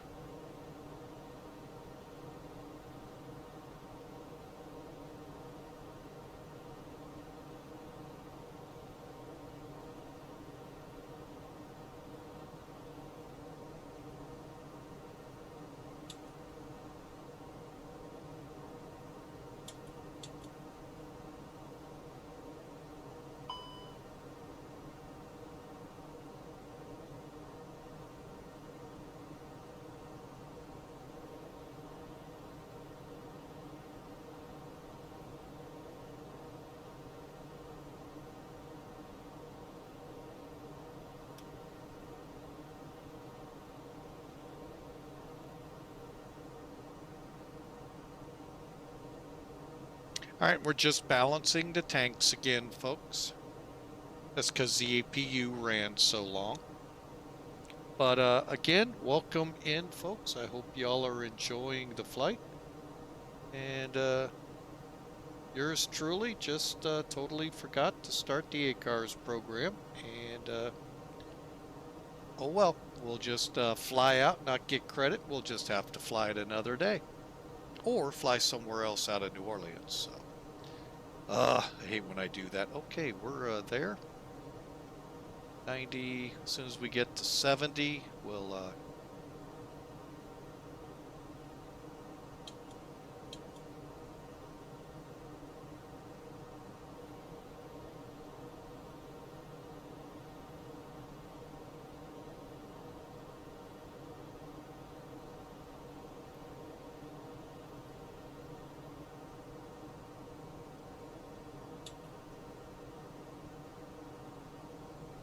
hey, looking good.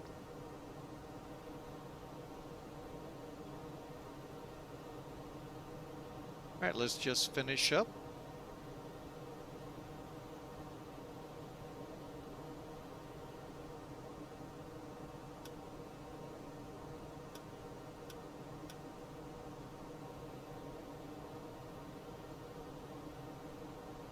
People are probably going, it's cold in here. It's 67 degrees.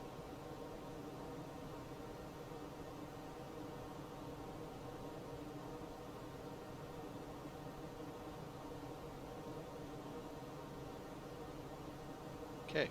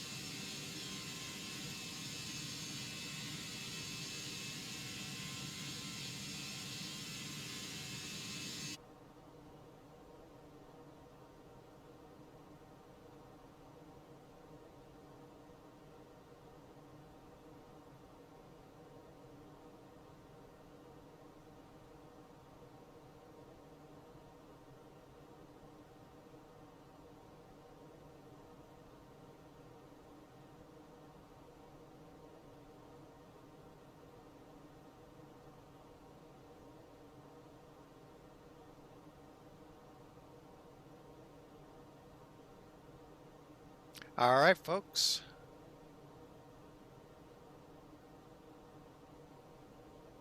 We are coming up here real soon to Alexandria, where we'll make our turn towards PNUTS and start the arrival into DFW.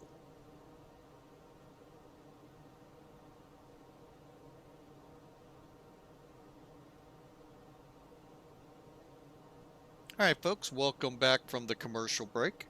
Want to welcome you again to Flying with Mike.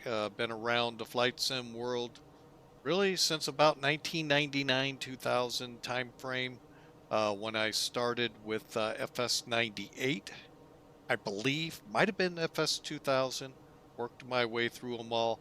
Still will tell you to this day, A Century of Flight was probably Microsoft's best flight sim ever.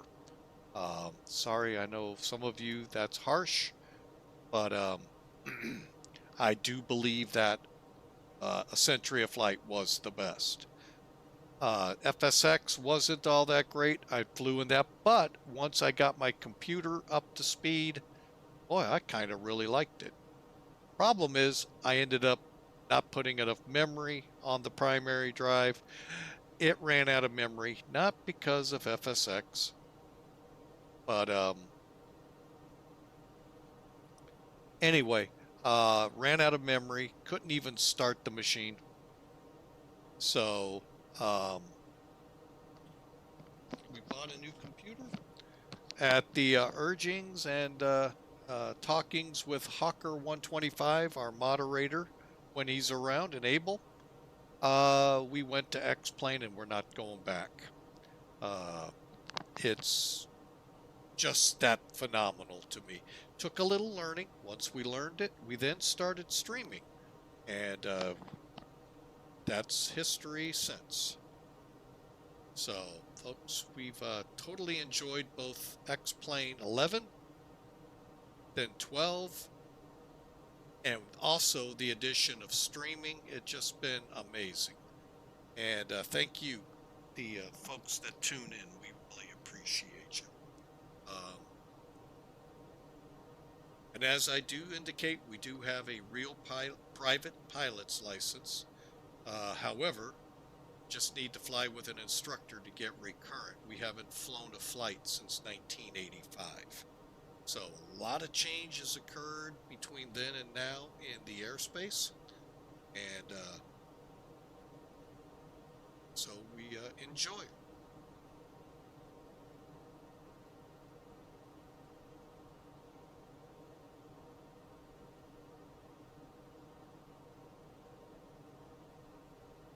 All right. If you want to put a prediction in, folks, it's the exclamation mark, predict a space and a negative number, and you can put a prediction in just the same format that I used. So, but again, thank you for being a part of Flying with Mike. We're kind of beginning to go into more of a full-time streaming mode. We're just trying to pick that right time to get started. Life changes have occurred. I lost my job last week, so we're tuning to this while still looking for work, and so we could try to generate some extra income on top of it, of the loss, and survive through it. So I just wanted to let you all know you'll be seeing a lot more of Flying with Mike, probably in the 1 o'clock Central Daylight Time startups. And we're going to try to run 5-6 hours a day. We're going to try. It's not as easy as you think, folks. It's one flight, yes, but still trying to keep it going in the interim is not as easy as some think. So, but anyway, we thank you all for being a part, and hope you all click that follow button so you can follow along with us.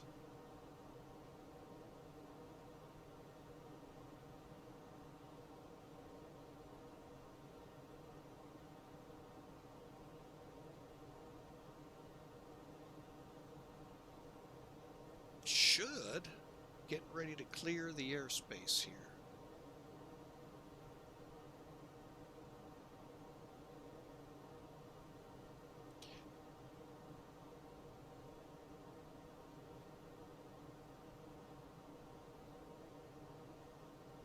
Trying to find PNUTS. AEX. Oops.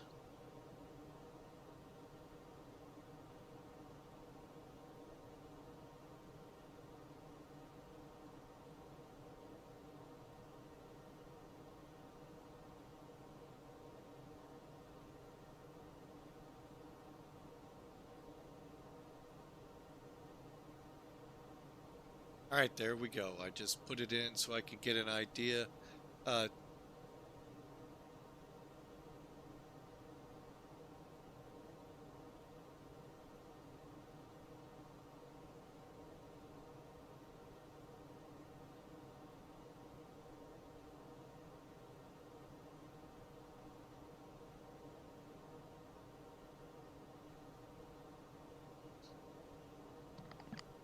And folks, I do plan to visit San Antonio and Houston here in future streams. May even make a run. Well, it's not going to be in Houston, out to further points in Texas. So just so you get an idea, some ideas I'm kicking around up here.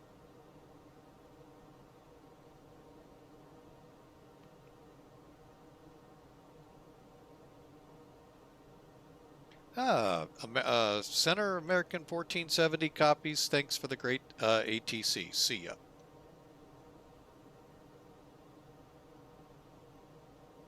All right, so for now, we are on our own. Fort Worth is not up. Not sure if we'll get any iteration of them. However, let's find out what CTAF will be if they do not come up. 126.55. We'll go ahead and set that right now, because if any of it comes up, well, that'll be our frequency to come in. 5.5.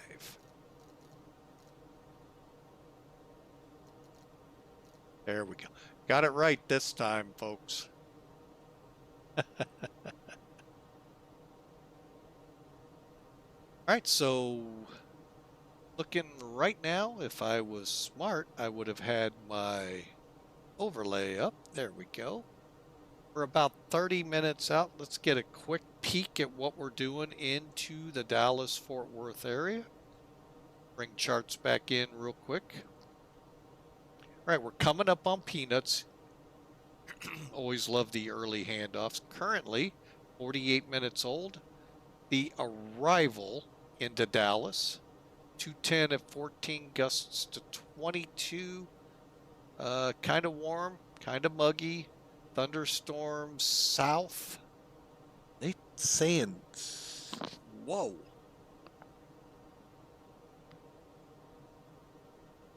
If that's tops, holy mackerel. I don't know what. You know what? Hey, I can do something here. Hang on. All right, let's go to METARs. Let's look at the METAR, south. What does that say? All right, TCU south, 0 inches of precipitation fell in the last 6 hours. Okay, good. I was like, if they're at 60,000 feet, oh my gosh, are we in for some fun? That doesn't make sense, though. Anyway, so as you can see, we have a few clouds at 4,000, a scattered layer at 6,500. Our ceiling is 25,000 feet. Ceiling-wise, we're good. Visibility-wise, we're good. So the approach looks really good. Okay, winds 214, all of that. So you can see I can translate a lot of those remarks, especially when you see TCU. That's usually thunderstorms. All right, so we're over PNUTS. Actually, hang on. Let me make sure I got our runway. 17 Charlie. And we got our approach. Good. All right, so we're coming in on the Bree. So we're right now in the area that's not to scale. We just crossed PNUTS. We're going to Clues. Popsy, Muzzy. Got to be below 30,000, above 24. Okay. Then Bree, below 23, above 20,000 feet. And a speed restriction of 280 knots. Bells, the same speed restriction, 15 to 17. Tackle and Dietz at 12,000. All right, so 12,000's a hard altitude. Let's take 34 minus 12. 22 times 3, 66. Let's add about 10 or 20 to it. So really, ultimately, about 76 to 86 miles from Dietz, we can start our descent to make it and then continue it so we can get on the approach at the appropriate altitude. All right, so from Dietz, we'll fly to Woot, Keedman, and then we vector until we turn to the approach. We'll probably be on the approach at that point. Come in at Bossy, which is just about, just over 19 miles out. Then Penny, Zing, and right on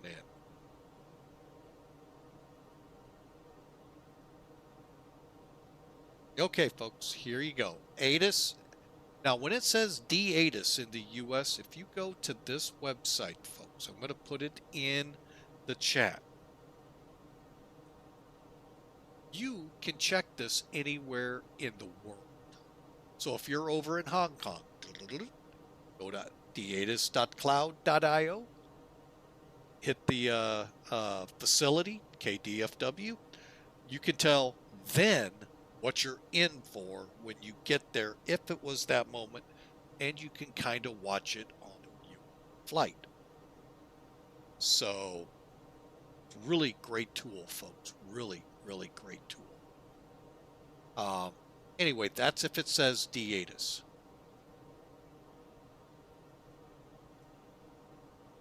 All right, now, continuing across, you can see here's our CTAF frequency, and they're not delineating. It's on the east side. You got two separate frequencies. Then we've got our localizer, or the 17 center approach, 110.3. Final approach course 176. Jiffy, 7.7 miles out. You need to be at 2,300 MSL, which equates to 1,738 feet above the ground. The airport's 607 feet above the mean sea level. Okay, now for our decision altitudes. All right. Now, one video, this has always baffled me how you set this. One video I've watched, folks, said, unless you're doing Cat 2, Cat 3, use the bold. And what that is the Barrow number, or MDA. We get into the programming of the FMC. When you get into the Cat 2, Cat 3, you're more worried about above ground. They're both the same in regards to where you are in the sky. However, in bold, it's measuring from sea level. In the brackets, it's measuring above the ground. That's the only difference between the two. They're saying most pilots will go Barrow or above sea level on a standard ILS. But when they really need that above the ground, they go to that, which is Cat 2, Cat 3. Or a special Cat 1. Okay, so as long as we have 200 feet ceiling and above, we're good for this approach. Anything below, Cat 2, Cat 3 approach. Or different runway. Cat 2, Cat 3 should be able to get you in there, no problem, as long as you're certified for it. There are rules for who can shoot Cat 2, Cat 3. You between the airplane, between the airport, between the pilots. Then our missed approach out to Jasper. And then some additional requirements. The big one being when you're coming down, say you're in the clouds, break out at say 500 feet. What you saw on your ILS instrumentation may differ than what you see on the PAPIs vertically. Switch to the vertical guidance. Don't, switch. You're looking now at the runway. Obviously, you're scanning, but you're worried about what the PAPI's saying. I'm wrong. I'd love for y'all to tell me in the chat. And if you have any other questions. Okay, so here's how it looks. How we're going to fly it. Bossy, Penny, Zing, Jiffy.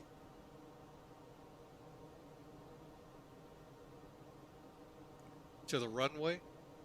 Maverick is a VOR we can use for other tracking. We're out to Jiffy.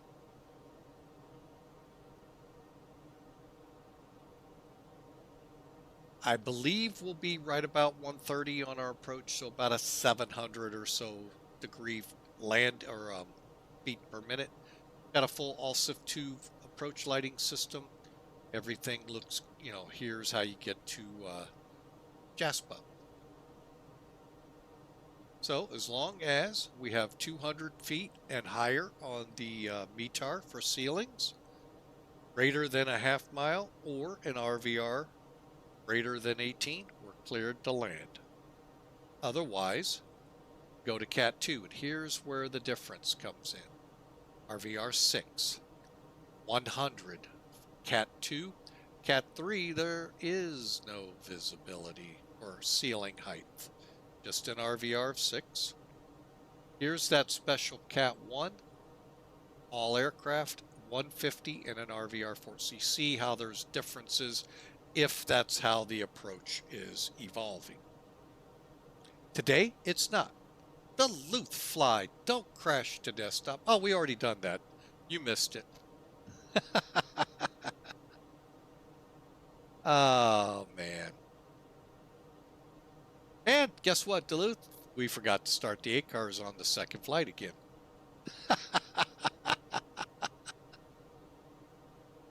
All right, let's get over here, check speeds real quick. Actually, before I do that, I better check to see how far from top of descent.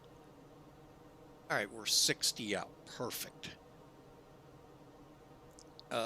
Latest METAR I have for Dallas is 2053, 2053, so everything should match.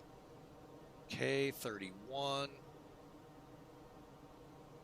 All right, so if you read this METAR, folks, we're 214 gusts to 22. 10 miles visibility above the half mile. Cool. Few clouds at 4,000, scattered at 2,500. Ceiling 25,000. So everything's good. Ceiling and visibility. Little troublesome here seeing TCU. That's thunderstorms. So we'll see how this plays out. We're going to still shoot it, folks. We're going in. So 31 degrees, 29er73. So that's what you got here, folks. And everything looks good here. And we have one other restriction on this landing. Let me pull that up. We have a land and hold short of taxiway Bravo. So the goal is going to be by Mike 7, be off the runway. Not sure if you're allowed to Bravo or not. Oops, wrong one.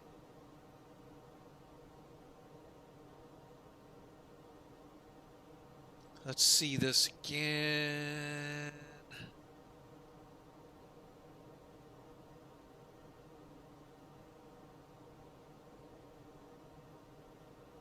Okay, landing. Aircraft landing. Hang on. Where are the land and hold shorts? Oh, here we go. 17 Charlie, Land and hold short taxiway Bravo. So we can go to Bravo and make our turn off, I believe. So that's 10,460 feet of the runway. Pretty sure I don't need that much. Although we floated pretty far yesterday. You might. But anyway, we'll shoot for Mike 7 high-speed exit. And we can check. Let's do a compute. Remember, we're landing this way. This is if we were landing like Southwest. Get off by the end of the numbers. Oh, just kidding. We need at least 3,500 feet and requiring 3,800 feet. So, plenty. Look at that, 9,500 foot margin. Let's back off the brakes a little, shall we? Still quite a bit of runway left, folks. So, I think we'll just go here, reversers on. That'll get you a little 128 for the approach. So we're looking pretty good. All right, let's get over here because we're about ready for top of descent. That little hockey stick way up here is it. And if you will beg my pardon, I will be right back. 1 second.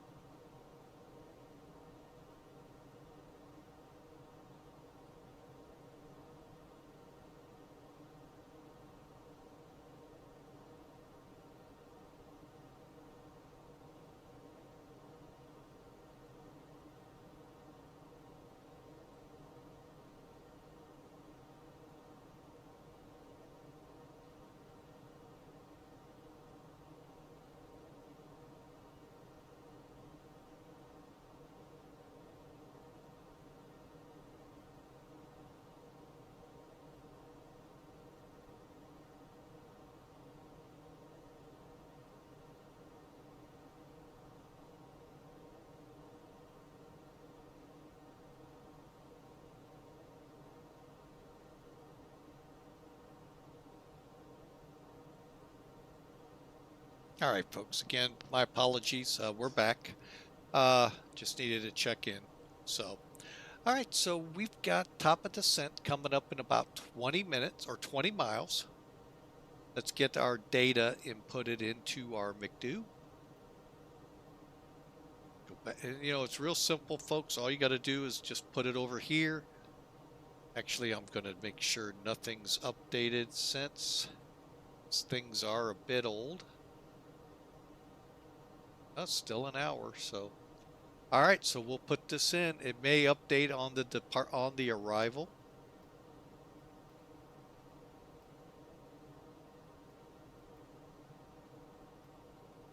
Oh, what did I do wrong? Oh, no.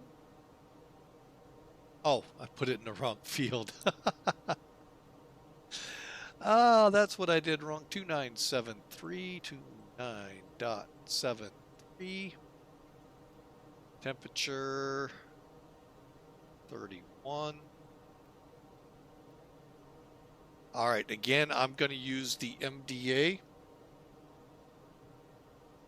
That was, oh, excuse me, 762.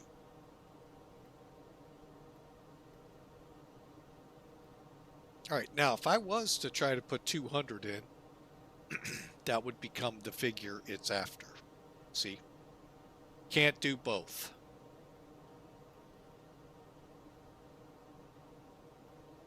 All right, so we'll just go that way. Again, 128. All right, so I know. And now we're just about 10 out. We said 12,000 for the first one.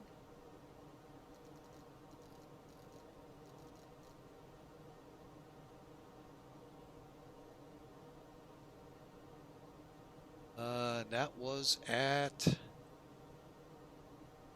Dietz.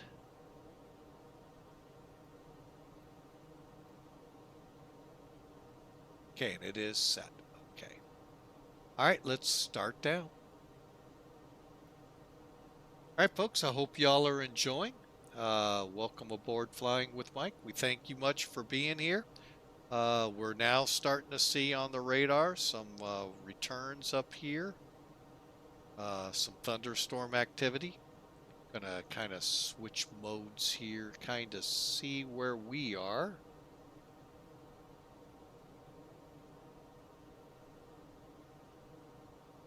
All right, and not sure where that's coming in from, but oh, now I see it. Okay, yeah, there was a big thunderstorm that just came off the airport, just passing through Big D, so keep our eyeballs out for that. Don't know how that changed.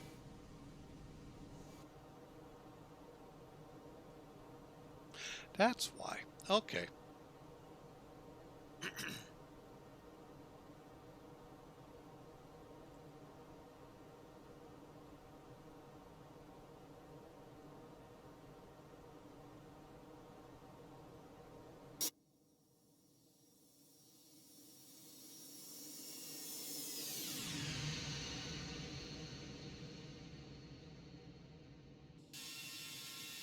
All right, folks, we're about 10 minutes out from landing. Well, so they say. We'll see.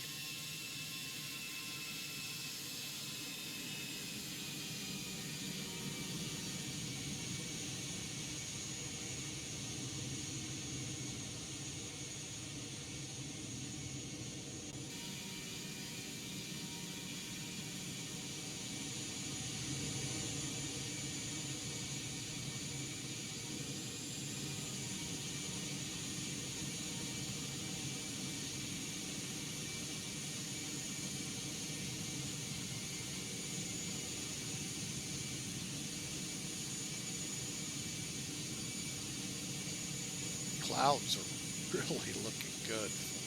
Really looking good. Scenery overall with this update and prior, just amazing what they're able to do. All right, let's get in here and see what's getting painted. Look at that. We're going to kind of skirt around the back edge of it. Gotta love when the radar shows that and you know you're going to fly right into it. Oh well, we'll get her in. We'll see how turbulence and all plays out.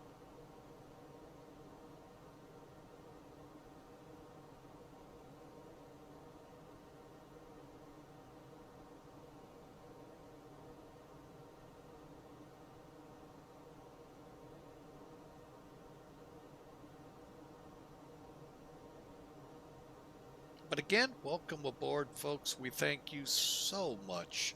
We hope you can come along tomorrow. We're going to try, we're going to post the 1800 Zulu start. I'm going to try to get going a little early as well. So we can fly from Cordova, Argentina, over to Montevideo, Uruguay. I think it's actually called Cusco, and I hope y'all enjoy that flight. We'll look for something else afterwards. We're going to be trying to fly 4 or 5 to 6 hours a night or a day, and like I said, we're trying to make this literally try to generate some income off of this to help while we're without a job. So love any help, but I don't like to solicit that, folks. That's personal matters, and that is between you and your wallet. If um, so, but we would sure love any assistance. But thank you so much. The big assistance being you're here. You're part of Flying with Mike, and if you hit follow, that's a great step right there. It's free. All you cost to you is an email if you so choose to be notified that we're live.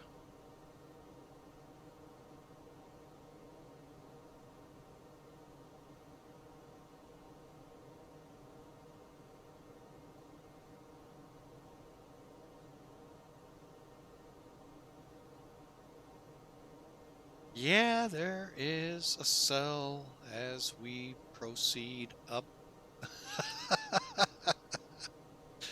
I'm going to go ahead and let y'all see. Now, the neat thing with Zebo, this would have been more, well, there was green, but the yellows and the reds would help to let you know severity. Hope we see that more throughout. So,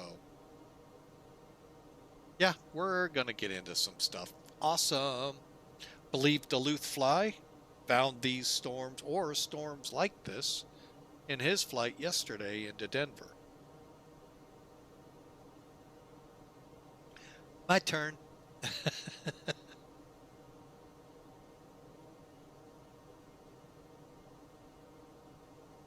All right, let's get this checklist started. All right, so we got the arrival, the performance set up. We need to get the winds updated. How do we do that in ToLiss? You all weren't around for the first flight. All we do is pick a fix and make sure you pick it on the right side. This side is for airways, and ooh, there are some reds. Oh, that's looking promising in the flight sim world, not so promising for my arrival.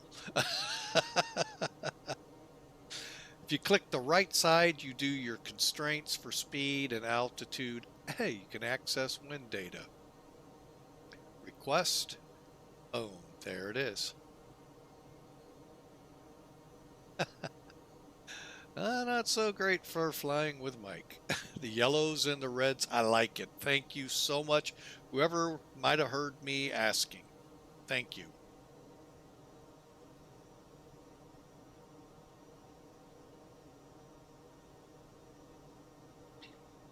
All right, so where does that put us in relation to the airport? Dietz will be pretty well across from it.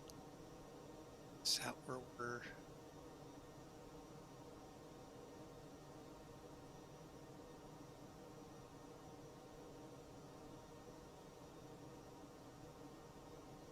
Okay, we're at 280.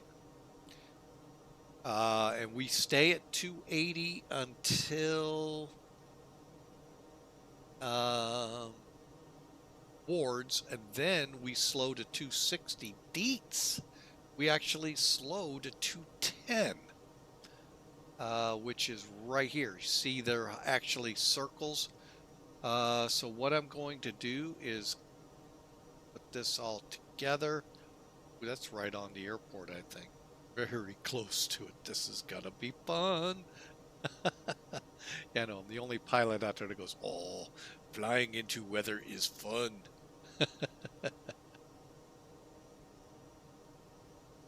So again, hope y'all enjoy.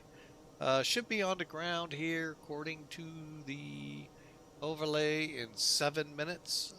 Give it a little bit. That is actually really good. I think we're going to cut it off just a little. We'll see.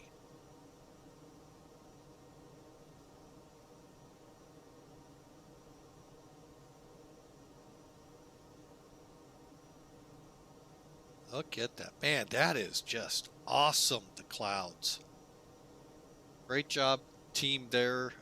Austin's team at X-Plane. Great job, guys. And gals. I keep forgetting I leave some off.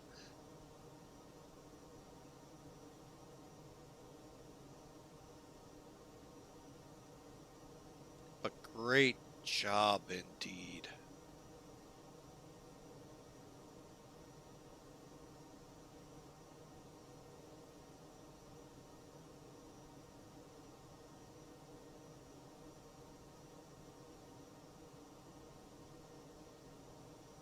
Oh, you know, it wasn't Tyler that I did a lot of flatbed work. It was Terrell, Texas, Terrell. So for those of you that have been with us the whole program, my apologies. Got that one wrong. It was Terrell, Texas. I've driven through Tyler quite a bit, but that wasn't, I did all my work with Terrell.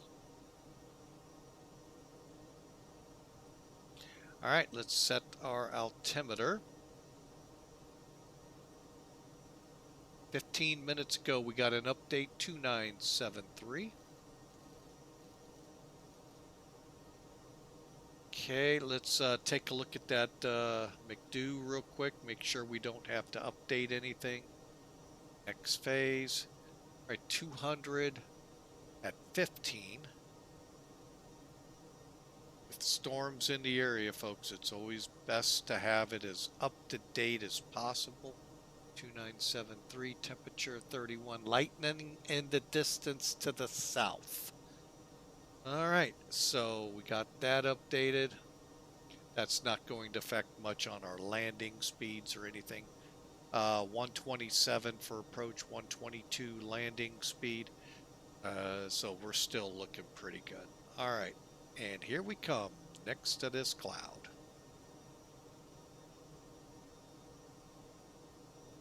Wow. Just amazing.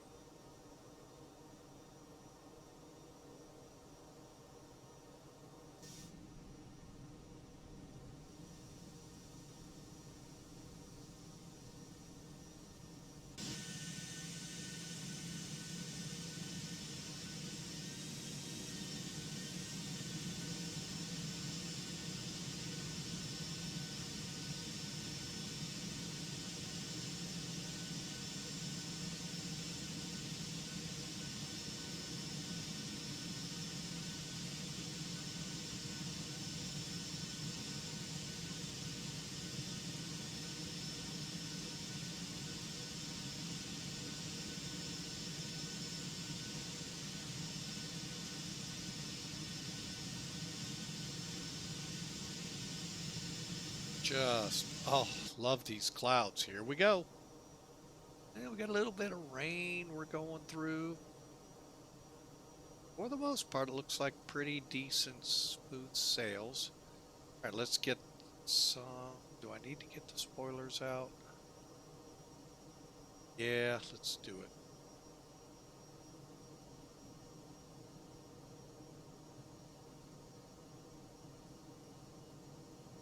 Oh wait, we're at Wards. Let's go ahead and begin our slowdown. Next up is 210.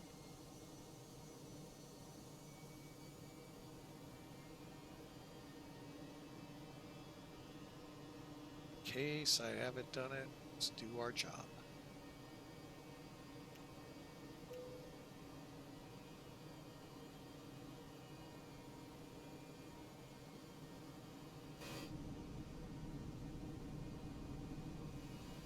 We're cruising along at hyperspeed.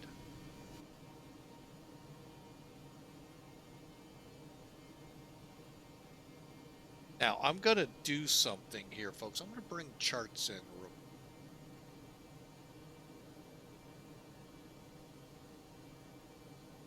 All right, now you see the METAR over here. It's now 18 minutes old. Let me do this. Weather. And now you're seeing what we're flying through. So we'll be busting out of this here soon. And then we'll make our turn north. Oh, that's my bad. Spoilers are...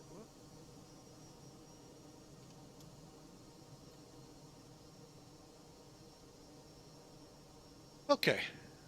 And again, well depicted here on the map as well. There we come out, just like you see here.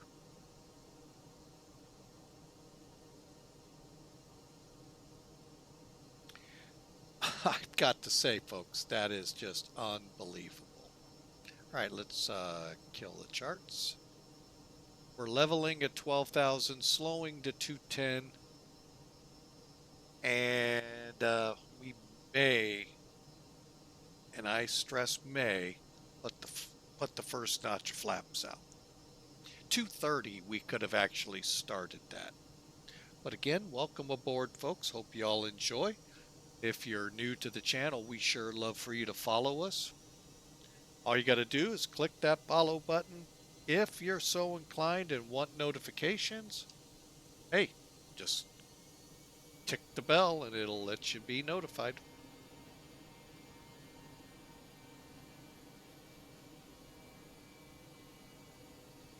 All right, we need to get down now to 6,000. So let's set our descent.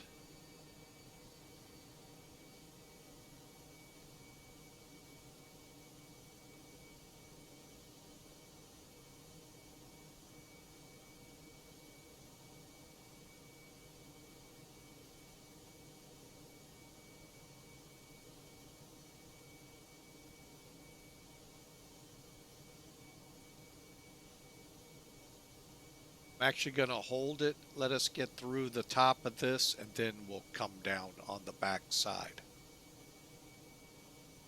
And I'll do an open descent, not a managed.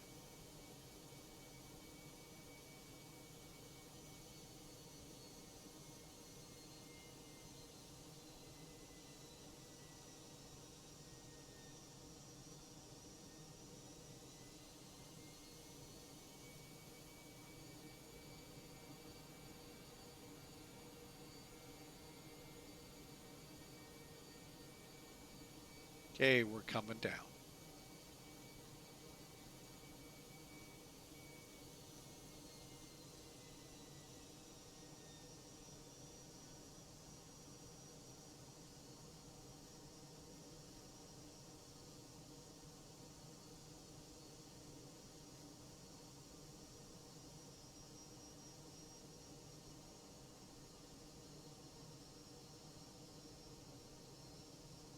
All right, now one question I know some people probably have on their mind, when you're on Unicom, do you switch over to CTAF? Well, uh, there is a definitive time frame. However, um, it would be when you get within the control of the tower. So usually they have a 5-mile radius. Sometimes it extends, but at about by 5 miles out, you should be announcing. Now in VATSIM world, to me, when you start inbound on this 20-mile roughly ILS run in, good, just be on it. Save the, save the heartache, because trying to, juggle a lot of things at once can be very daunting. Okay, we're coming up to 10,000 feet. Let's turn the lights on. But yeah, I would say no more than 5 miles out. Okay. Or no less than. No less, you should be talking before 5 miles out, especially if you see traffic going down the line here. So as we look at this, if I see traffic going down here, fine. But if I see traffic like right in here, I want to make sure when I turn on, oh, wouldn't you know, they came on, so we don't have to worry about it. Hang on. Better not switch runways on me. Oh, what was the frequency again, folks? 125.025. Now, the good thing is I won't be switching to common traffic. Just got to get to 025. 025. Dallas Fort Worth approach. American 1470 on the pre-2 arrival approaching Hebron. Is that what that is?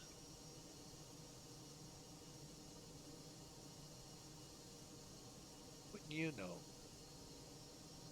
I didn't do it on the easy way.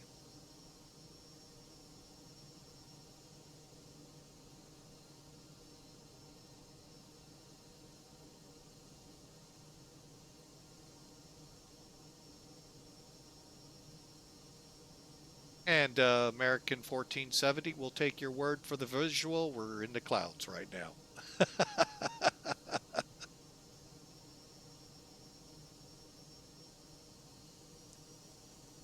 1470, left turn 270.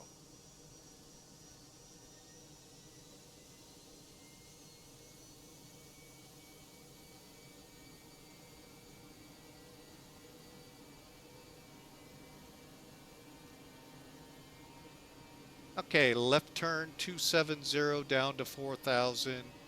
American 1470.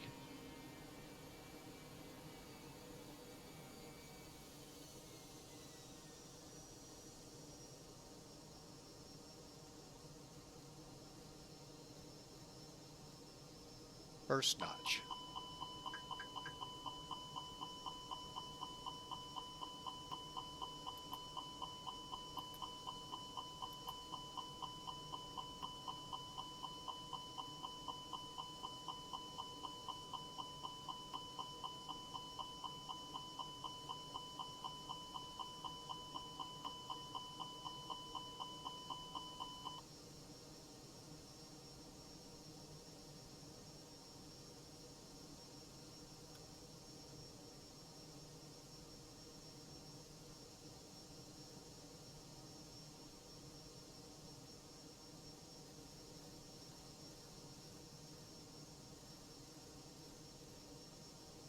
American 1470, 200 to join the localizer.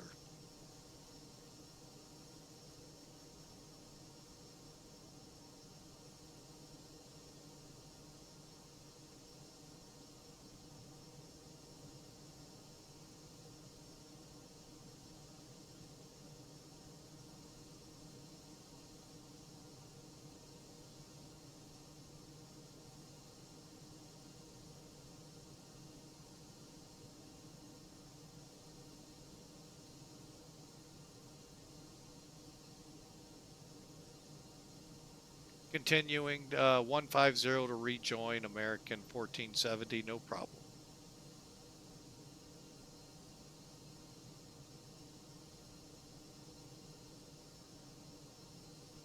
All right, we are fully coupled. Now I'm just looking for the visual.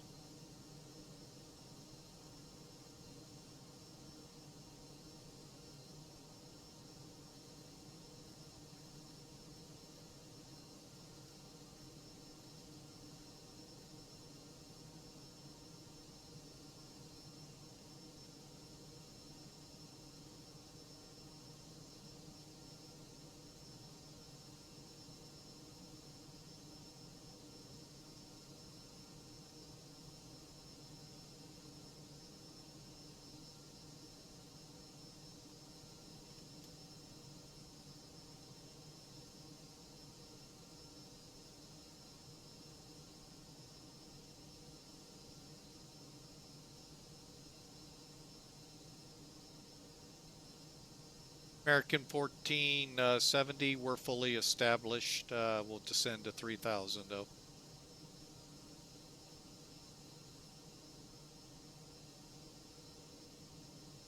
Oh, I could also let you know we do have the runway in sight.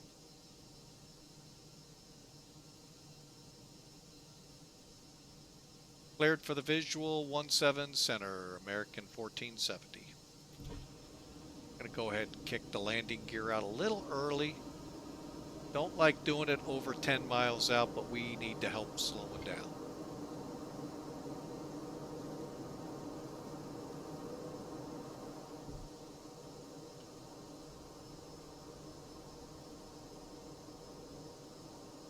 And that, folks, is one of the easiest ways to make a plane slow down.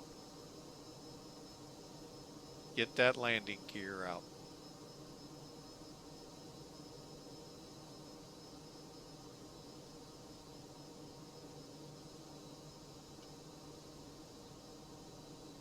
Okay.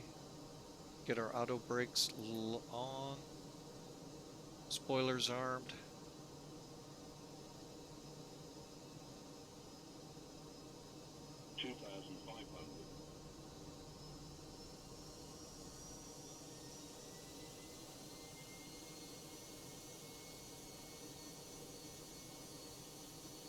The heck?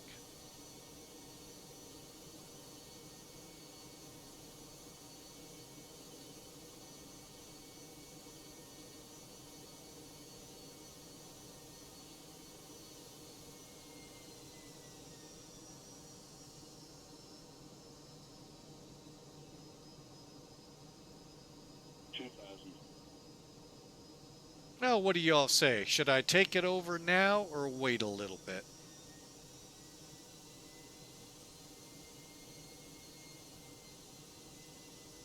Okay, there's 130 flaps.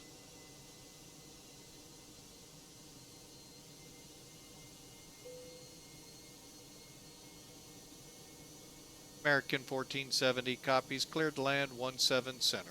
2000. It's our plane.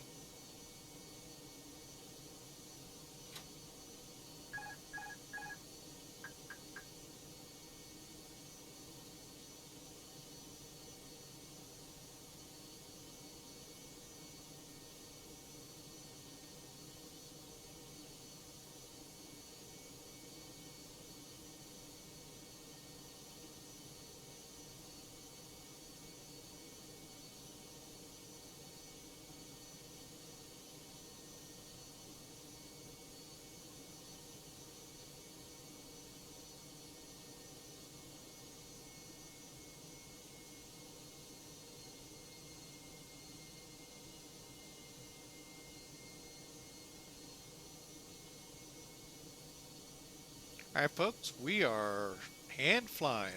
1000. Weather to the off at about our 11 o'clock. That green blob. The blob. We're getting a little high. Hang on. Okay, again, tailwind showing up here. What is going on with this?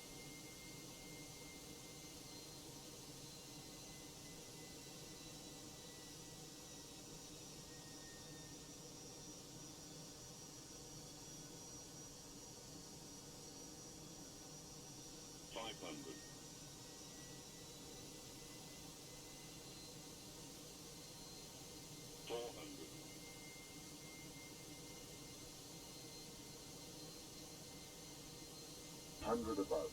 300.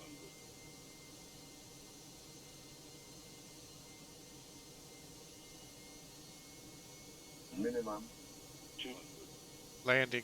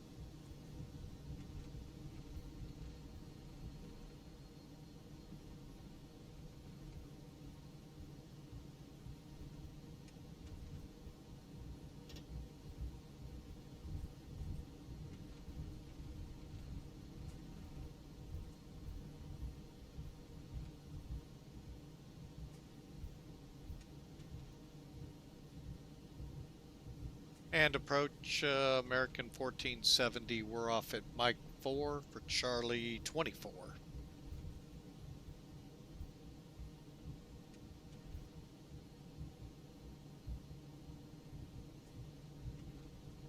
Echo Lima, I believe he said Kilo to the ramp. Crossing 17 right. American 1470.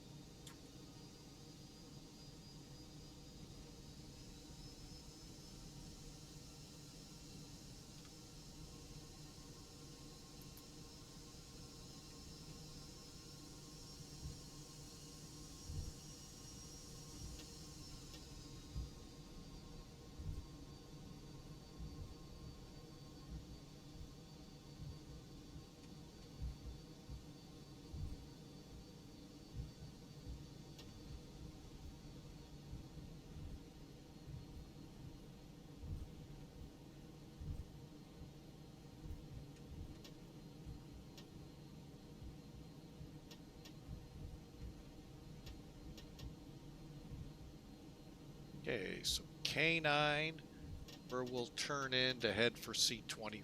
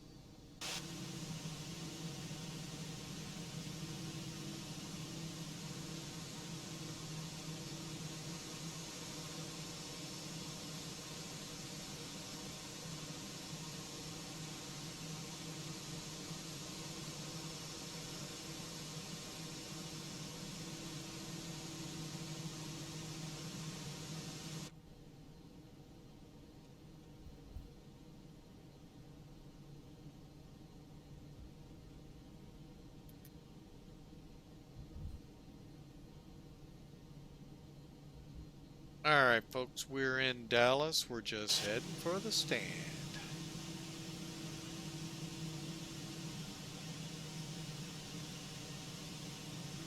Got a feeling I may be off by 1 or 2.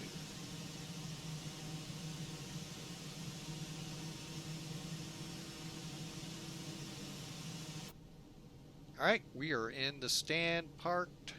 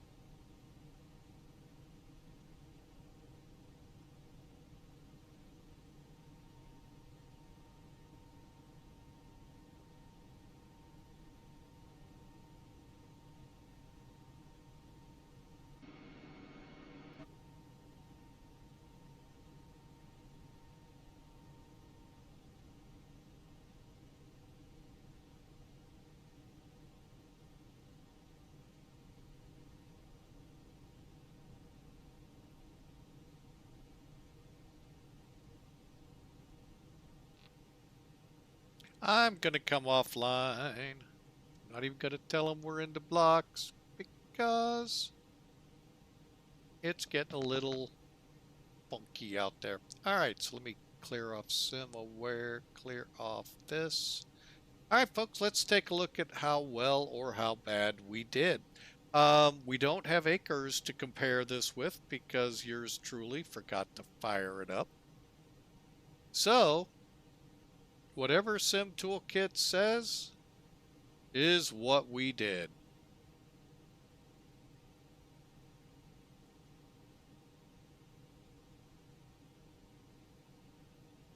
Did I actually forget to do that? Huh. All right, well, hopefully we have it. We do. No, we don't. Well, damn it, I really screwed up all around here, folks. Hang on, flight summary. Thought I did that. Oh, there we go. I say, did I really screw up that bad? Just totally redo the flight. Oh my gosh. Oh, Lord have mercy. There's our flight, folks, out of New Orleans to Dallas. Now, of course, it doesn't show weather on this one. Details, yeah, you can already tell this is not looking good for us. Hour and a half, that's what it took to get there, so figure it's that much back, 400 or 388 miles, 3 kilograms of, or 3,000 kilograms. Yeah, that's a high efficiency engine, folks, for 3 kilograms. 2.15, that does not sound right. 521 on the feet per minute, 117. That seems really, that did not feel like that.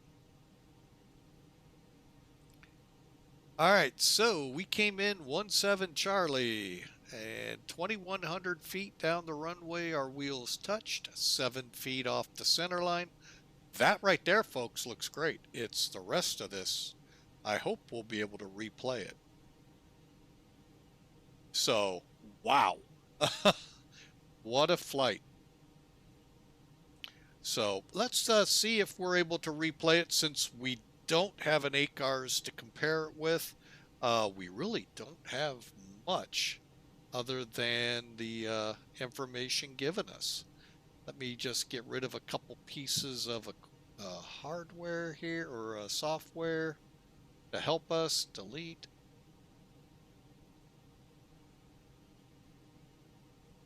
Unfortunately, navgraph charts can't help too much in that arena, but all right, so we can unload, edit, dink, dink, dink. All right. All right, well, that pretty much summed up what our day has been like. Actually, into New Orleans went really well, folks. Give you a little look here into Dallas. I'm going to go ahead, close things up here, or at least get the loaders out of here.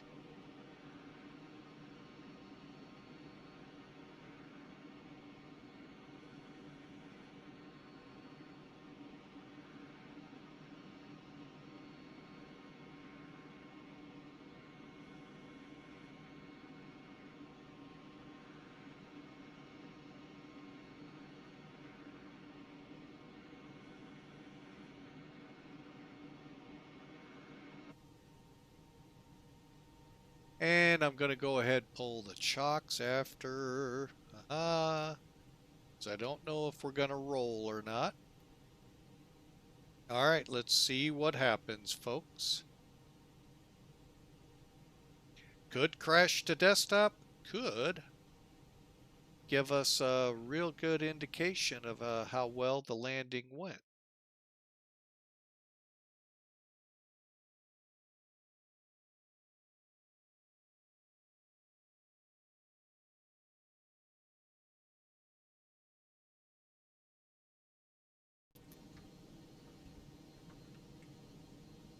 I'm just going to let it do the work for us, folks.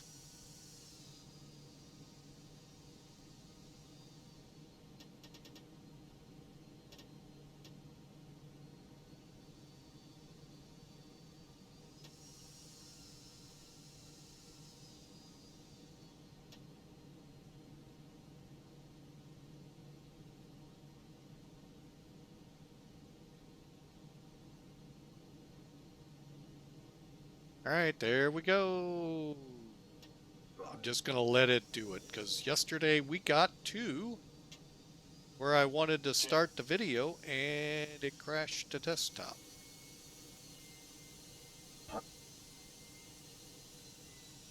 500.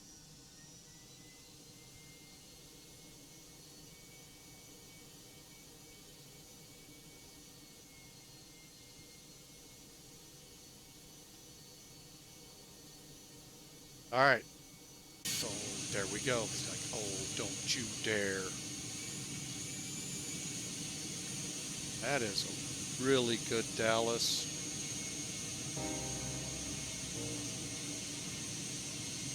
Here we go. Get rid of that overlay at the top.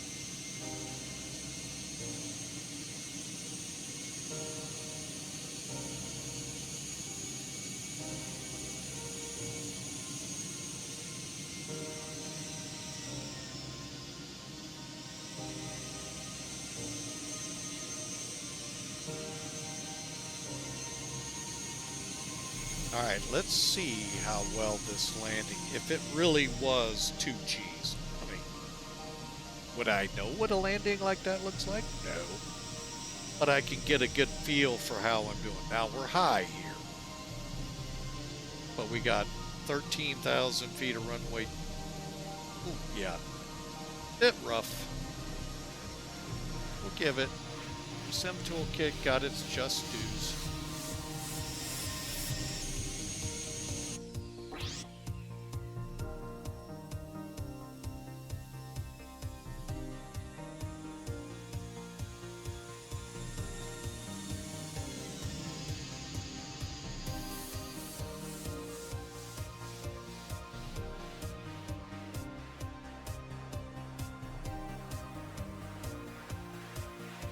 Long landing.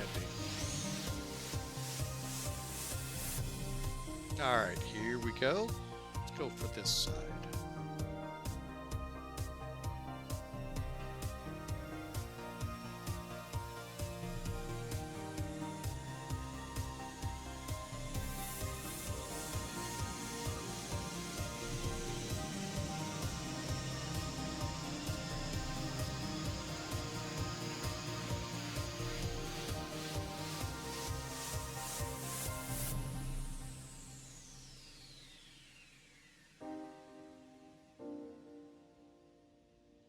All right, folks. Well, I mean, it's not a real bad landing, but it wasn't all my greatest. So I'll take the landing we did into New Orleans anytime. But we were high on the approach. 50, 40, 30, 20, restart, 10,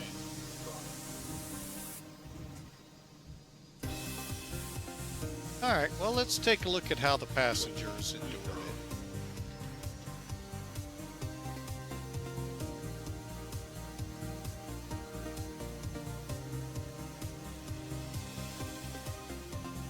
Minimum. Look out this side first as we go by the UPS and other cargo parking. Tell just how high we are. Well, you see, here's the reason why, folks. I knew we had to get way down by Mike 4, Mike 5, so I landed low. Got a bridge to sell you in Phoenix, across the Atlantic.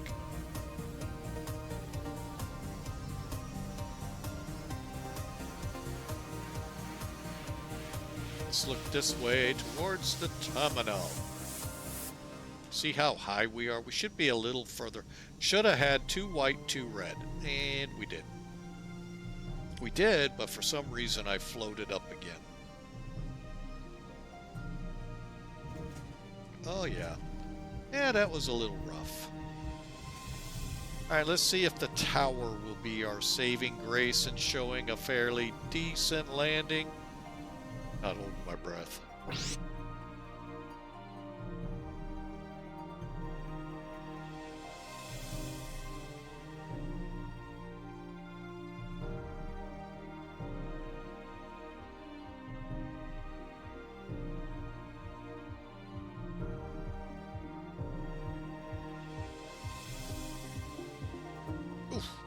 Yeah, I let her go. Hey, the folks are at least awake so they can make their connections to wherever it is they are going. Folks, and I love it. We had a great set of flights today. Just unbelievable. I want to thank you all for being here today. I want to thank NUS 68 for the biddies cheered. Also, Admiral Nidar came aboard and fired some biddies at us as well. Folks, thank you so much. It really means a lot to me, especially in the job search world, to get those. So thank you so much. Folks, I hope you're with us tomorrow as we fly out of Cordova, Argentina, over to Montevideo, Uruguay. Don't remember the distance, but it ought to be a fun time. We have more time afterwards. We'll figure it out. I didn't realize I got that far off the runway. Well, you know, it never lies. Whoops. But again, folks, I want to thank you all kindly for your biddies, subscriptions, follows. Oh, those are awesome. Thank you so much for being a part. Hope to see you tomorrow. Again, we're shooting for a 12 o'clock stream start tomorrow, Central Time, U.S. I think that equates out to 1700 Zulu. So I hope you all can join us. We'll be on VATSIM, barring any unknown events, and hope to see you all there. God bless you all. And as we put these loaders and all back in, we're going to actually call the caterers out. So let's get them going too. And folks, you all have a great day. God bless you all. We'll see you tomorrow. Again, hopefully at 1700 Zulu. See you then.